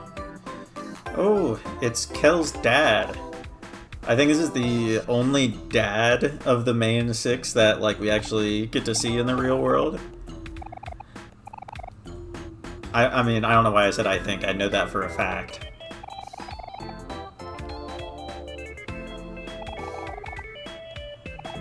Kel's parents remind me a whole lot of my parents, if I'm being honest. At least from when I was a kid. See you later, champ.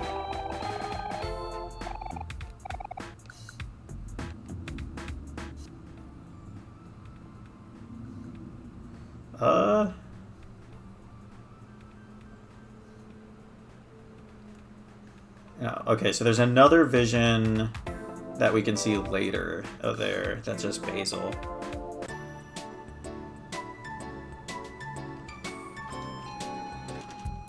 I think it's in the afternoon. I think you can see it when you go to buy the flowers. Can we talk about how he has like several bottles of alcohol behind the thing? Flowers. They're for important people.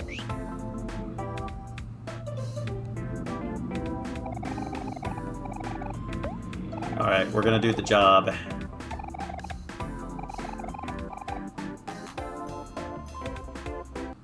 We love working.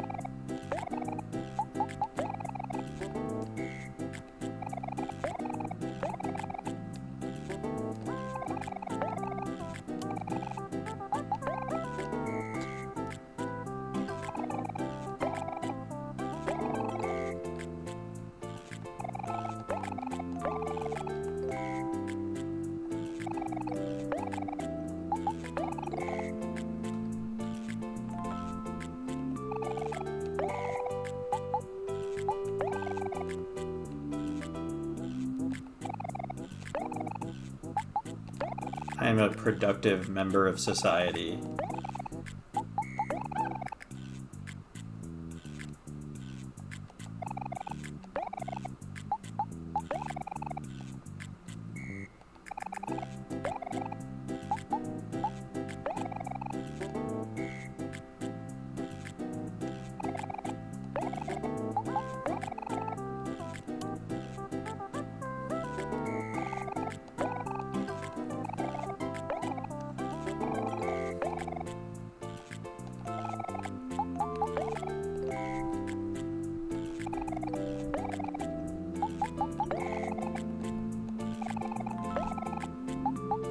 I think my problem is I'm such a completionist in general.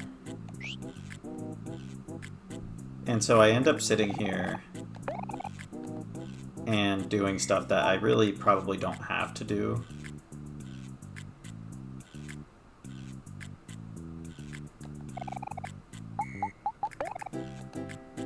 Even though I expressly say that I'm like trying to get it done.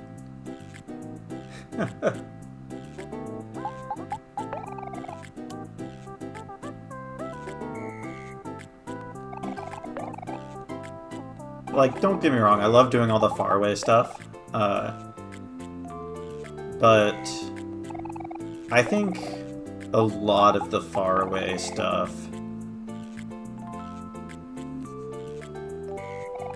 is pretty mindless. kind of a little shallow, especially this kind of stuff, because you don't really get any good... Oh shoot, what was that? It was hammer, right? No, it was a saw. You don't really get any good interactions with this, because Kel just leaves.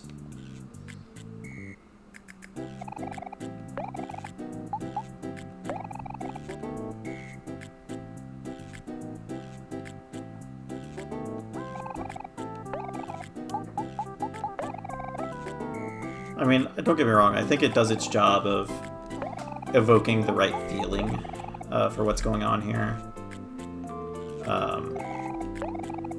But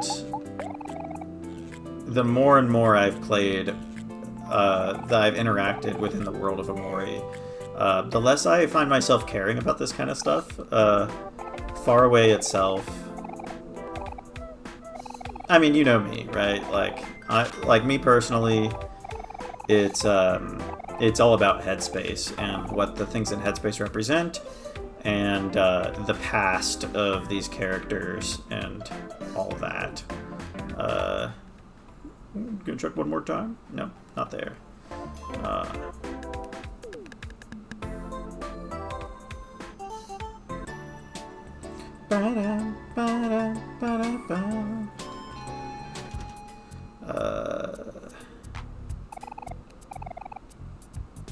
you really gonna... Oh, there's Hiro and Mari. Hold on, I think I can remember it. It is the treehouse memory. Shoot, I used to know all of these.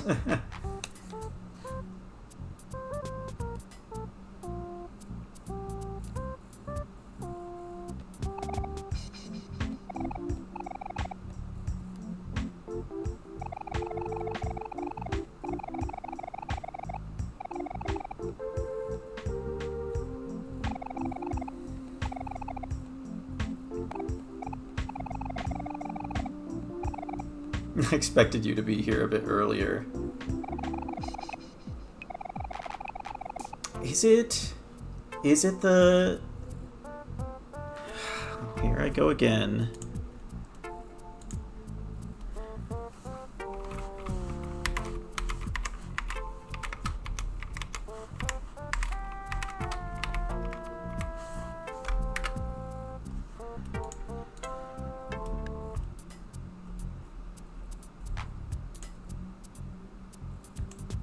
Yes, that is them dressed up in the treehouse memory outfits, which makes sense because we know that Mari makes cookies and they probably have drinks and stuff there.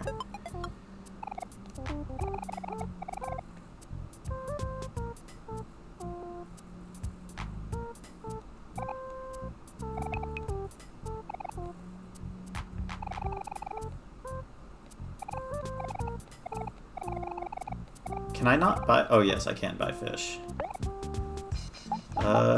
If I just get 4, that will be good. And I like the idea of Sunny carrying a bunch of fish around in his pocket.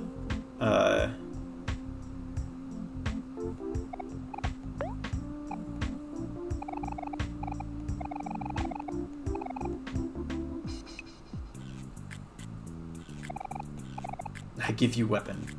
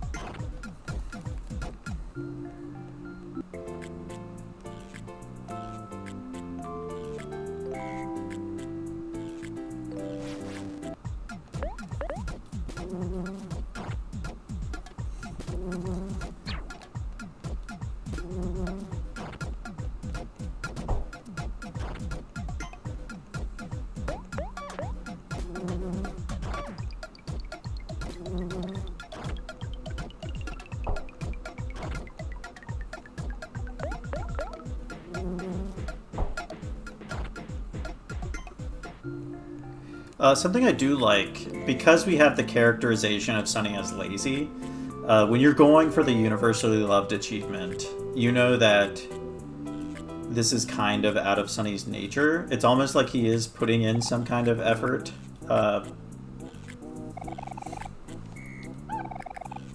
Which, you know, I'm sure there's plenty of interpretations that you could have. You know, you might think that Sunny's just distracting himself. But, you know, I think there's multiple ways you can take it. Isn't Mincy supposed to be in here somewhere? Let's see, what medication would help the most with a 30-hour flight?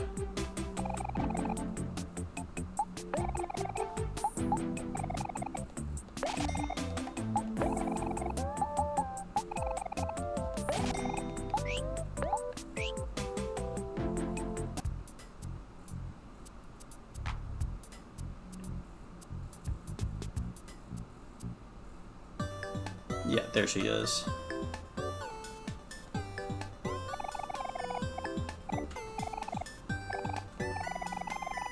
I'm just drawing all the different kinds of candy here. They all look so delicious. I don't think I'll be able to resist buying a treat for myself.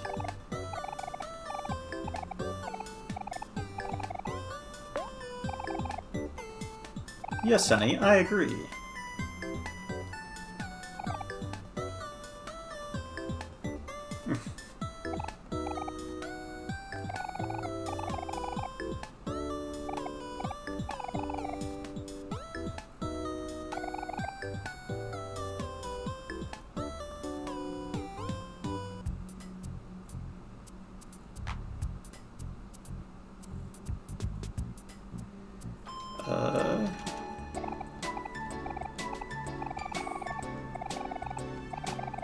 It looks like the sun's about to set.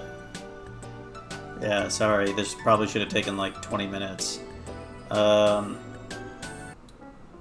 that's not the only thing left to do today before we... Yeah, there it is. Sunny was so funny for this. I think... Oh, shoot, I should have healed before I started the fight.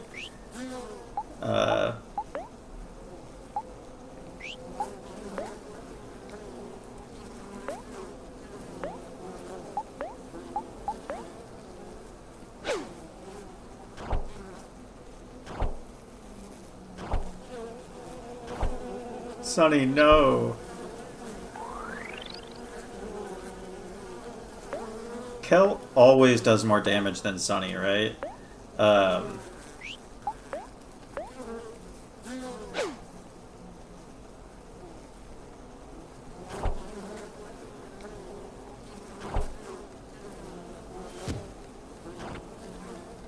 What do you mean he threw a basketball at it?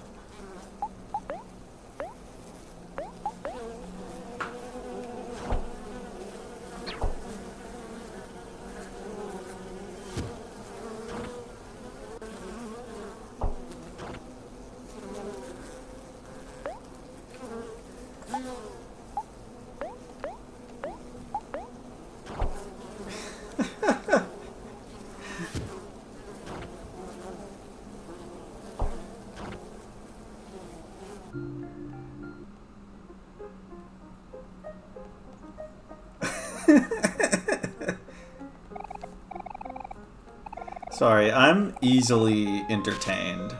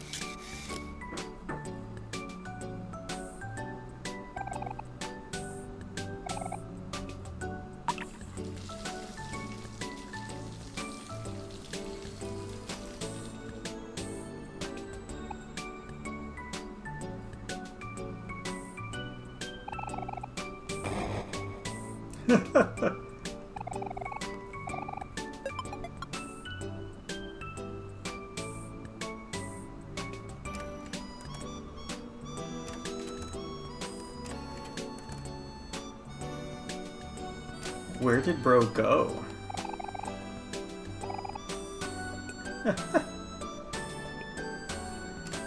Bro's WD Gaster over there.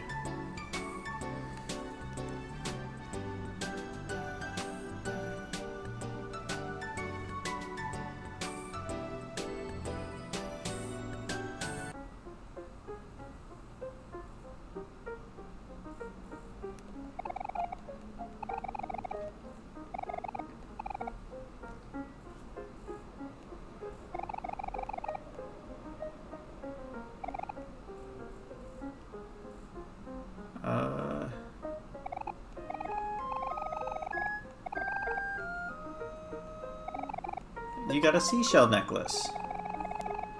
My friends made one for me when I left boarding school on the island, so I thought I could share that feeling with someone else. I hope that seeing it reminds you of your time here. Good luck with everything.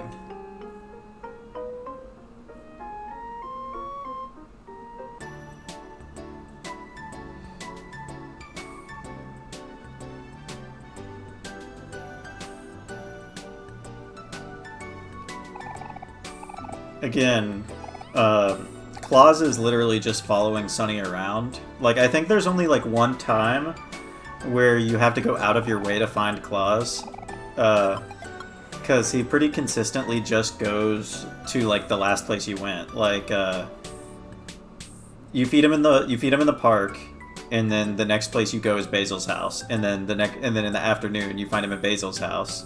And then you go home, and then in the morning, he's waiting on your roof. Why'd I come back up here? I think that's everything we can do in the morning.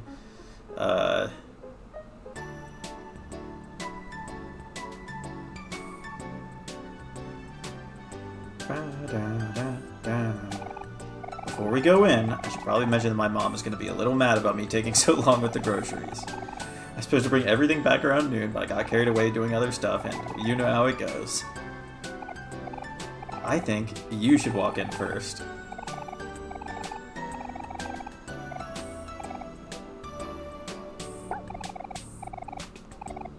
Am I a good... Yes.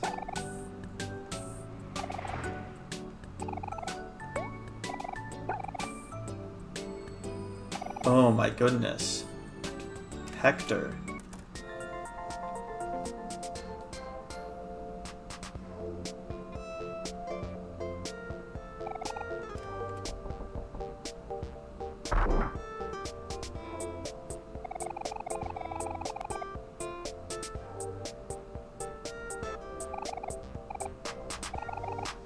So good to see you again. So, yeah, Kel's mom and Aubrey are the only two who actually comment on Sunny not looking well, looking thin, in fact.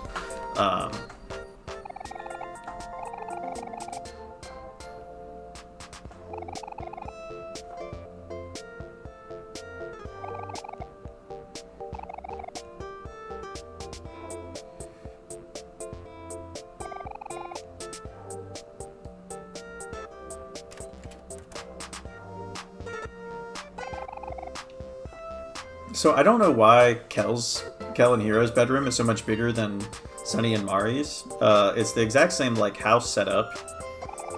I guess they exchanged a larger bedroom for not having a backyard because there's no back door. I got a basketball hoop and a boombox just like I always wanted.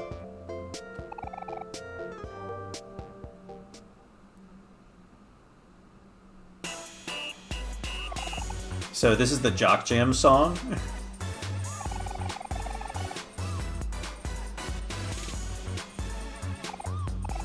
You haven't met Sally yet. This is true. I don't remember if Sally's mentioned during the first day. Yeah, I don't think she is. Sally's my baby sister. Bring her downstairs around dinner time. She's really small and really cute. There's a girl at the door. She says she's here to see you.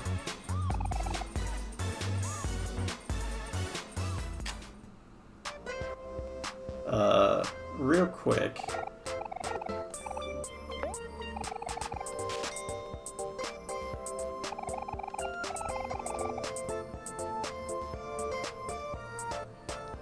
Heroes over here looking like Asriel.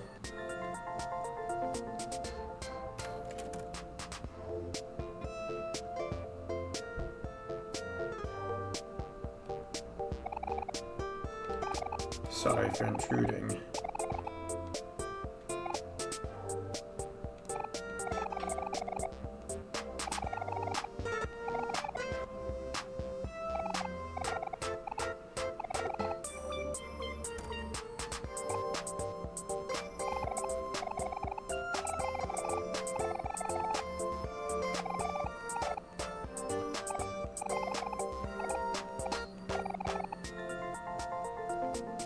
But real quick, before we go, we are going to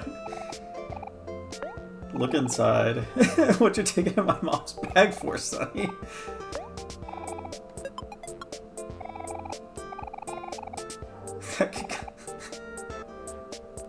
Sonny is such a funny character.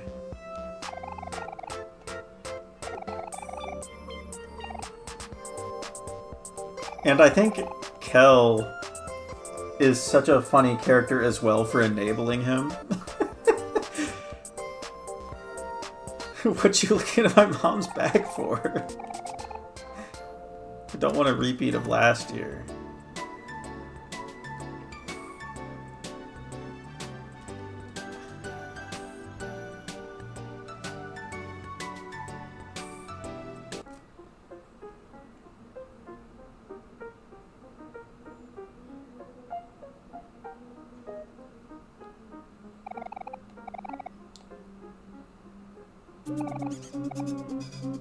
Somebody help!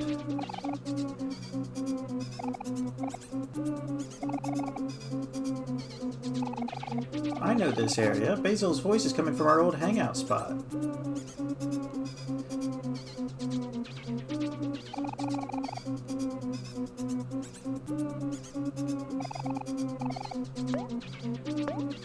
An empty picnic basket.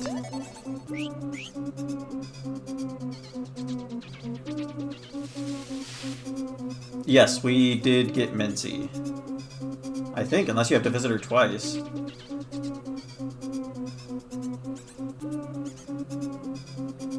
So, Basil is clearly in a much worse state than he was yesterday, with regards to interacting with the hooligans. What the heck are you yelling for, Basil? You're making a scene. Like, they don't understand why he's freaking out like this, which means this is irregular for them.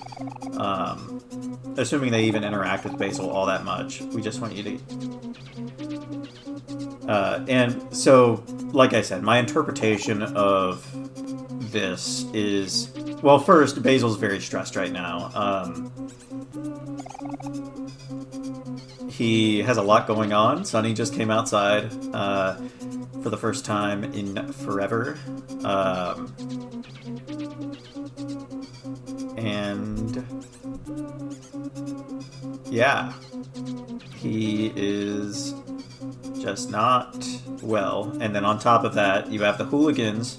Yeah, I think I think what seems to be indicated here is that Basil did not know that the hooligans hung out here.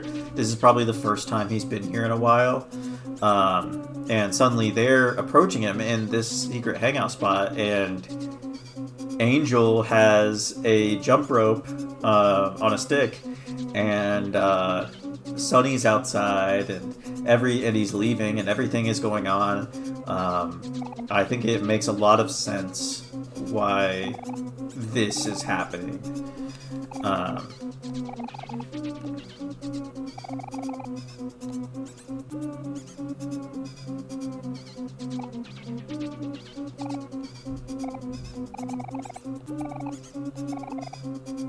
This is your spot now? Well, this used to be our old hangout spot, wasn't it, Aubrey? Watch it, or we'll mess you up. Fine. Please stop bullying Basil. Doing anything to him. He just started screaming for no reason.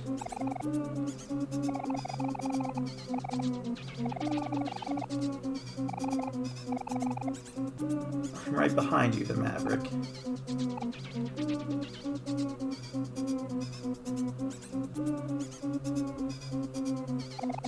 Let's settle this, Kel.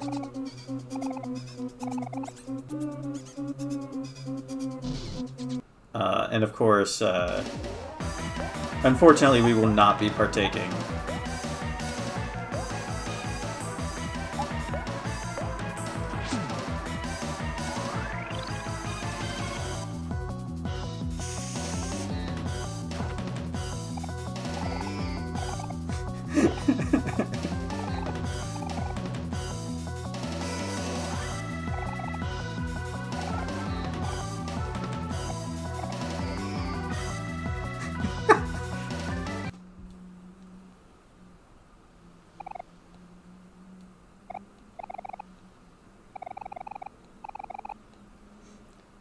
I like that the dialogue doesn't really...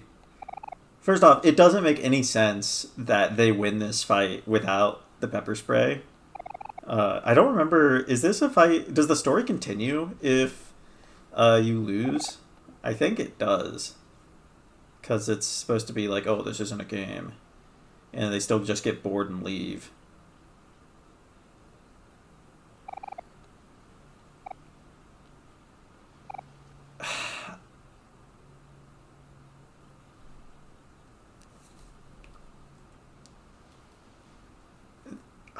I don't know what to think about this scene.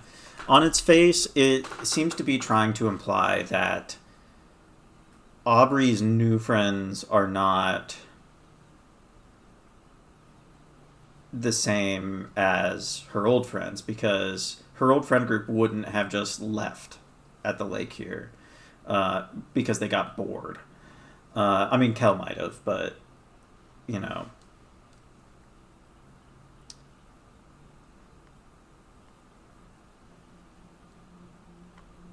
I don't think so. I think I'm gonna have to look that up because I think I've taken the pepper spray every single time I've done this. I just think it's so funny and in character for Sunny to look through the purse and steal it. I guess it's even funnier if he takes the pepper spray and then doesn't use it and then just like just keeps it on him and steals it.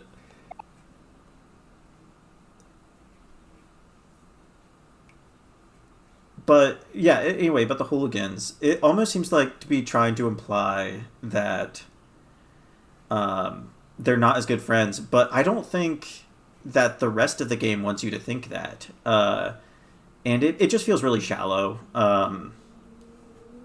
They all seem very protective of Aubrey, and they all show up for her at her house the next day. And Kim especially, it's like this scene feels very out of place, in my opinion. And I think in many ways that there are many ways that the hooligans could have been handled better. But this scene needs them to leave for this to work, and so they do. And it's unfortunate that that's how we get here. I think this scene afterwards is pretty good.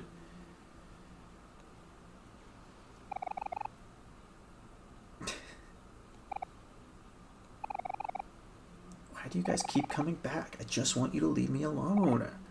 Sonny, why? Why did you show up now?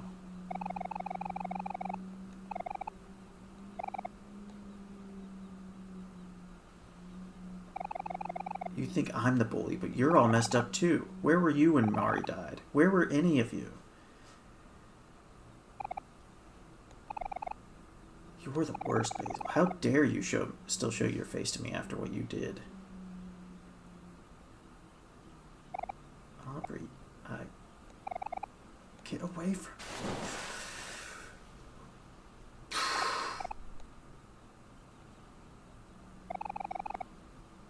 I know. I talked about that in a recent thread about Rowan, about how I think one of Aubrey's worst traits, and one that is not deconstructed to my satisfaction, is that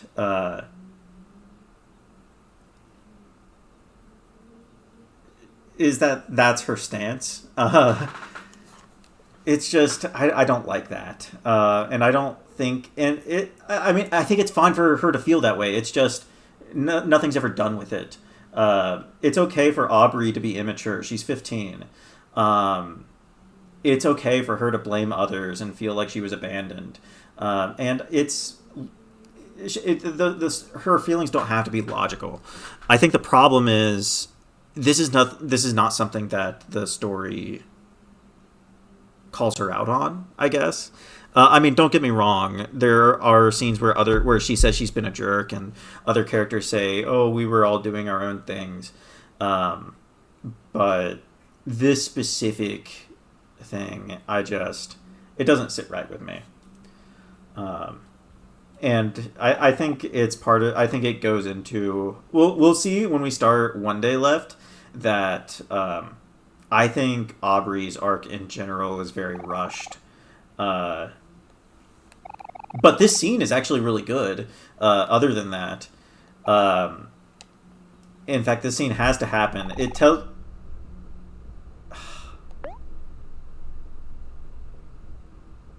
There's so many details. Um, this is the first time you are asked if you want to save Basil. Um, Now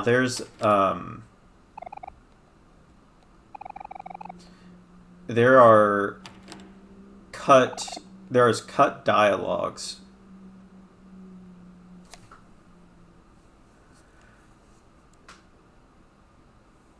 There are cut dialogues from this scene,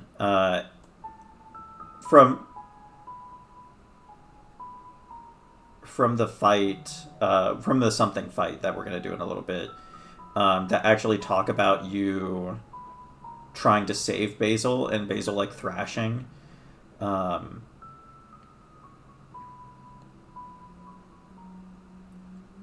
which I think I kind of get why they were cut. Um, but at the same time, I would have liked for them to still be there.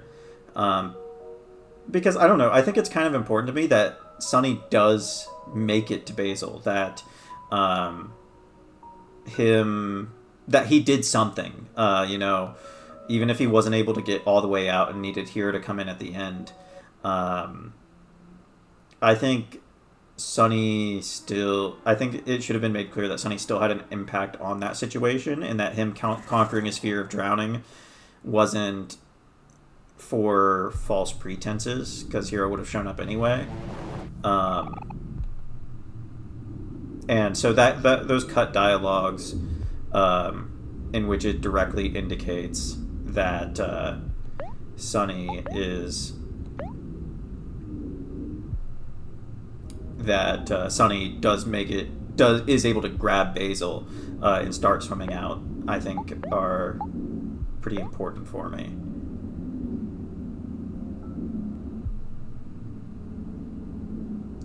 Of course, you have the little hanging guy there. Uh, Something listens to Sonny struggle. You have to keep going. Don't give up, no matter how impossible it seems. I once saw a headcanon that these little lines of dialogue that you get during the something fights are things that Mari told Sonny while they were practicing for the recital. Like, Sonny maybe would get stressed out during rehearsal. And so she would teach him, like, you need to calm down, you need to focus, you need to persist.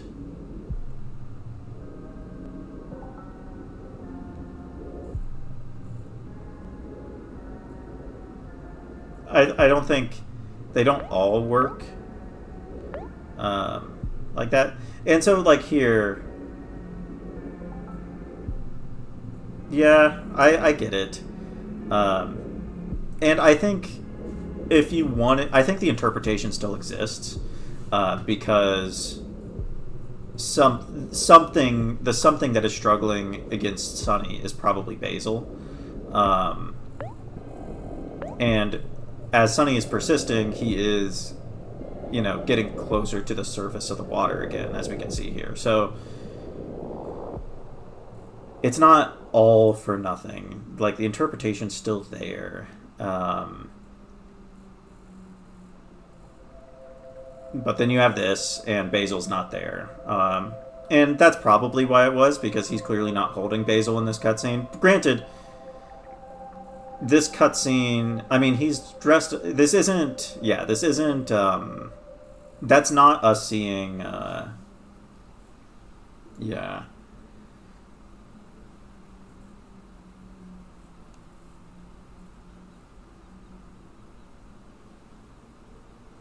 There he is.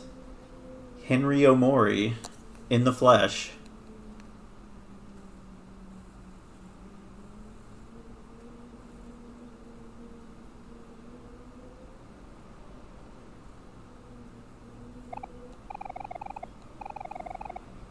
The manga has gotten past this part, right? I remember when this chapter came out and people were talking about it.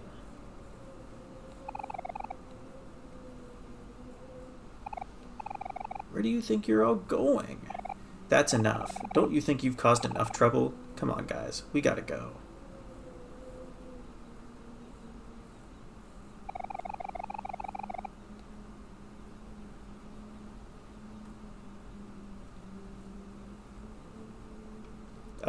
Fun fact.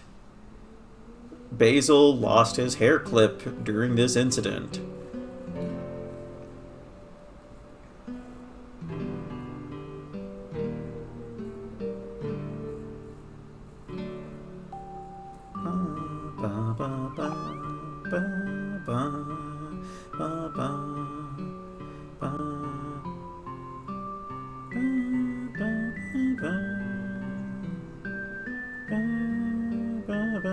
That's them in their treehouse memory outfits.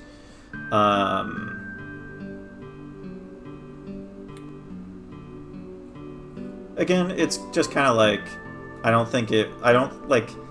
think that one's more meant to represent something that happened rather than the specific treehouse memory, because there's like really no reason to believe that in that context represents anything specific. Because, Aubrey, maybe I'll look at the memory again and I'll be like, oh, that could mean this. But from my memory of the memory, I don't think Aubrey would have had any reason to have to vent to Sunny that day based on that memory.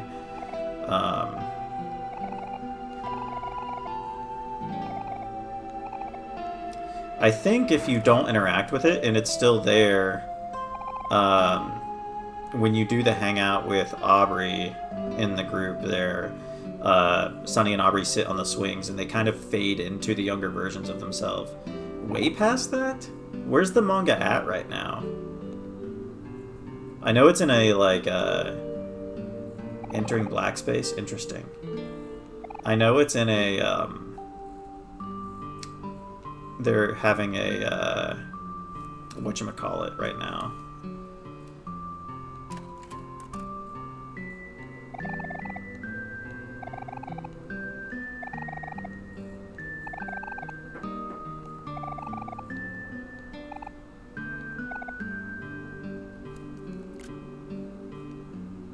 That's a 5% chance.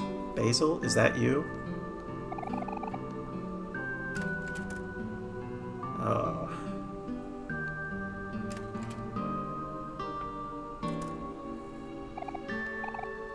Hey Kel, hey Sunny. It looks like Basil's gonna be just fine. Narrator voice, he's not. I heard from Mom that Basil was missing and that you two went looking for him. When I was running around the park, I heard some commotion coming from our old hangout spot. I guess I got there right in the nick of time. So what was happening back there? Aubrey. She pushed Basil into the lake.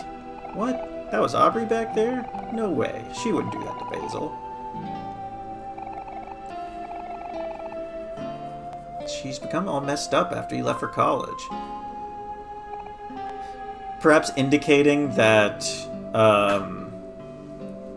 Aubrey forming the hooligans and getting all them didn't happen. Like, that didn't even happen until after Hero graduated.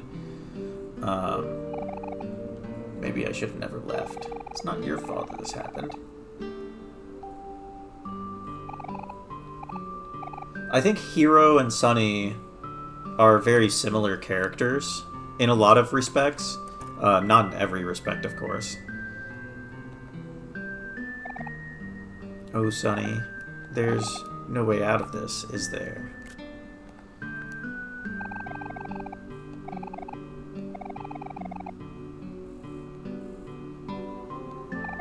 I've been taking care of Basil for 2 years already.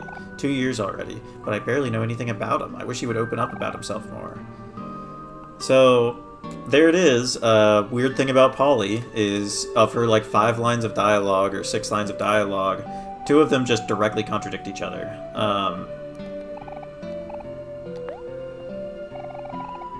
Cabbages, carrots, mushrooms, and tofu. I guess that makes sense. Mushrooms also appear in Headspace and they give you dandelions, and they let you interact with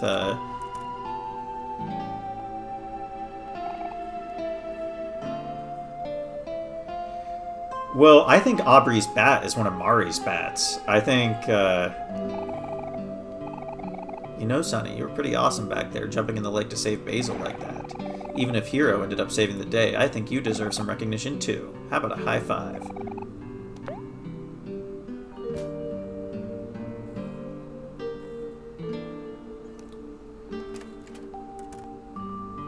I think it is...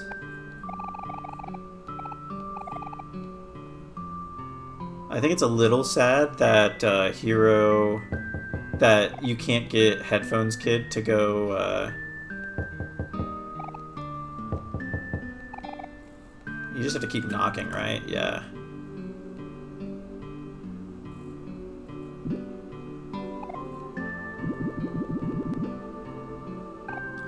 That you can't get Headphones Kid to go play at the park with his friends, like they do in Headspace. You can only get the 2 tutoring kids to do it.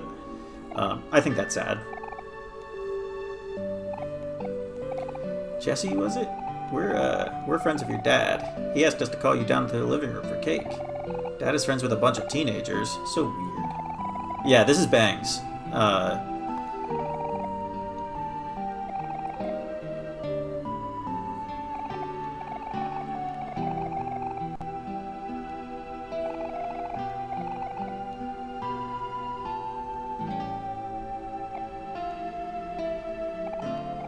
See all this cool stuff I have here?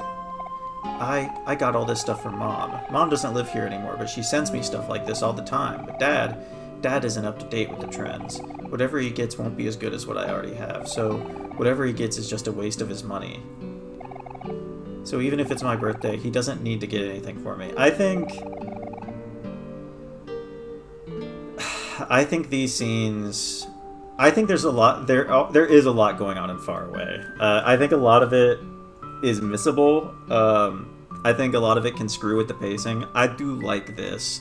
I like that Headphones Kid or Jesse isn't just like this is all excuses. He knows his dad doesn't have any money, and so he pretends it's because his dad isn't going to be able to get him anything as good as his mom. But really, it's about he doesn't want his dad to waste money on him.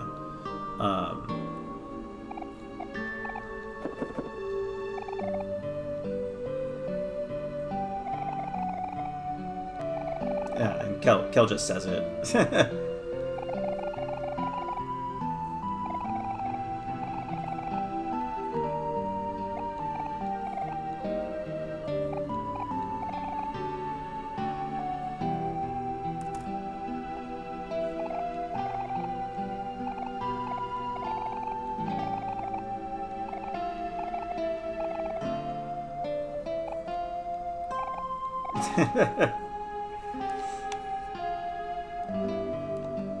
It's the latest Walkman model. So fancy. A glowing computer tower, so ahead of its time. So, two very anachronistic pieces of technology. And the game consoles all seem to be like cartridge based.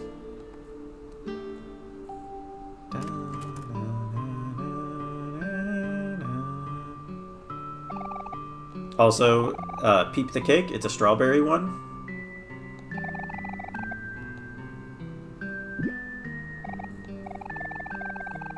Super Ultra Sprout Mole Eater, Revenge of the Moles 3.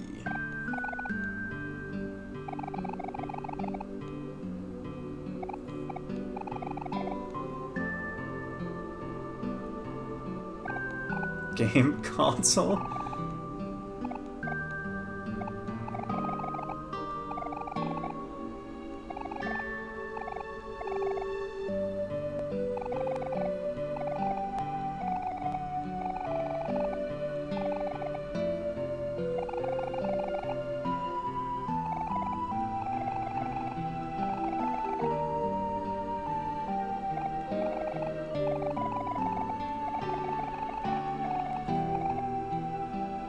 Strawberry, your favorite. There's a lot of stuff like this. Things that in far away call back to Sonny's childhood. Headphones Kid's favorite cake being strawberry is one of those things.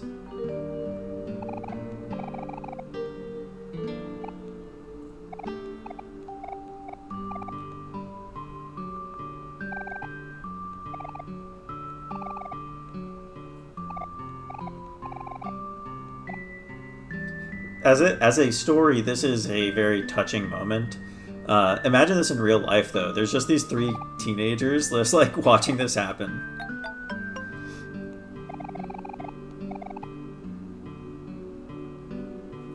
Thanks for convincing my son to come downstairs. You're all real pals. You got a slice of cake. Ooh, Wriggles fingers. Don't mind if I do.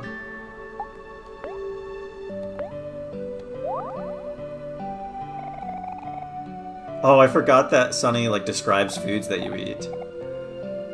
A bittersweet slice of cake. He said upstairs, which does imply that there's stairs in this house, but it doesn't show it. Which could perhaps imply that Basil's house has stairs, because they're kind of the same thing.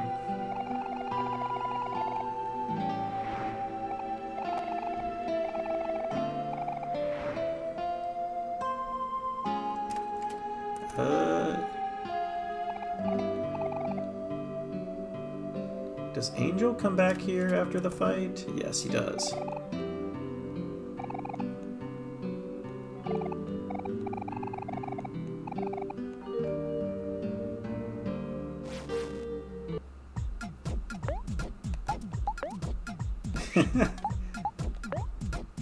I did not know that this was going to happen.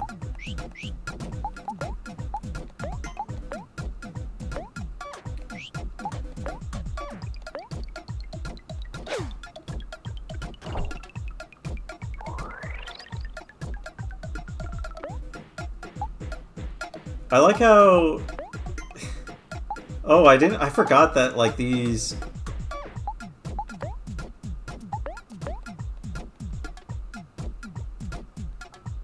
I like that Hero... So, you can't do this without Hero in the party. Like, this fight does not become available until after Hero has joined the team. So he's just kind of like, watching, I guess.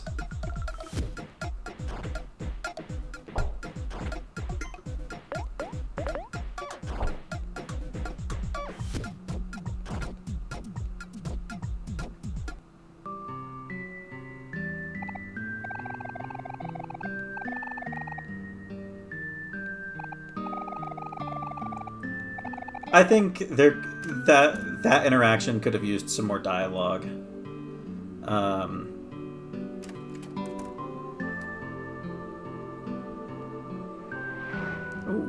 and nickel.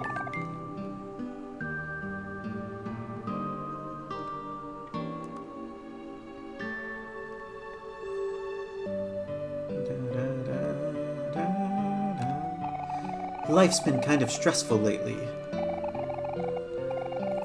I like that Pretty Boy's dialogue is just always the same.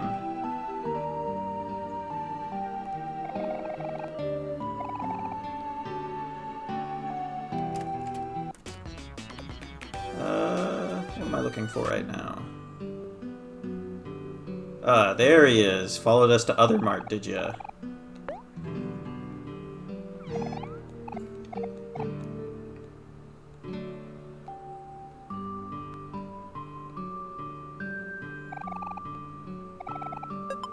So that's how you get the arcade piece. I don't think you get anything other than the achievement.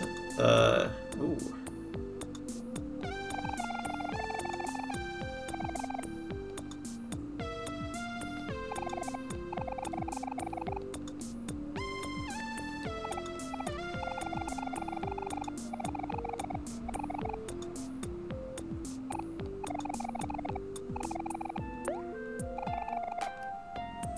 We're not gonna fiddle around with the arcade games right now. Maybe we'll do that whenever we have more time. One day left.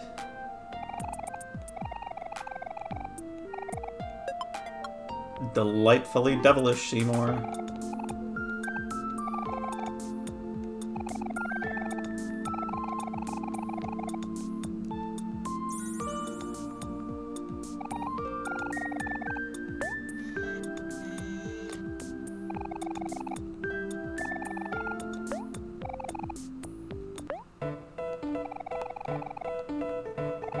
I know this song. This is an original song by Toby Fox.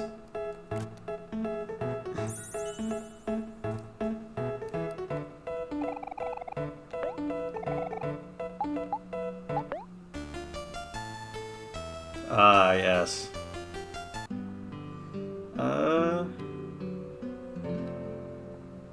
So now if we go in here, and we go to the back, first we can tell Strange Man.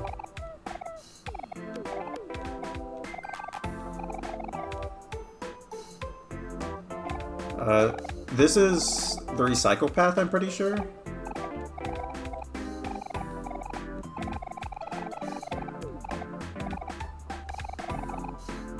You also do have this kind of like a sub-theme in some of the houses in Omori of people staying at home for longer, at least for longer than Sunny thinks they should.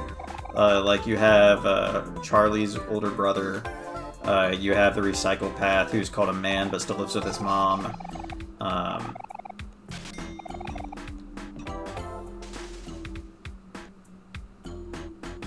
He gave us $50.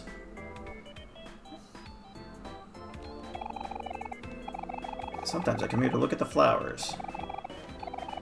Ants are the bane of my existence.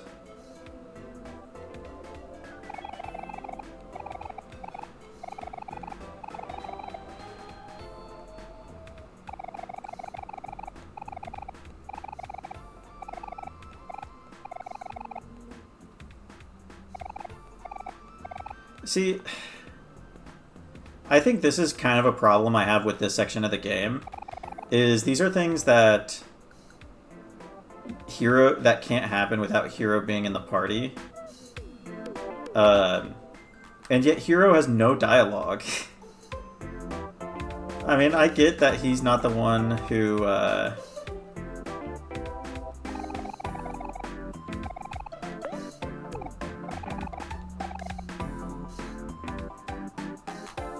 like, obviously he hasn't been the one interacting with Sunny and all that, but yeah, I don't know. I think, and I think it's part of this thing where Hiro almost doesn't even seem like that much of a character outside of his relationship with Mari, at least in the modern day. And I get that maybe that's part of the point, is that he hasn't been able to move on from Mari at all, even though he might seem like he has. I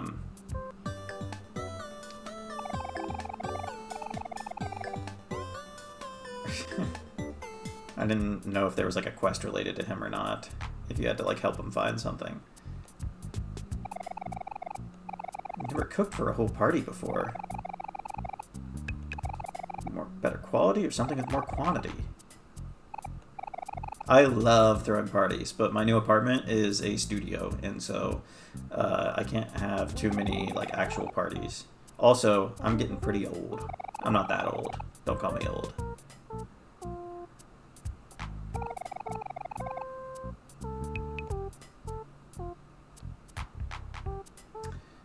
Do we not have to do anything for these two? Okay, yeah, we don't. Oops.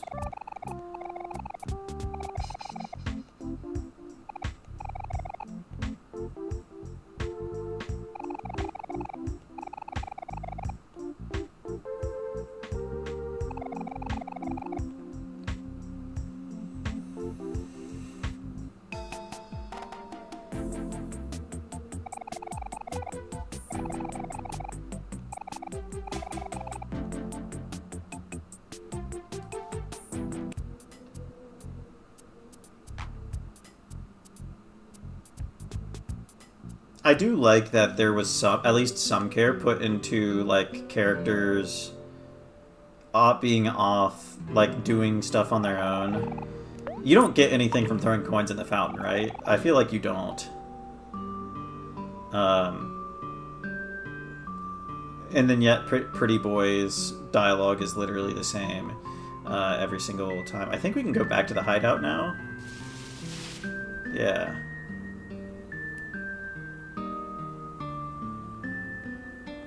A blue picnic basket, nothing like Mari's. And you can't save there. You found a seashell. That's crazy. So Basil's pinwheels has been separated. Mari's is over there. I believe they're all like together in the actual memory, but they've been separated.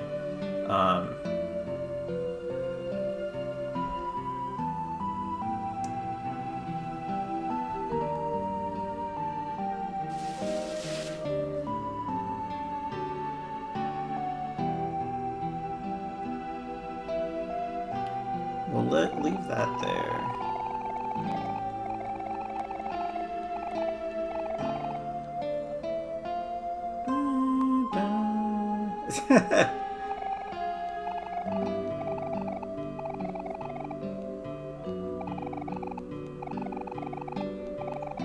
Like, we can assume that the recycle path here is real. I think he has like dialogue after you actually do the recycle path stuff.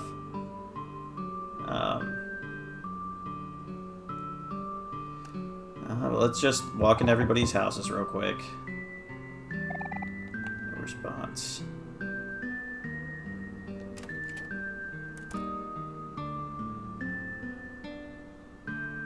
Make sure that we haven't missed anything.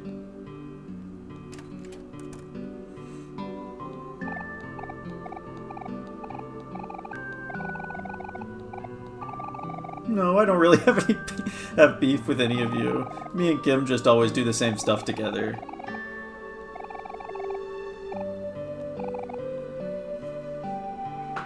I love Vance.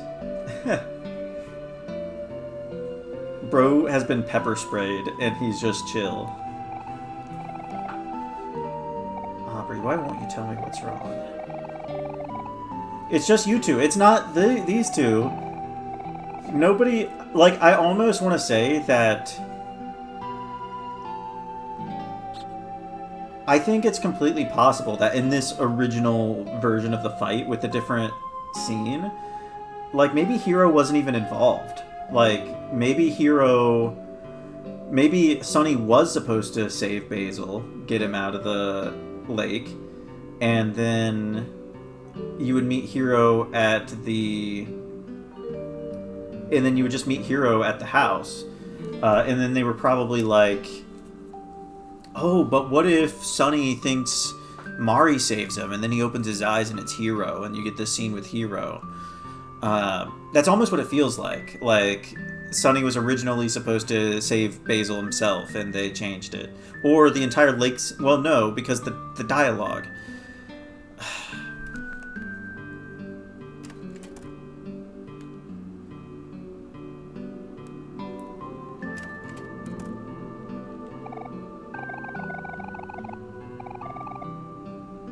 Sunny's mom does yoga.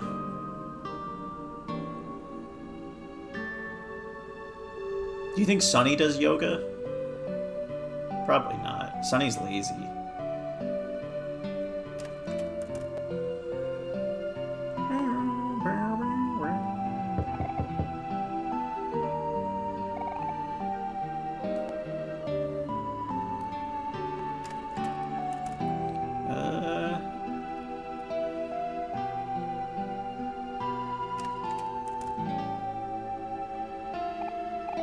Hello, my name is Charlene.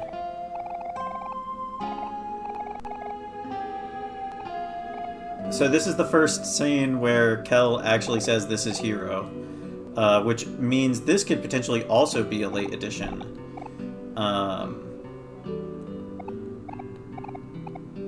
I think it's the day, I think it's during One Day Left, Charlie will give you a,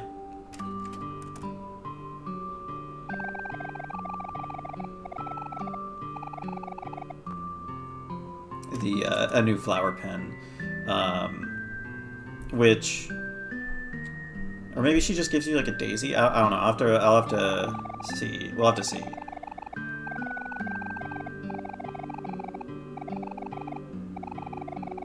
All right, we need to wrap this up. I've been going on for way longer than I had intended. So let's try to get back into Headspace, and then we can start next time with Mari. Maybe we'll start earlier. I don't know.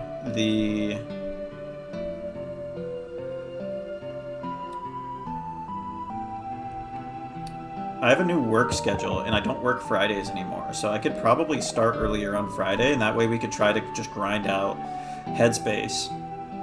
And then maybe Saturday, finish the game, question mark, if, you know, I get off work at 4:30 on Saturdays. I don't think there's anything to do at any of these houses. Yeah.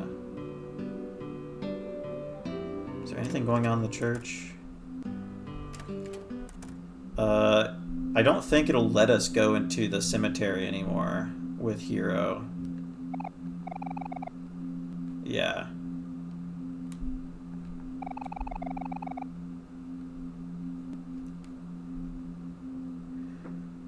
So I plan on doing all of Black Space. Black Space itself, I don't think will take that long. I mean, there's a lot to talk about, I guess, but I can kind of talk while playing. But you really kind of just, for the most part, listen to Stranger or Basil talk, and then move on to the next room.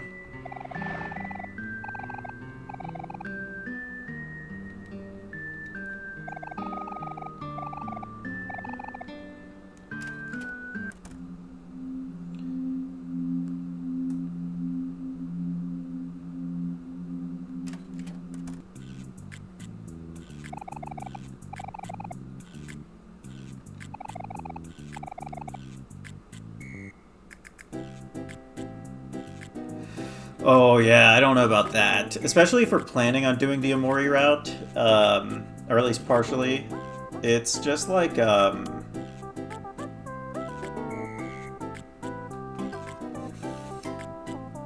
you have to get the you have to get the remote is the problem. I don't know.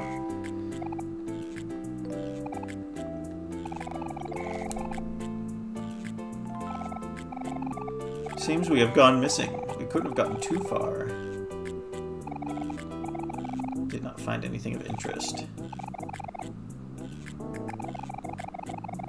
This trophy is a replica.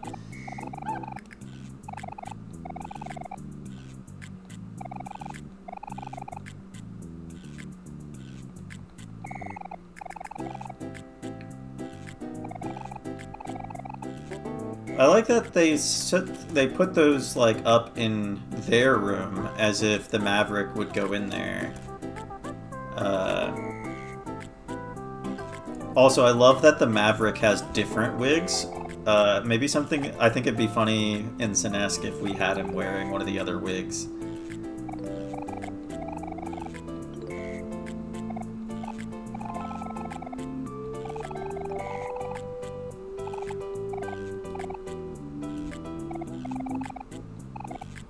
Bowen talks in the real world, but doesn't in Headspace.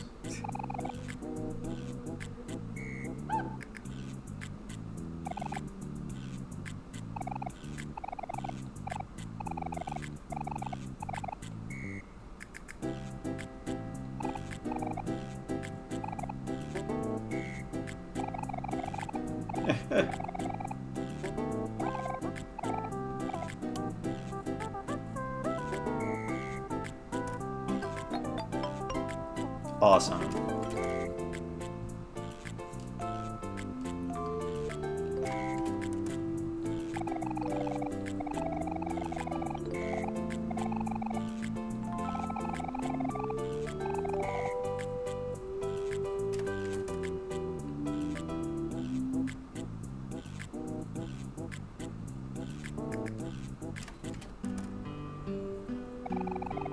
You've conquered the great evil. What did it cost you? I can still see the pain in your eyes.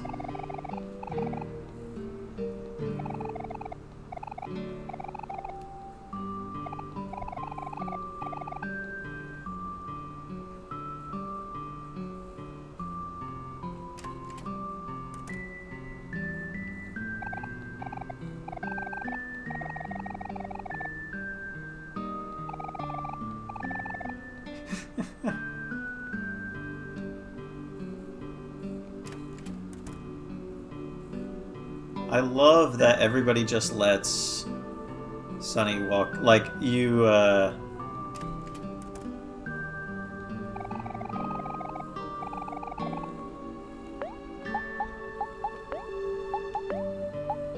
we definitely got another seashell.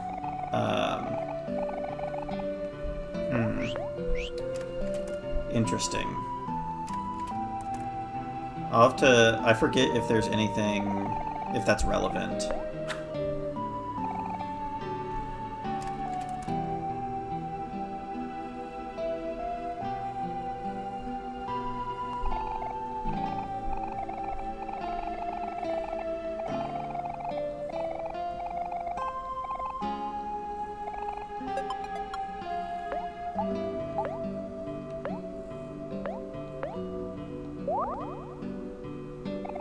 The pie's buttery crust perfectly complemented the fruity filling. Bro likes pie.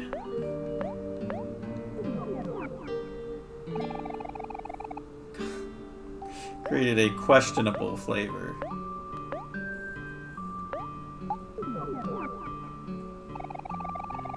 Oh, it doesn't give you alternate dialogue when you make Kel drink it? That's stupid.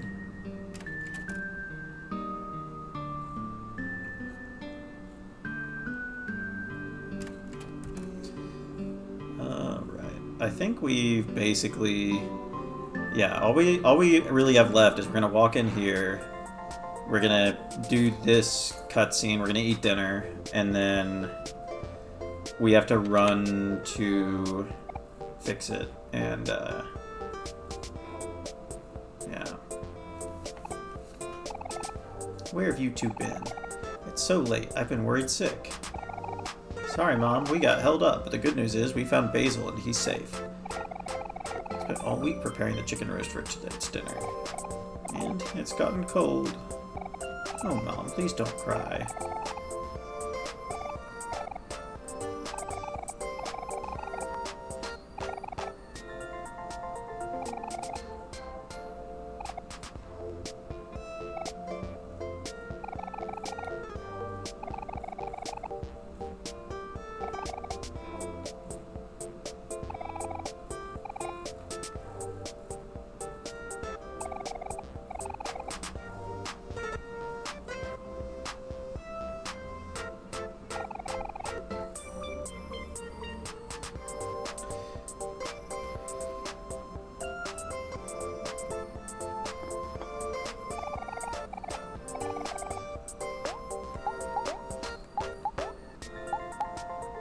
needs to be microwaved.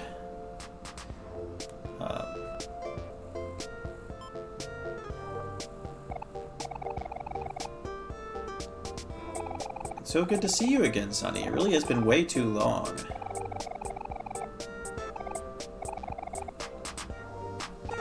Moving might seem kind of nerve-wracking now, but it really isn't so bad once you get used to it. And you know, I think Hiro does make a good point.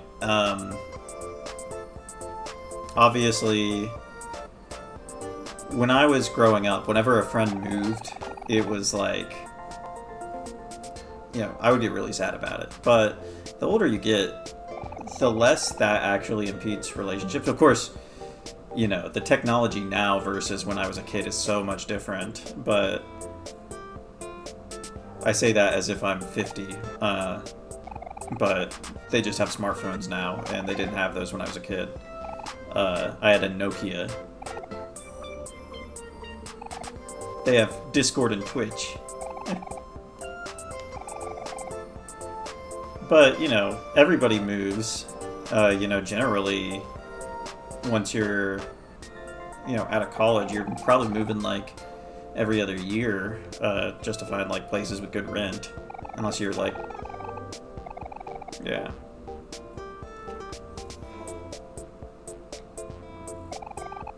The treehouse was awesome. I wonder if it's still there. Is it sunny? Looks like the food's done. Let's eat in the living room. So yeah, the item ID number for the home-cooked meal is 143.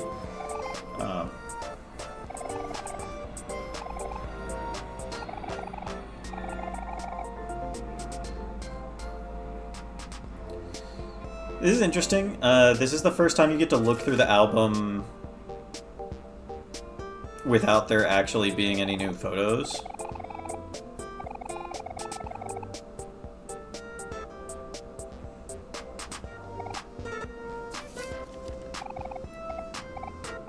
We're not gonna read all these. A video game on the couch. Sonny is a little shy, but he's a really good listener.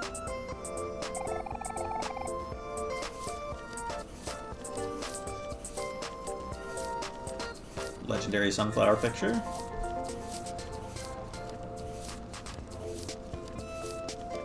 Yeah, here's the one. Yeah, the shop owner told Kel to leave his jacket outside. Also, Basil calls the shopkeep, just like Sonny does.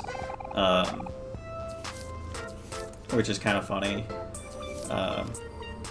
Because it implies that is not something that just happens in Sonny's head, and it's something that they all actually just like call him as if he was like a medieval fantasy shopkeeper.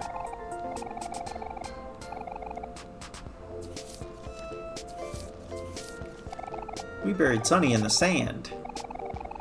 Wonder if he's gonna need help getting out. I guess I'll keep him company until then.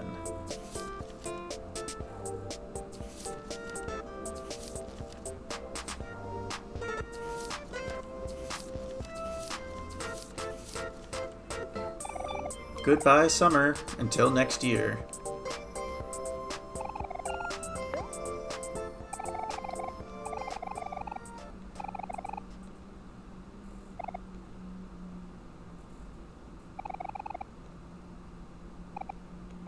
It's just that, well, Mari isn't in any of these photos. Oh, you're right. She isn't.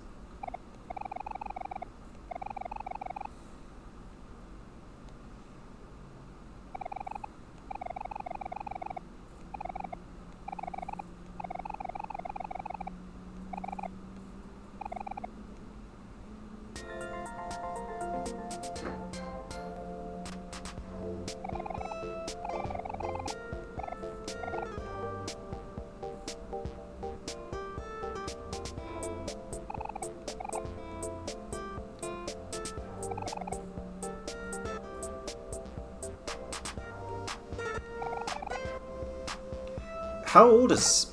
I don't know. I don't know about that. I mean, I've said it before. I think the whole thing about Hiro being depressed for a year is something that was probably newer than the existence of Sally. How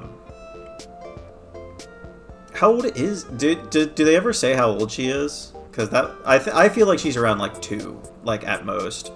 And I think it's implied that Hiro has been mostly, like, proficient and extracurricular-y. Yeah, if she's under a year, Hiro's already been gone for college.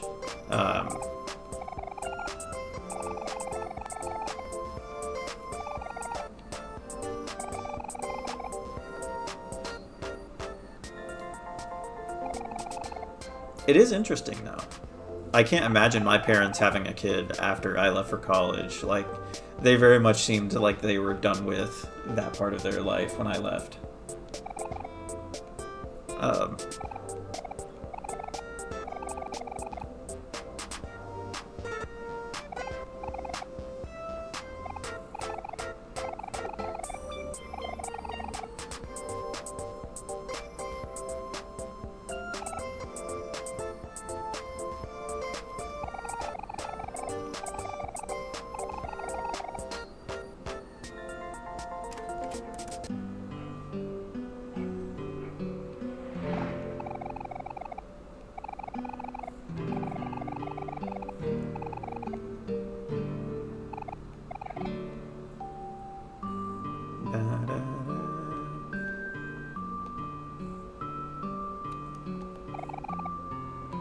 Yes, I want to play with Hector.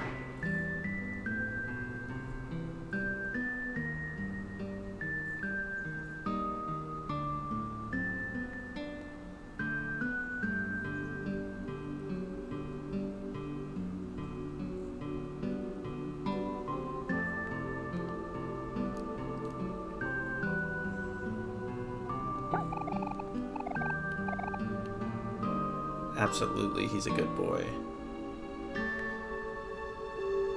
Yeah, I don't think any of the dialogue changes in this part.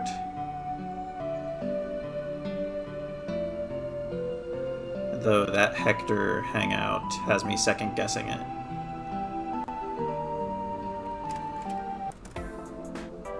I bet maybe... Sorry, I know there's 2 different visions that can appear in the back of Fix-It. And I guess maybe both of them just appear on 1 day left, or maybe I already missed one during 3 days left. I don't know. I hope not. Well, now I gotta check.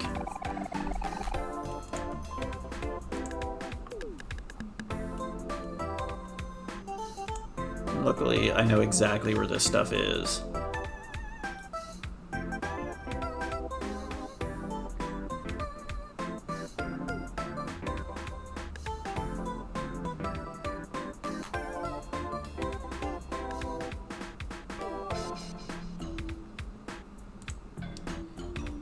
Yeah, you're supposed to be able to see Basil and Aubrey in there in the morning. I wonder why it didn't show up for us. But you're supposed to be able to see Basil and Aubrey in there in the morning, they're in the beach outfits. And that's one of the ones that doesn't quite make enough sense. As much sense, because, like, why would they be there in their beach outfits?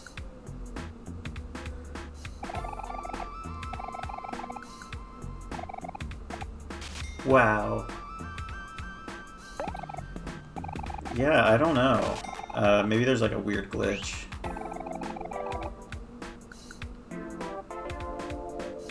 Oh well.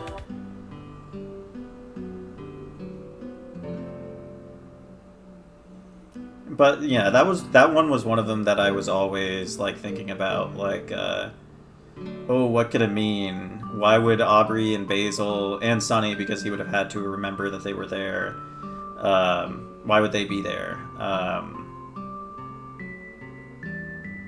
don't know, though. The visions, they don't show up all the time. Like, if you do things wrong, you won't be able to see them.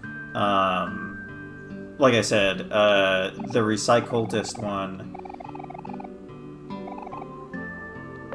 the Recycultist one is the main one, where if you do the Recycultist, you're not going to be able to see... do we get anything? Yes, we do get a scene.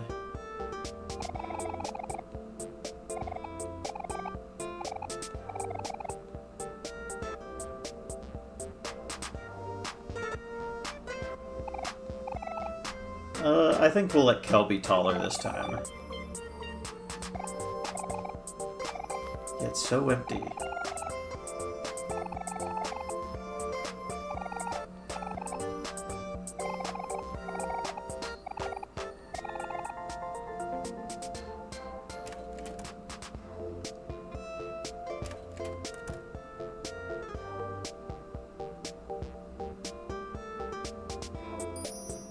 I don't know, I'm actually kind of frustrated about it, because I really wanted to show all of them.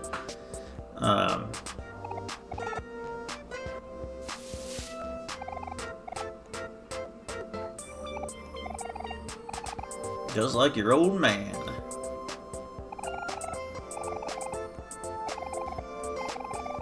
Friends are harder to make the older you get.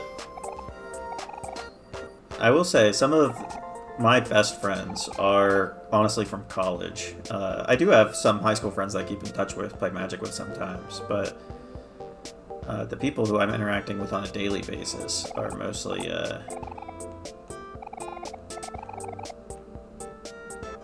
college friends. Why won't you let me talk to... I want to talk to Sally. Alright, let's wrap up for here. Will they let me go look at the cats?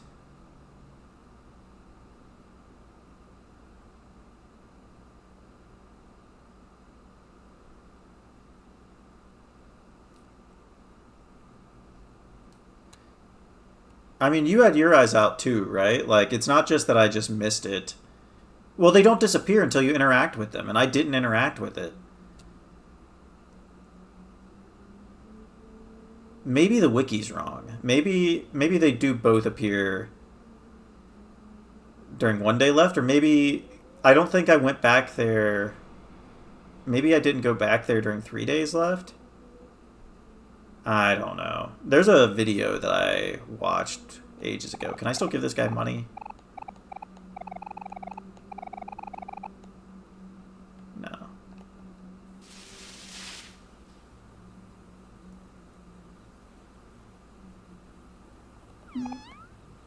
How romantic.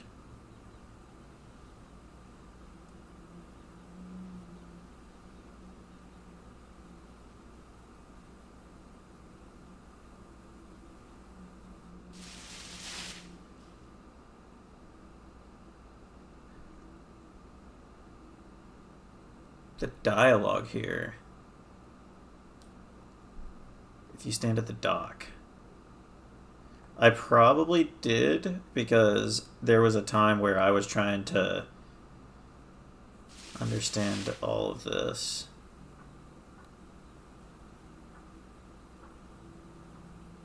Yeah, I knew about this.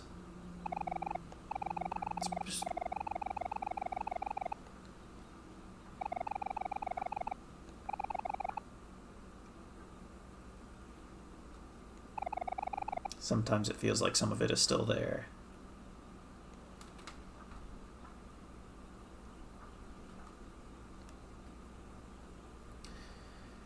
Yeah, now later we're gonna... I think we... Yeah, there's still like one scene left about the lake incident. It's probably my least favorite scene about the lake incident, because it's just Kel, Aubrey, and Hero standing there talking to you, like, and saying, like, oh, I remember when this happened. It's kind of cool for Hero, because it helps drive home that that he really took his failure to get Sunny in that situation. But I think for the most part, it's an example of tell, don't show. House feels a lot bigger when nothing's here. Used to be a couch here where we'd watch TV. We'll come over every weekend and watch cartoons in the morning. And this is the stain from that one time I spilled my orange Joe. Mari got so mad at me. Well, that's because her cat stepped in it and walked all over the house. Oh man, it looks like it's getting too dark to go see the treehouse. Yeah. I mean, I get it. It's not that this dialogue is unrealistic. It makes sense that they'd be reminiscing about things that happened.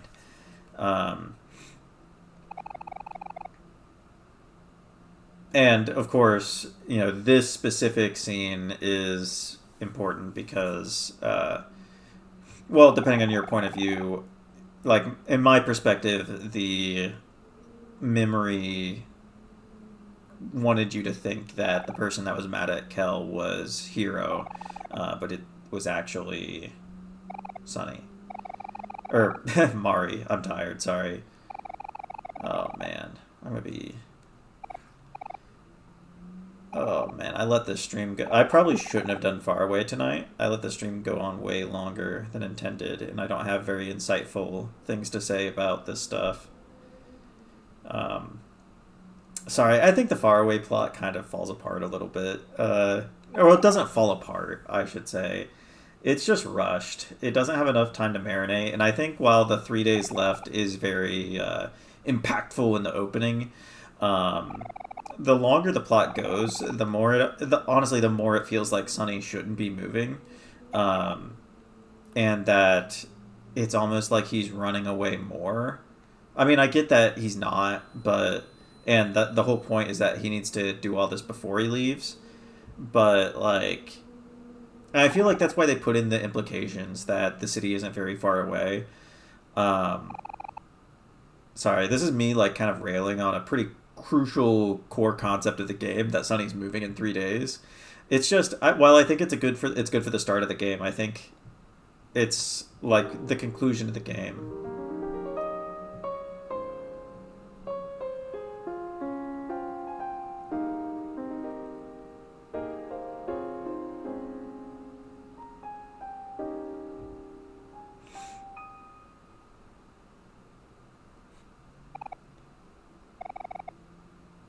Guess I still got it.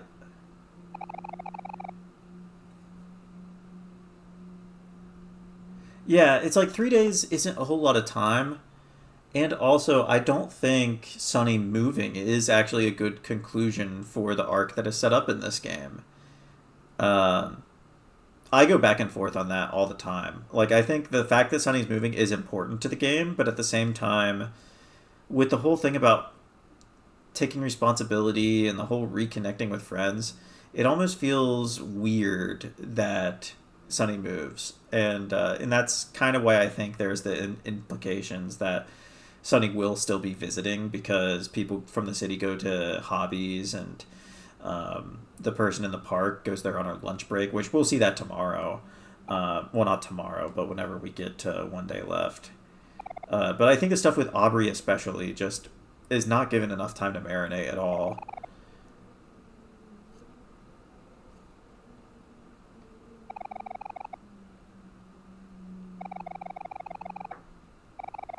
You two would play it over and over.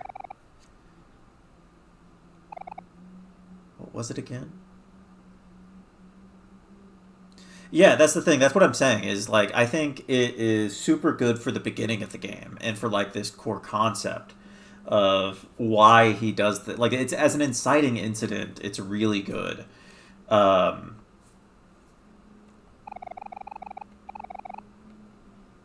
Also, somebody has been taking care of the piano, which could have so many implications. Does Sunny, like, do it while he is not, while he's disassociating? Because we know that there is some stuff that, like that, like you can end up stabbing yourself in the OMORI route.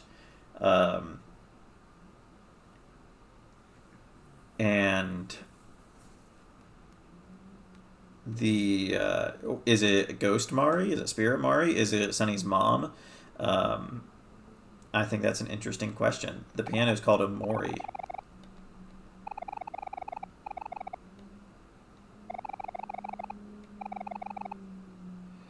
This is interesting because obviously we know it's the Ghost of Miwo.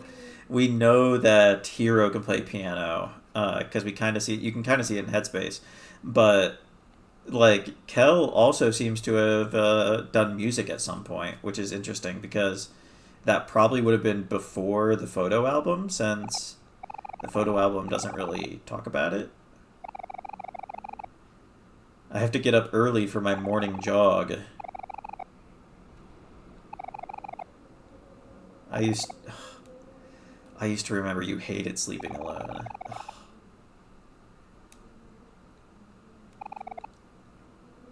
I think in an individual basis, a lot of these scenes are pretty good. Um,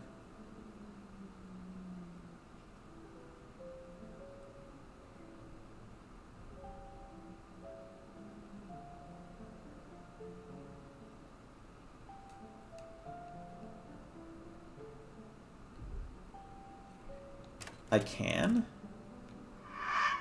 Oh, I got something. If I go to the door, will Helmari be there?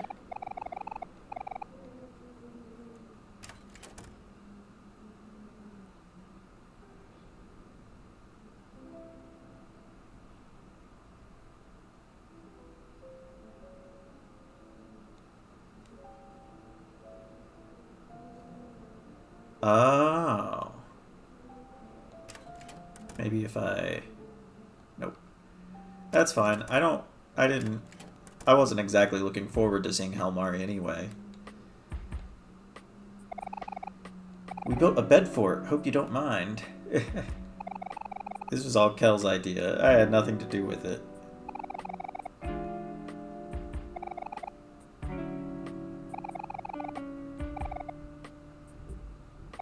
Of course I do. Man, I remember when I wanted to be a cook. It seems so silly now. You can still be a cook, Hero. I don't have time for that anymore. People have to eat, right? So, like, why not?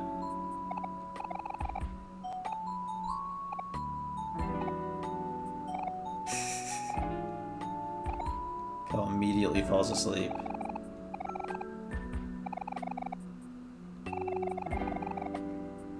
I bet it's been pretty hard in this empty house, especially without Mari. I'm sorry I couldn't be there for you more. Everything feels so different now, but it seems like you've pretty much stayed the same. Oh. Okay, I think this sequence of scenes, now that I'm playing it again, is pretty good. There's so many lines of dialogue that just have so much meaning packed into them.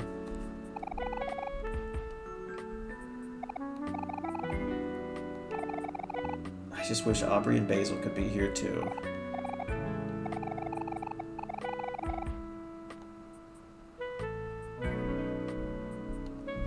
And then if you... There's no room for you. Alright. Well...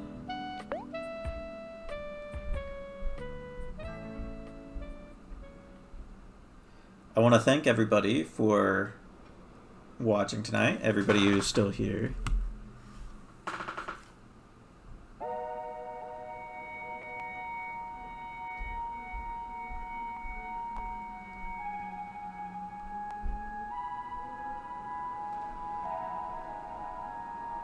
It's fine. I haven't even been turning the game off. Like, I just turn my Switch off and then I switch it back on. But I mean, there should be one in the park, right? Because we wake up...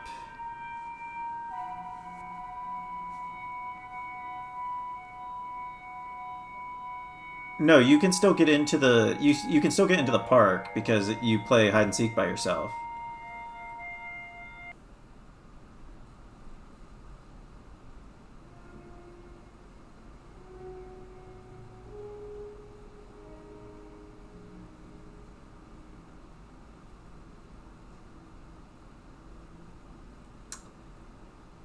You don't start in white space.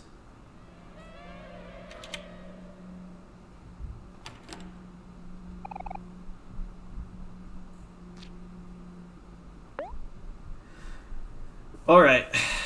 Well, thank you everybody for watching. Like I said, we're probably gonna try to continue on Friday. I don't work on Fridays anymore, so um,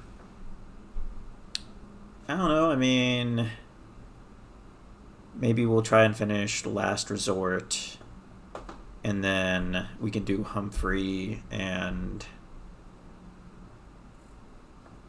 I don't know. We'll play it by ear. I think we'll have to figure it out. I still don't know if we're gonna do Orange Oasis because part of me thinks we should for completionist sake. Um, Part of me thinks it's gonna be a waste of time because the whole problem with things like Orange Oasis and Humphrey is like even if I think Faraway doesn't really hold much more interest, at least in me for me, um, at least with how I remember One Day Left going. Um, I'm so ready to do Black Space and talk about Black Space because Black Space is like my jam. That's like one of my favorite parts. And then all the, Memory Lane and all that.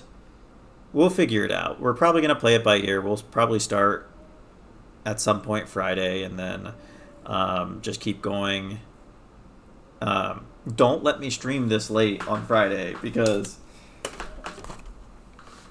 I should not be staying up this late right now. I have to work in the morning, and I have to work Saturday morning as well, and I work earlier on Saturday mornings. So I will not be staying up until 12:30 in the morning on Friday. All right, but yeah, thanks everybody for coming out. Have a good night. I hope all of you enjoy.